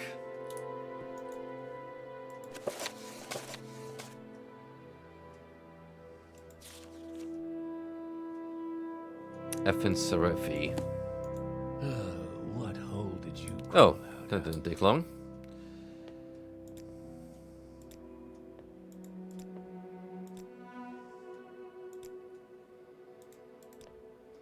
You have told a remarkable story. It has the ring of truth. You may have been deceived, but I believe you. I may be able to persuade our counselors to believe you as well, but as condition of my support, I require a favor. Rescue my son, Varvar Serefi, from Venom Manor. Yes, my son. He is being held at Venom Manor, which is the first manor to the right when you enter Scar. I have heard Bolvin Venom is keeping him in the right wing of his manor. You must be careful not to kill Bolvin Venom himself, or the other counselors will turn against you. Oh. Well, that will be a good trump card to have against that, son of a gun.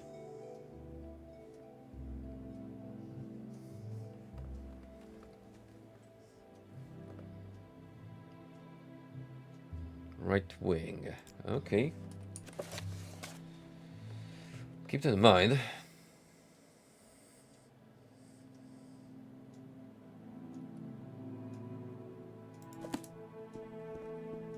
Other than that, let's talk to the final person from Rimmerand House.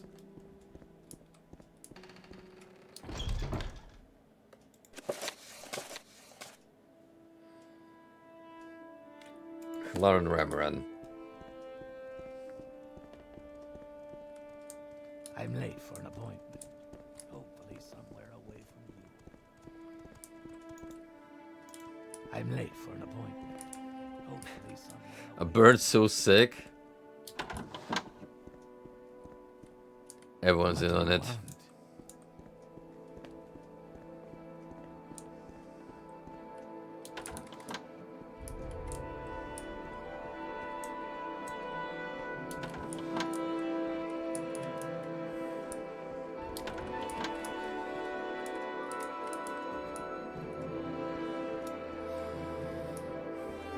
Hello, don't mind me snooping around. Just looking for someone of significant importance.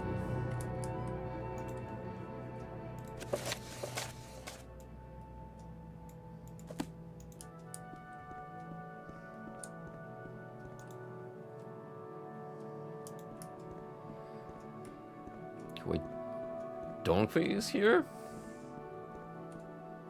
I'm waiting. Oh no. I'm late for an appointment. There we go. Hopefully somewhere away from you.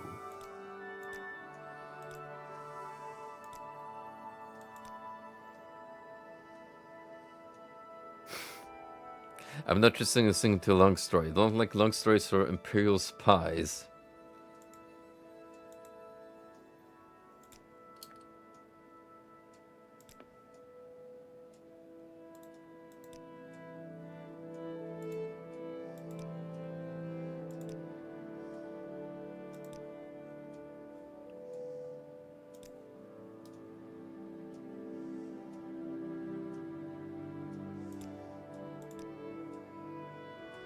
Okay, maybe I need to give him even more gold.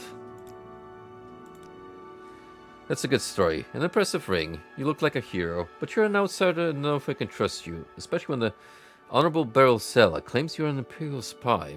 Let me talk to the others. I will consider what you have said, but that is all I can promise.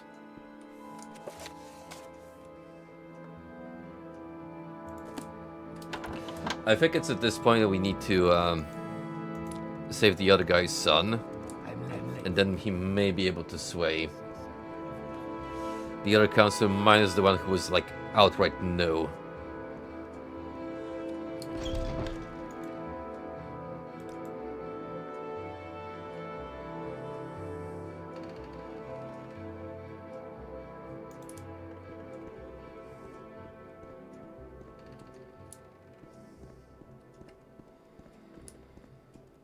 Hopefully I can break in without causing too much of a commotion.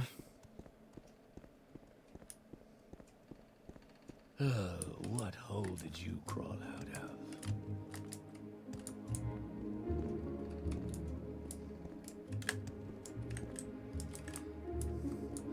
And as usual,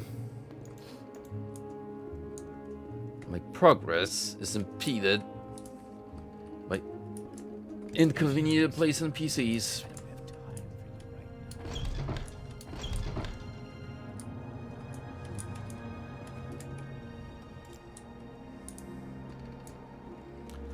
Oh, I wish you could influence their pathfinding more consistently. Because you have one of these fuckers just stand idle for minutes on end before the pathfinding finally kicks in.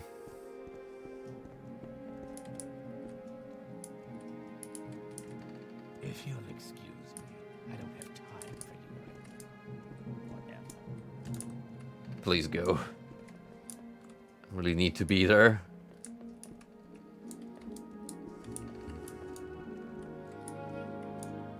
Come on, haven't got all night.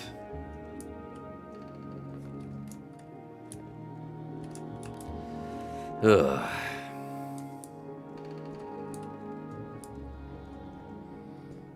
What a douche.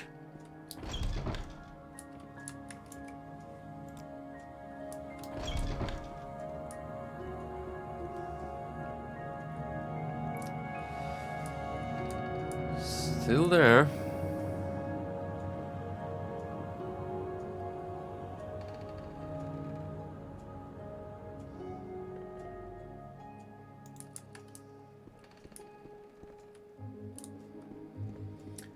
Man, what a time to be completely dry of levitation potions. Oh, unless local alchemist has got my back.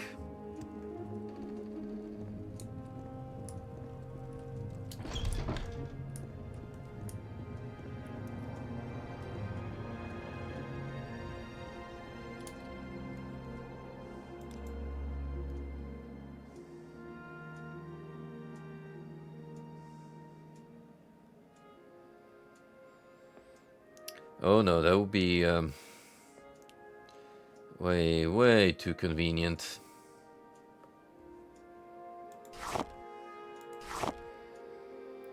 Oh, I suppose I can sell you some items. Care to tell me what? At the rate I've been giving bribes, I'm gonna quickly burn through all the gold I have. Actually, might be forced to sell off some of my magical items. They've been carrying me the entire game. I don't have time for you right now. Whatever. I'm late for an appointment. Hopefully somewhere away from you.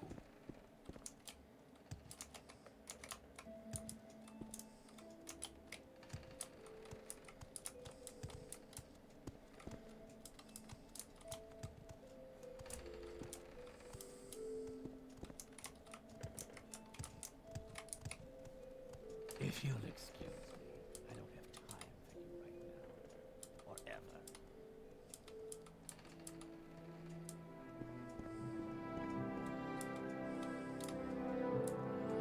Yeah, what do you think of that, huh?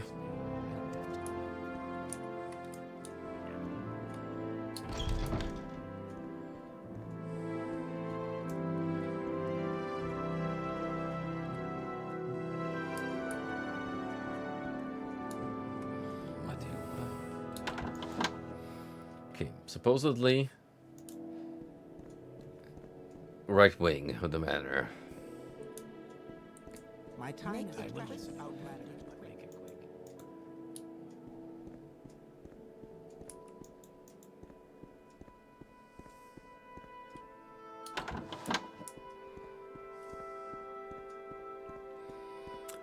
We might be forced to fight our way through, depending on how things proceed.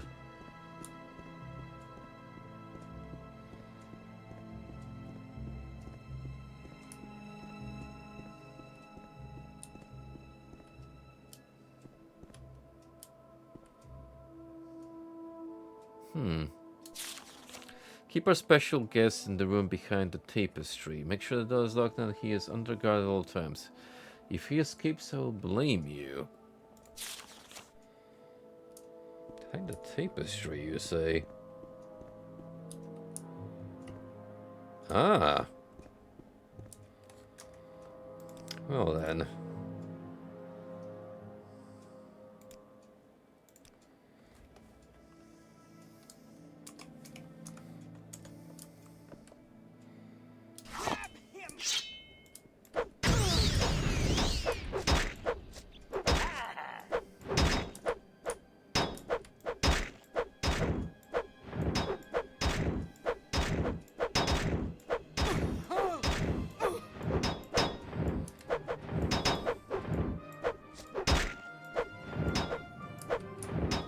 I would just like to point out that she wasn't facing me. So for all intended purposes, should have noticed I was picking that key up.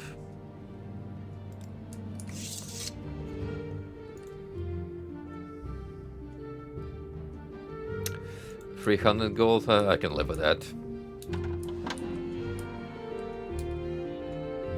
Did my father send you? Are you here to rescue me? Should we travel together back to Seraphim Manor?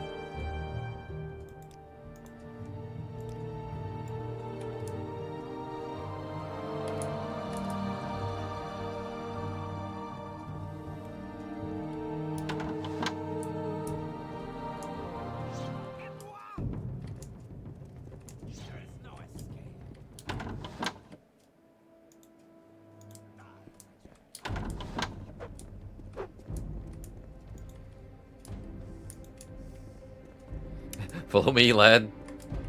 Don't get lost now.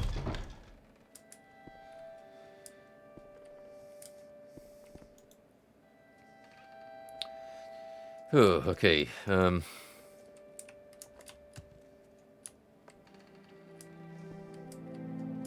Seems that's only the manor guys that have a problem with me specifically. Hopefully somewhere away. Where are you going?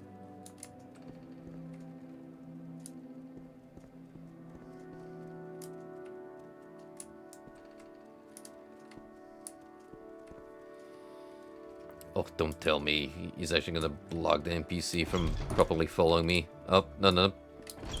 We got it.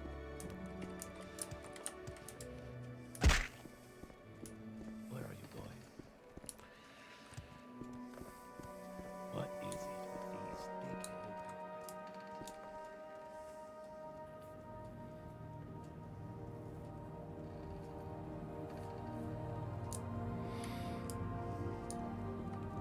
Sounds like something perfect for a hardcore run enthusiast.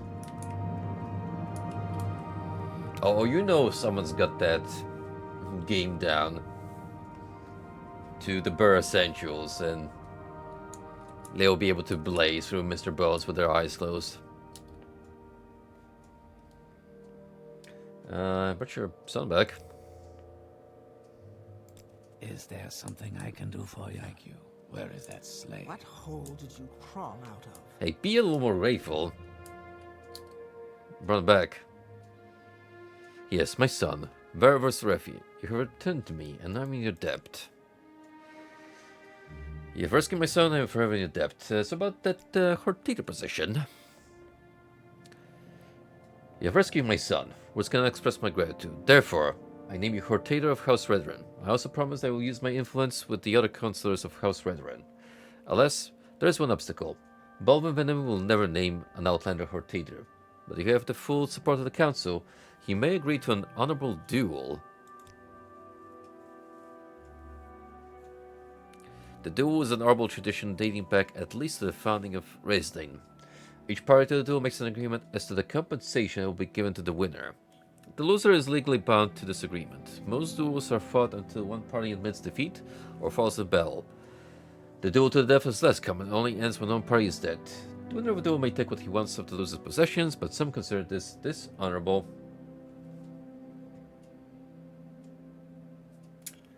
Well, that wouldn't be the only time where a game was altered to be more difficult. See, Castlevania 3.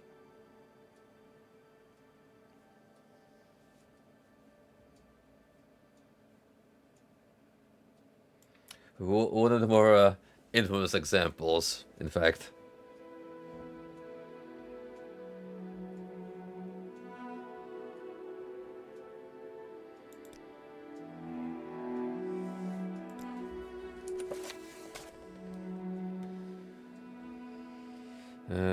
If I have to support the rest of the Grand Council, perhaps Venom will agree to an honorable duel. Okay, so I think we have to talk to all the other guys again.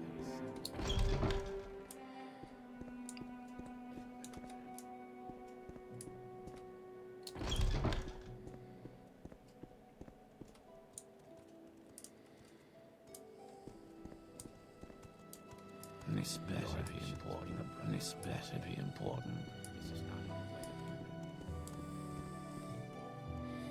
I should get back on the Castlevania and play through the most recent collection. It was released on Steam. Oh, those old school games, though. This is not our way, Outlander. Oh, those were the good times where we debuted the thermometer. You guys remember that gimmick? Where, depending how a game would treat me, I would use different images of Kermit to depict my mood.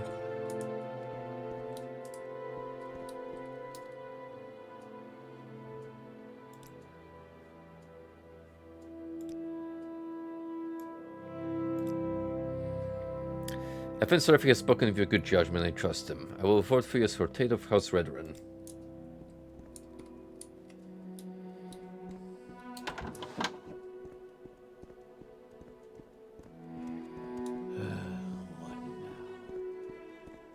Oh, that was years ago.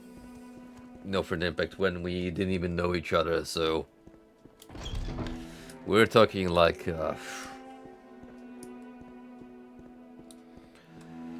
probably want to say the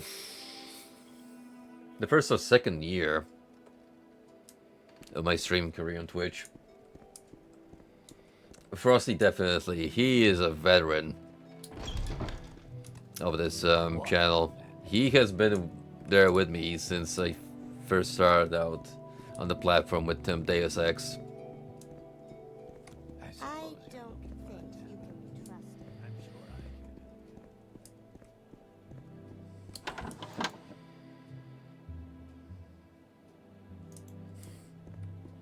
I A real OG, right?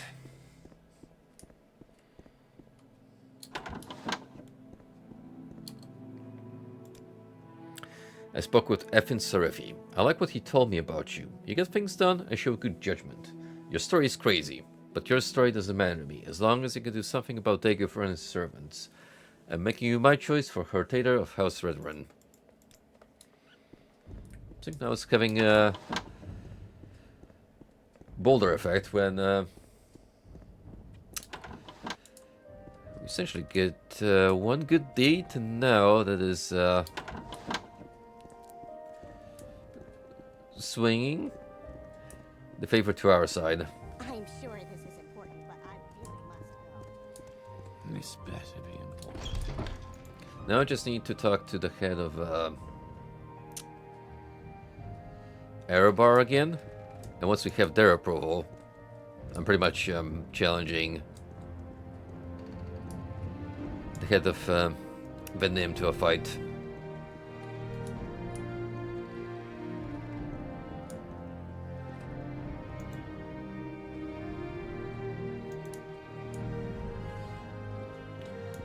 Where we'll head last.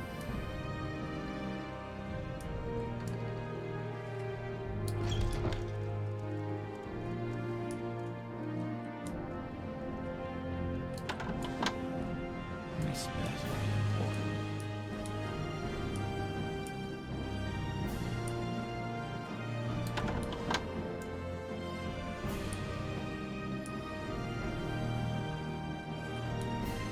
It would be neat if we could get Morrowind wrapped up. What, Outlander? until the end of the year, so I can just take a small break and then start another ambitious project, streaming-wise. I know that seems like What now? a crazy thought, considering we still have 2 months. But you gotta remember, my streaming habits are regular. If I get 1 session per week, Your actions bring a price on your head. that's already Our way a success. Which I do mix up with other games. So we get that extra element of variety. Your actions bring a price on your head. This is not our way, Outlander.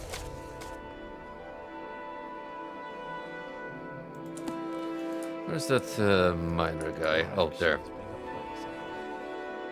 This is not our way.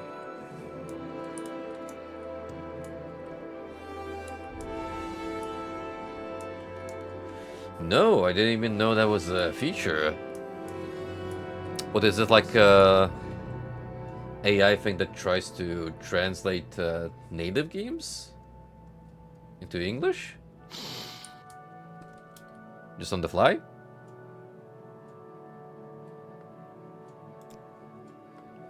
I have spoken with Evan Sarifi. He believes your story and says you can be trusted. I have known Evan Sarifi since he was a child, and I have absolute faith in his judgment. Please accept my apology for not seeking you out and accepting you at once. Forgive me also for building these rumors about you being an Imperial spy. You have my vote. Minor Erbar hereby confirms Bracadun as Hortator of House Redern. Tell the other counselors I have given you my blessings.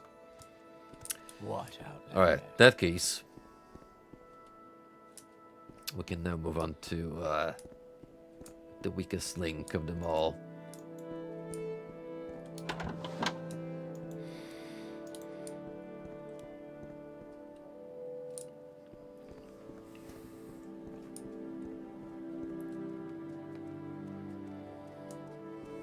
Your actions bring a price on your head.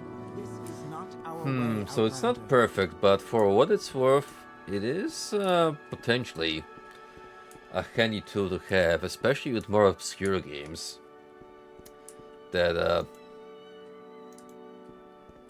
are not very likely Your actions bring a price on your head. to get a team involved and make a professional translation patch. How much do you want to bet, though, that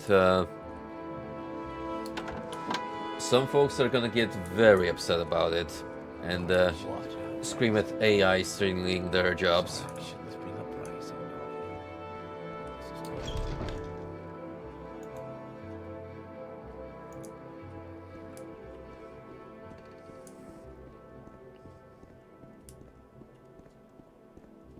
I mean, it's already become a whole debacle in the greater scheme of things when considering official localizations and how people are turning on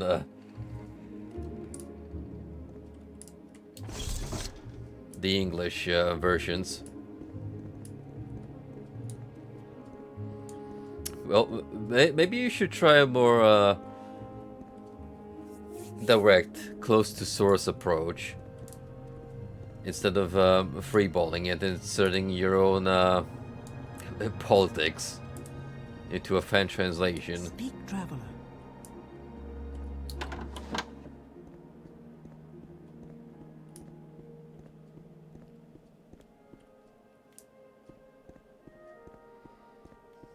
Alright, buddy. I will listen. You and me, mano a mano.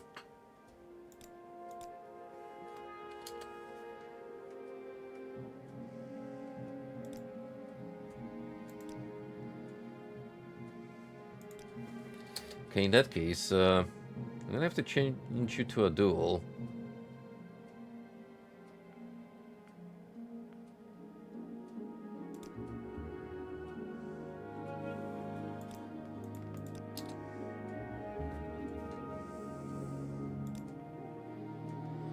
Even if you get the other counselors on your side, I'll veto them. I'd rather die than see Hauser dishonored by an outlander.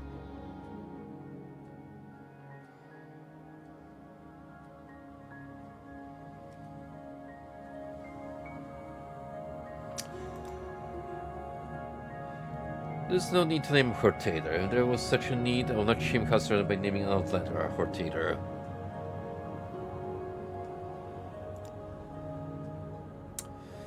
Okay, in that case, I'm gonna have to return to that Surfy dude and Quick, Outlander. push for a duel. Because this guy is not gonna be me the time today.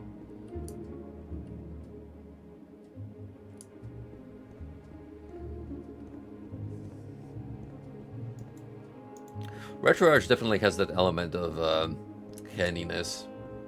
I've used it a couple of times, and I do appreciate the convenience of having one solution to running multiple emulators at once.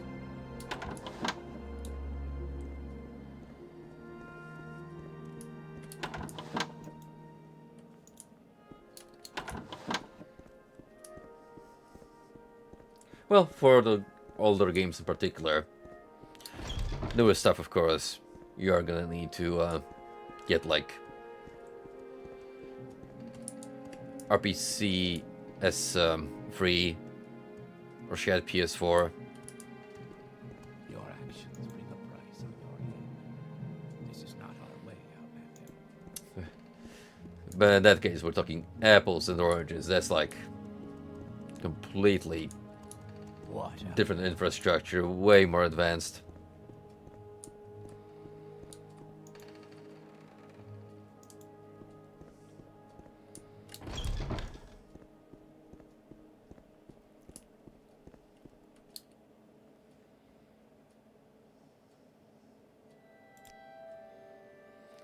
My influence, the other councilors should agree to name you Hortator. All except Bolvin Venom.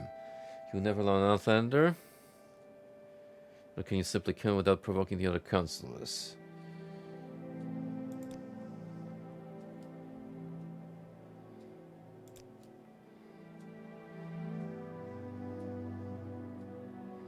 Currently the running councilors myself, Afin Serefi, the Archmaster Bolvin, Garissa, Laren, Brava, Morvain, Minor.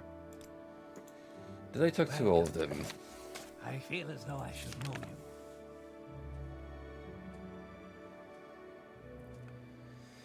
So we talked to... So we have Serefi, Laren, Ramaran,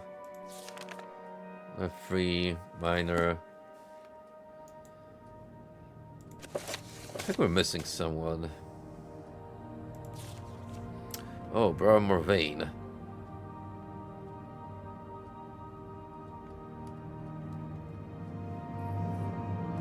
I don't think I even talked to that person before. Are they here?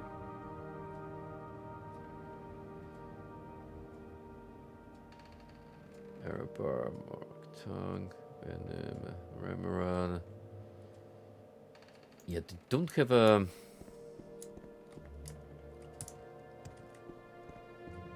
They don't have a household in here. So it's gotta be in Alderaan itself somewhere.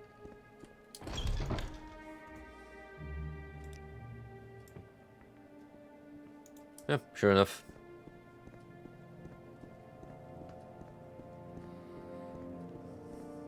Oh, now they've done the quest line. You know, probably shouldn't be too difficult.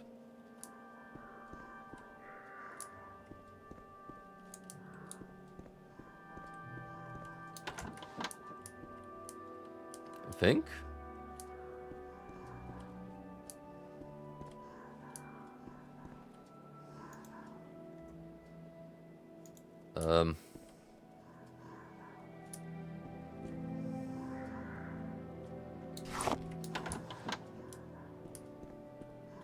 The hell? What is happening in here?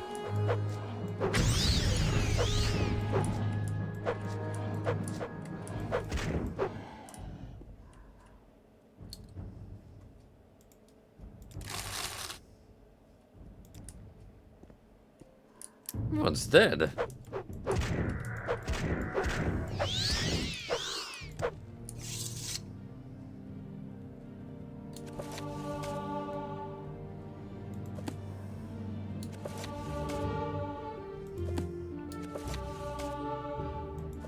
a lot of volumes of knowledge.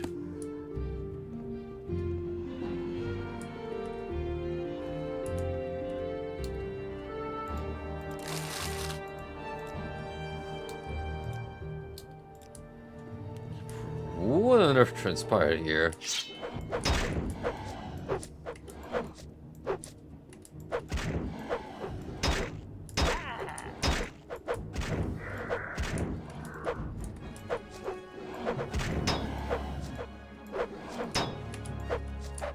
Actual undead infestation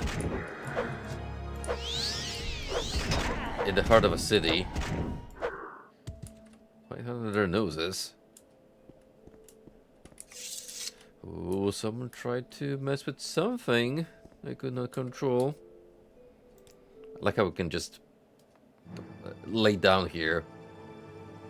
Completely disregard my safety.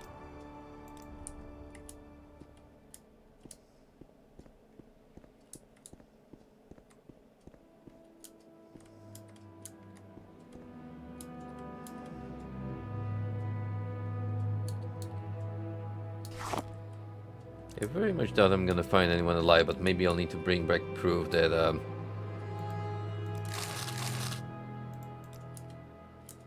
the potential counselor is dead.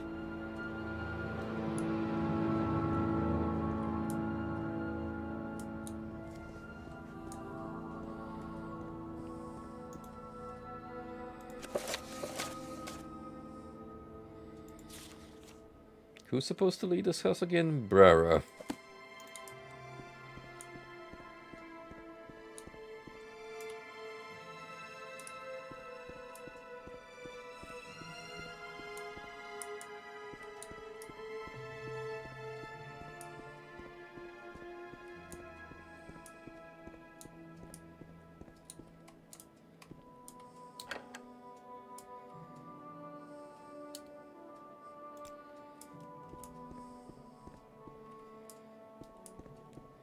Like a small haunted house.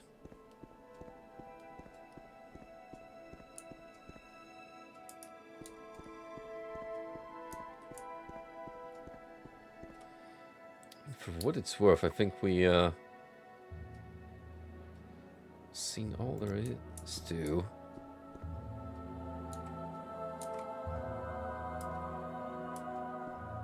This building.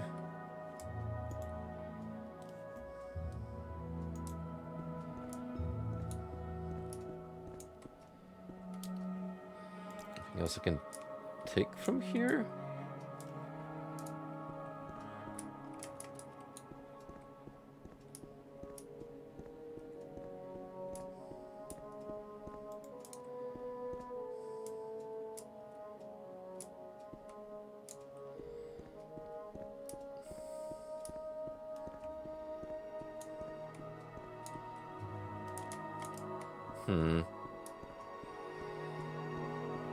How do we even bring this up in the conversation?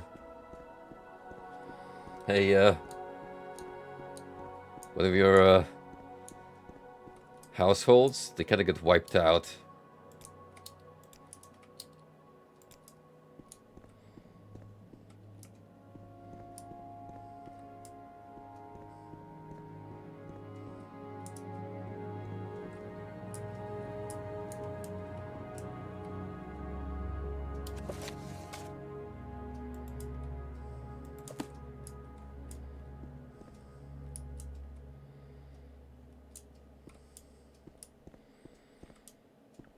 They left the dinner table set up.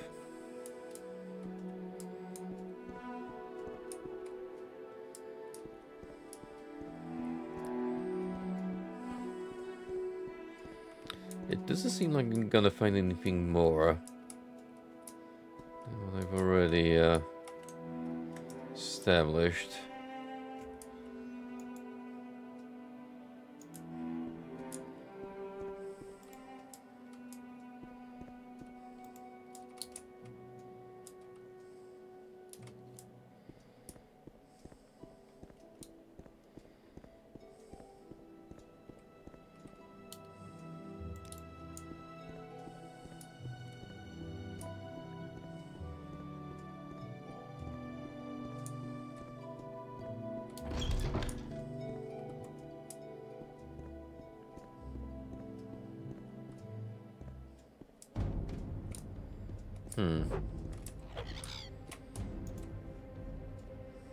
Well, that's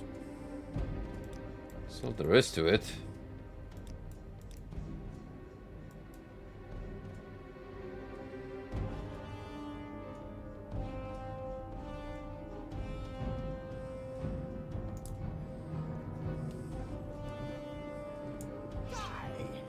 Yep, you take care of that. I don't really have the time to exterminate pests. I got more important business to attend to.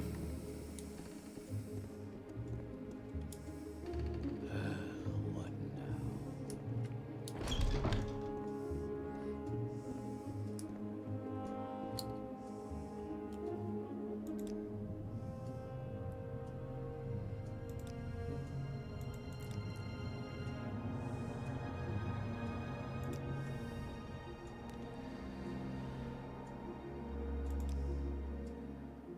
Since the Morrowind manor has been overrun, Mistress Morrowind stays in the Redden Council Hall. Speak with her and get her support. Oh. Oh, no wonder.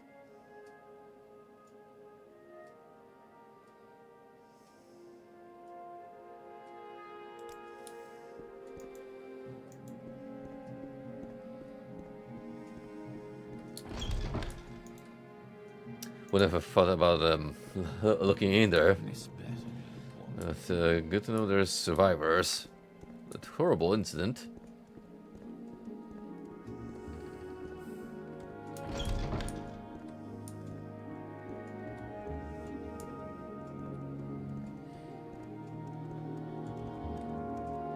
Good thing I took that statue because I have a hunch that she might want to collect it from the manor. Just to get her support.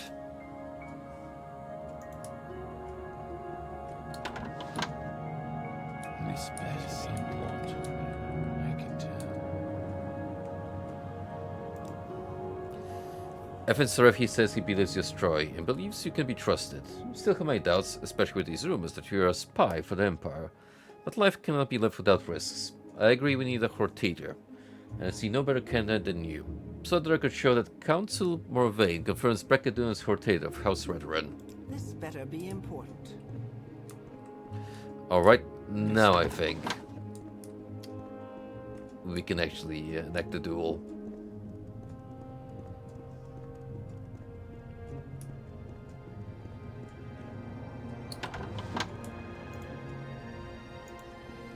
Which I don't know we have to do with Sarefi. Or the guy we're actually attempting to overthrow. So we will need to confirm.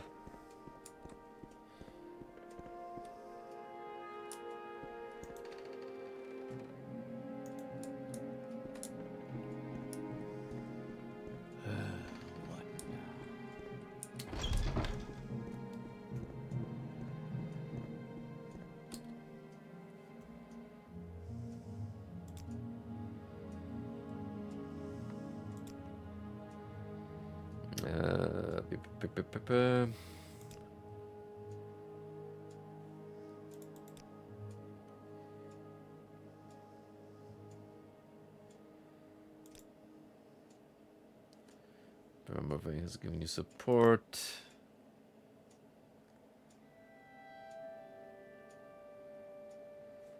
If any other councillor were killed or murdered, the other councillors would refuse to name you Hortator, but Venom is tyrannical and unjust, and if he were to die in a duel or a fair fight, no councillor will find dishonor in it. I guarantee it. In fact, if Venom dies an honorable death, I promise I will continue to plead your case with the other councillors.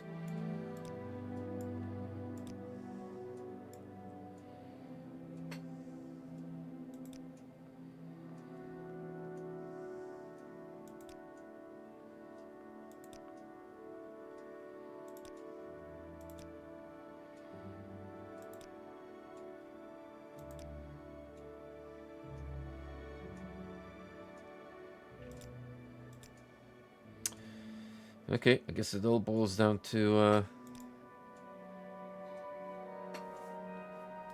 approaching that guy again.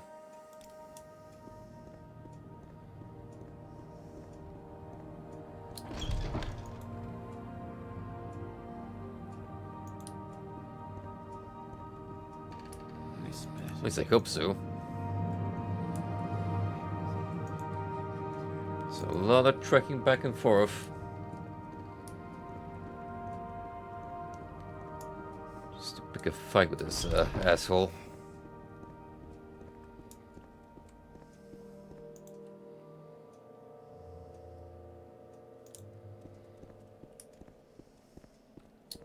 Go ahead.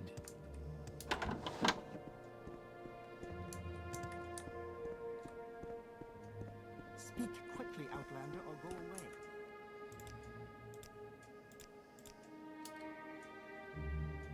So you have the support of all the other councils for the title of Reverend Hortator. You have played your tricks with the other councillors, but they will not work on me. This has gone far enough. If you are not a coward, as well as a fraud, I will put a stop to your ambitions at the arena in Vivek. I will meet you there if you dare face me in a duel to the death.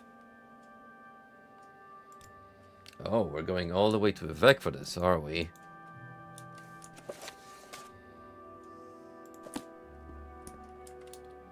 Meet me in the arena of Vivek. There will be a fight.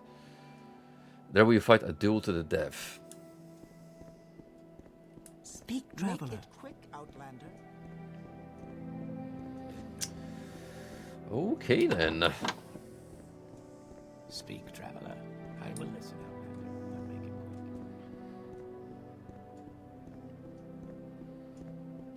quick. Kinda going a little overboard that we need to specifically travel to the southernmost corner in Varnenfell. And sure. If you're gonna give this a little bit of flair and drama, I will amuse the idea.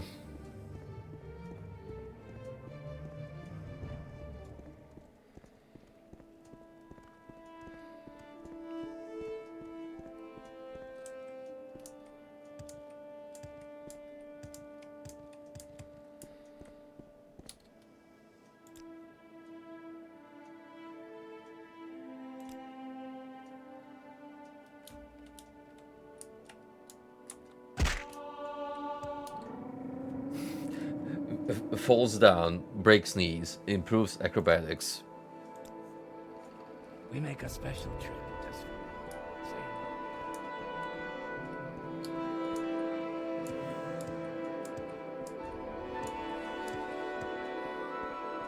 Man, it feels like forever since we last been to Vivek. It was a pretty big part of our initial leg of the journey in Elder Scrolls 3.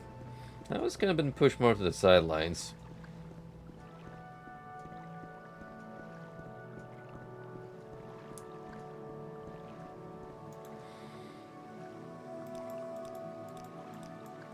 Let's see, the arena is south and then west.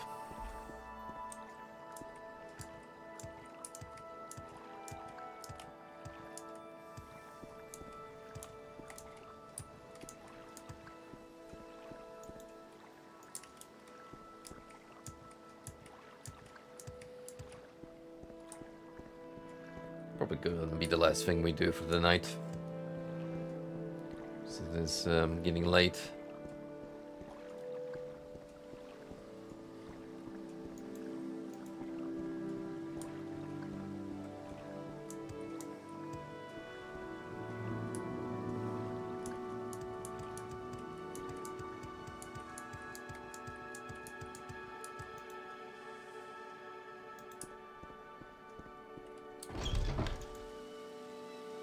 To get the actual arena pit, well, we can take a couple of entrances.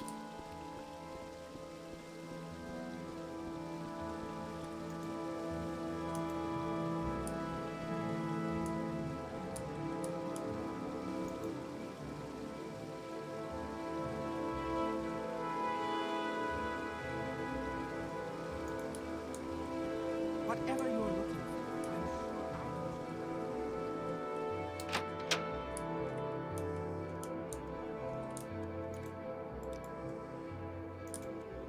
citizen.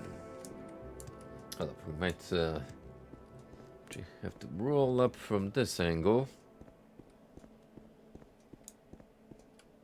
We have a conveniently placed entrance. Now, where's that guy?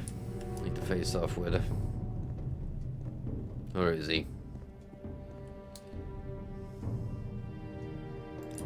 Make it quick, Outlander.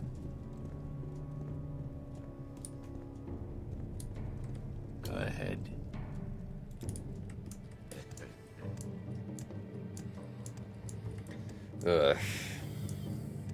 Is me having a bounty gonna give us trouble progressing this?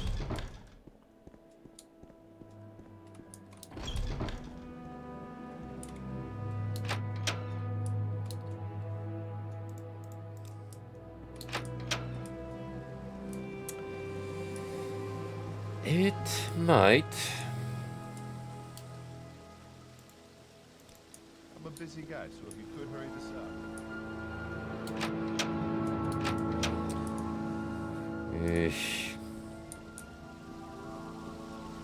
We can't talk to them, because they're just gonna outright murder me. Tidy.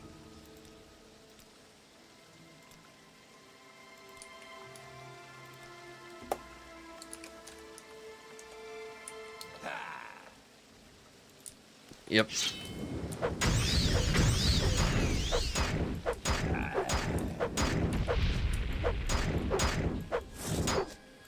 Well, that's how his other friend isn't running to his rescue.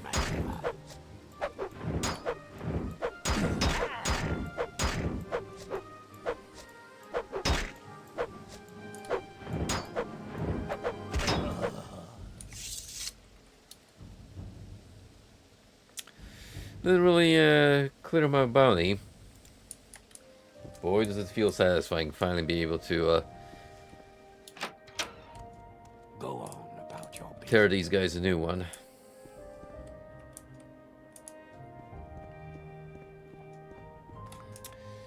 Okay, fine. We'll move up here.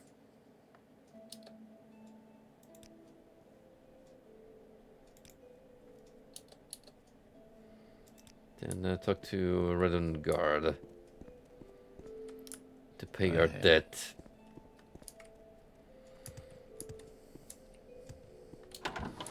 Bounty, however you want to call it. The Outlander. I haven't much to speak, traveler. Go ahead.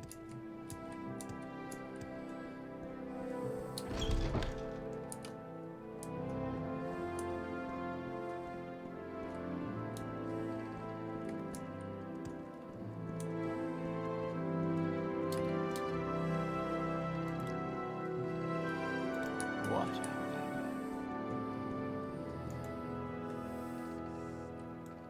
Oh. That's another 270 down the drain.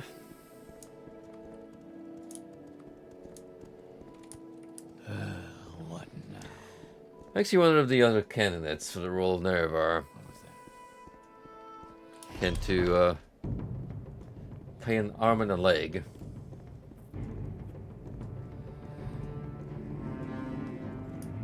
Oh wait, they probably haven't gone that far.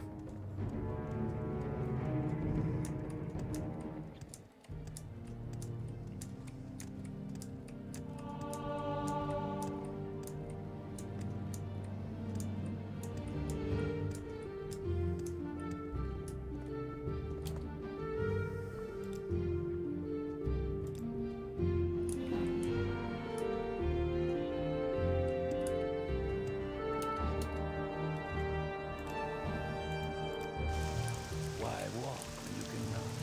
Well, we're back. So, just to not waste any more time. Oh look, after this long, I finally put on the boots.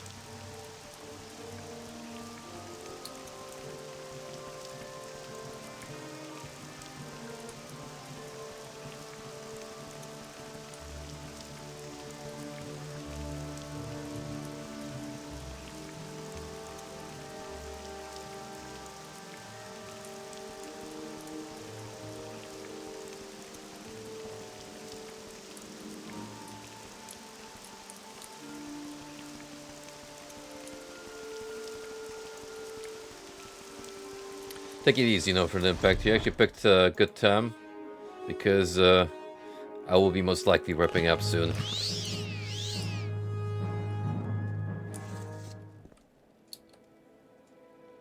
Say your needs.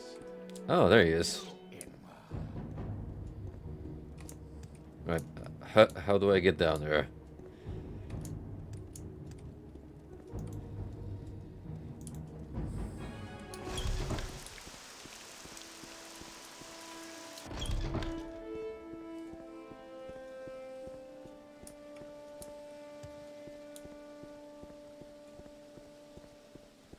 I don't have a lot of patience for questions, Outlander.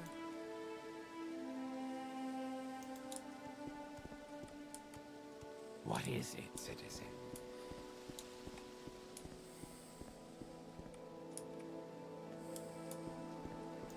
Some set of stairs I need to take to reach a lower compartment. Can't really remember.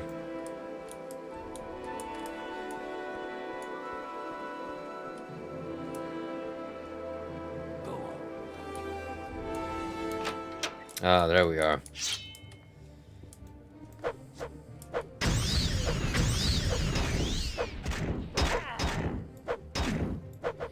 Oh, that fancy equipment ain't saving you, pal.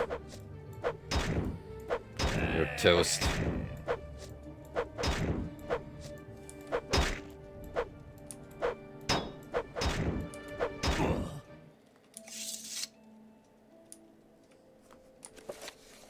I killed both in Venom in a duel. It is unfortunate, but there was no alternative. I should speak with Effin Serafi again to be named Hortator. What did you have on you? Dai Katana, ebony boots. Yeah, you could get some really hefty gear from this guy. But as we've come to learn, it is discernible to loot the bodies of the defeated. Well, some cases. They get a little weird when it comes to honor. And how far you can push social boundaries.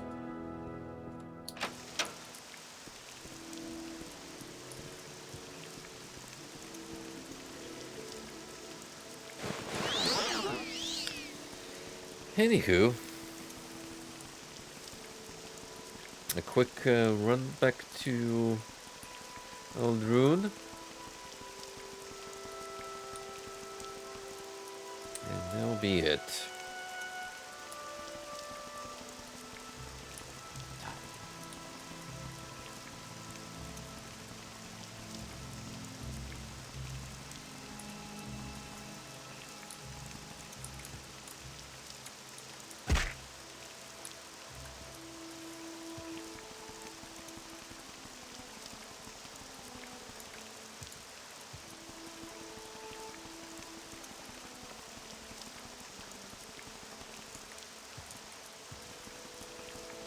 If we ever go back to the museum in Morrowind, oh, believe me, I'm not giving up these shoes. Way too convenient.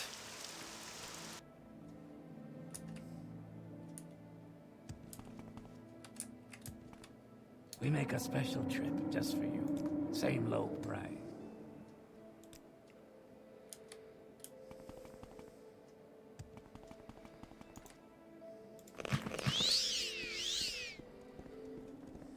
Hello.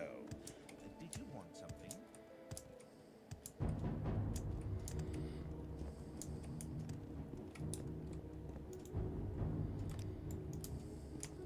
Speak quickly, Outlander, or go away.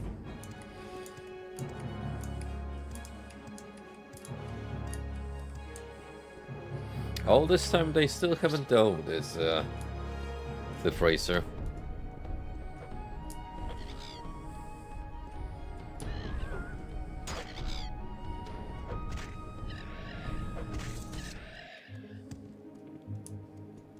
This guy is standing there looking at the creature confounded before it pecked him, and that eventually broke the spell.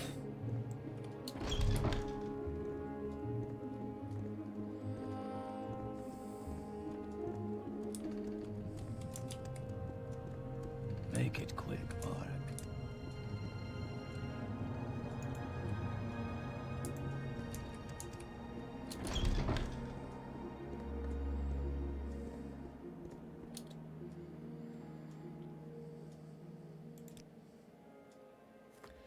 The Council of House Redren is in agreement. You are the Hortator of House Redren. I hope you are successful in persuading the rest of Morrowind to unite against Dagger of Ur and his blighted hosts. On behalf of the House and Council, take the ring of the Hortator, a token of your office.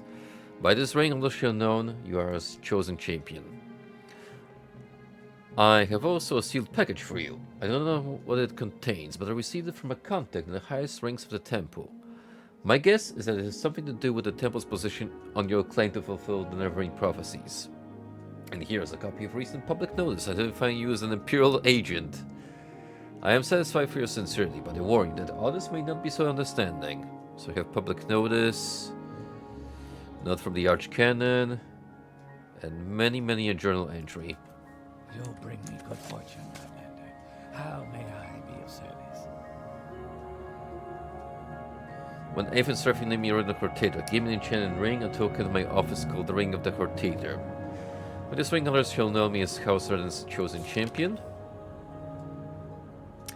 Avon Surfing gave me a sealed package containing a message sent on behalf of Archcanon Serioni, High Archcanon Vivek. In the event I become both Hortator of the Free-Gate Houses and Neverwing of the 4 Ashland tribes, Serioni invites me to a private meeting to consider my claims. Was him Hortator and Neverwing, I should speak with the healer of the High Fane of Vivek, done so in Lewis, to arrange the meeting. Okay, we might actually get a chance to talk to Vivek himself. If that's the case. Well, beloved people of Morrowind, take heed, take warning. The outlaw named Bracket Dune, steady trade of streamer. How fitting. Lately called Incarnate and Neverwing, now is shown to the investigating ordinators and magistrates of this district to be an agent in the pay of the Imperial Intelligence Service. This outlaw's claims are false. The prophecies this outlaw cites are discredited.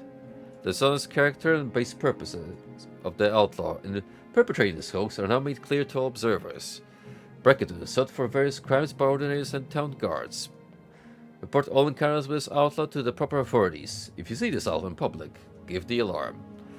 Published by the authority of the temple, the Order of the Watch, magistrates of Varnafell District, under the signature and authority of Grandmaster Beryl Sala, Captain of the Watch, here in Heed.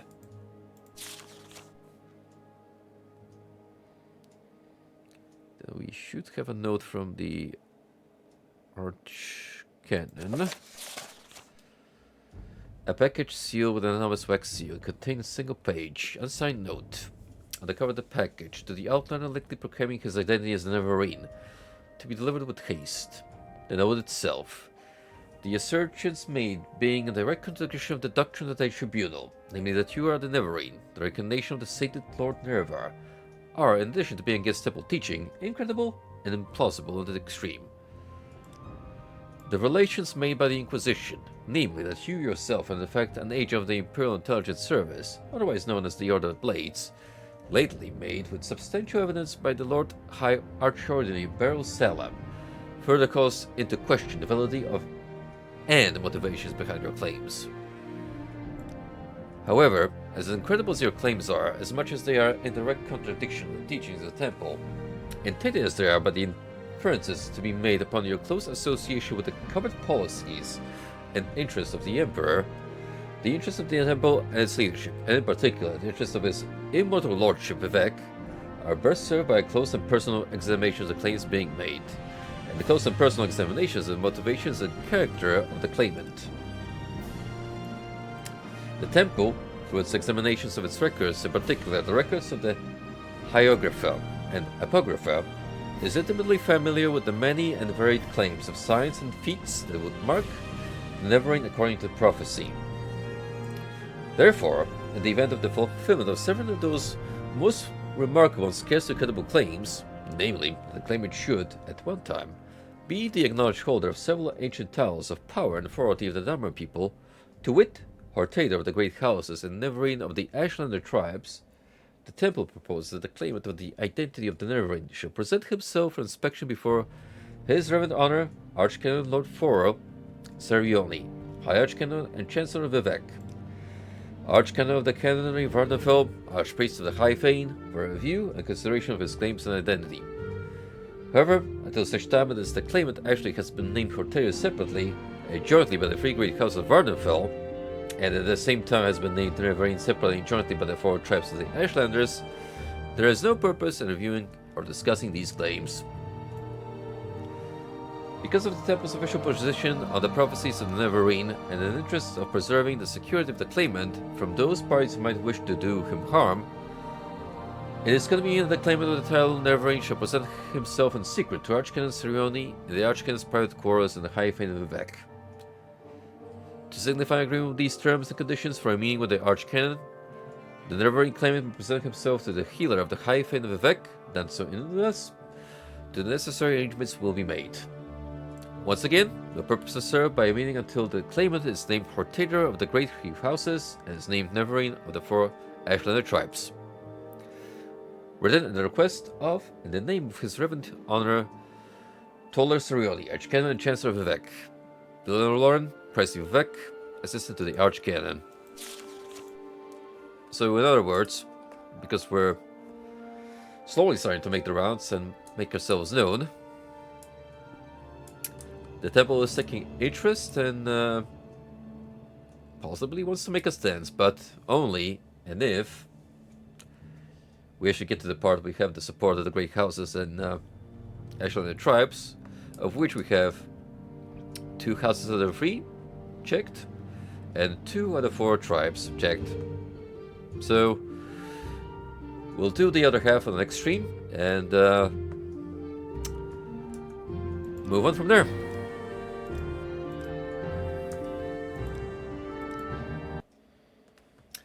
All right, what a fruitful night this was.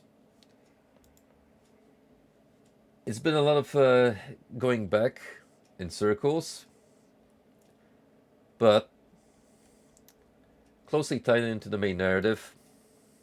We've learned a bit about the workings of the great houses and the tribes. So, good bit of lore exploration there. And again, to highlight what I said at the beginning of the stream, we're pretty much going to focus on the main story almost exclusively until we hit close to the point of no return, where we just got to go and face off with Daggerfur, and then we'll think about possibly finishing the Tribunal expansion and checking out Bloodmoon. So, yep, that's going to be our Morrowind game plan for the nearest future. And as far as other games go, I'm just going to have a think about when I want to fill in the other slot left by Observer to be filled with. Got a couple of ideas, but we'll see what wins the intrusive thoughts clash inside my head. Anyway, good to see you guys again. It's been a pleasure. I'll turn until our next meeting. See ya.